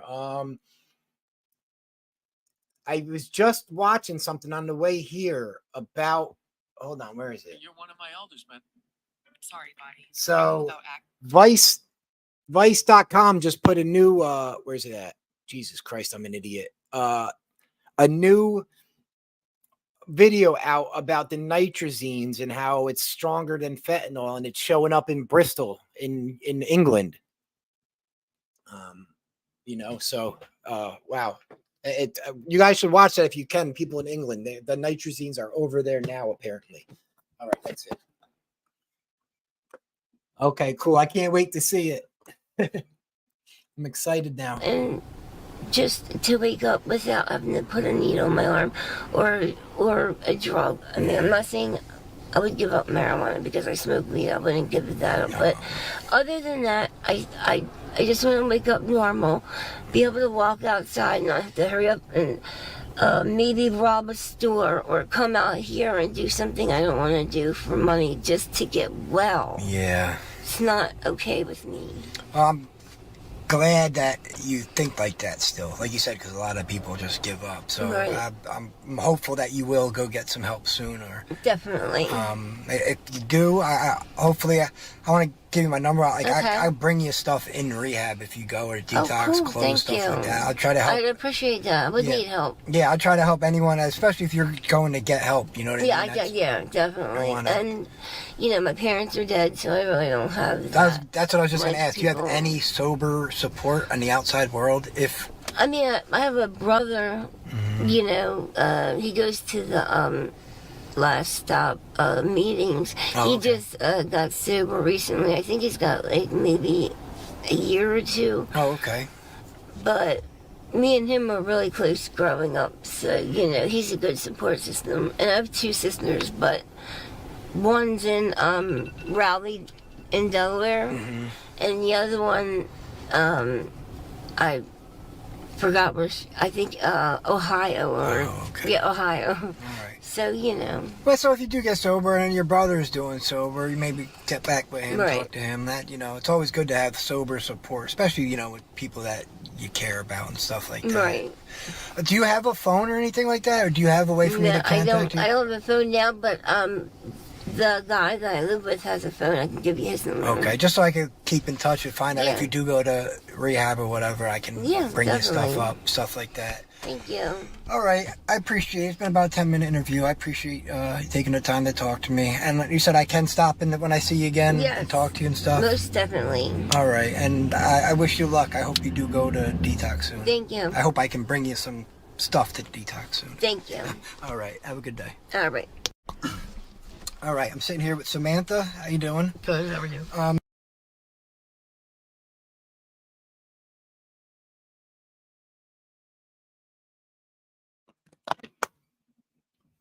Who's your brother? I might know him. Probably if he's in Levittown, this area. I might. I don't know.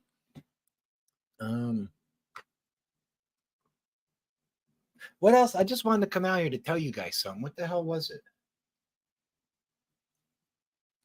Oh, so yeah. I think I'm gonna try and go do something fun this weekend with you guys. I don't know what it is yet. Trying to figure it out, but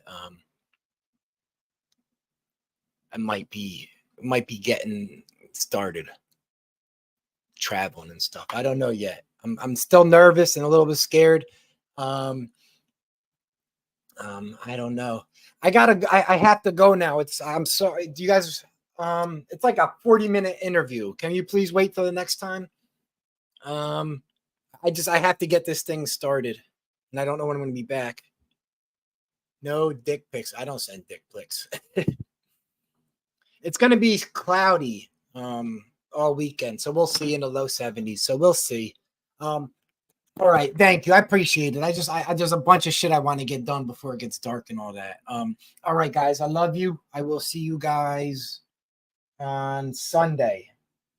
But yeah, my eyes are doing a little bit better. I got nothing holding me here. Yeah, just the only thing is it's gonna be too bright. The sun's gonna be too bright for me to go to the beach yet. That's the only thing that sucks. So maybe like another couple weeks and then the beach will be good. All right. Yes, I do. No, all right, guys. I'll talk to you later. I love you.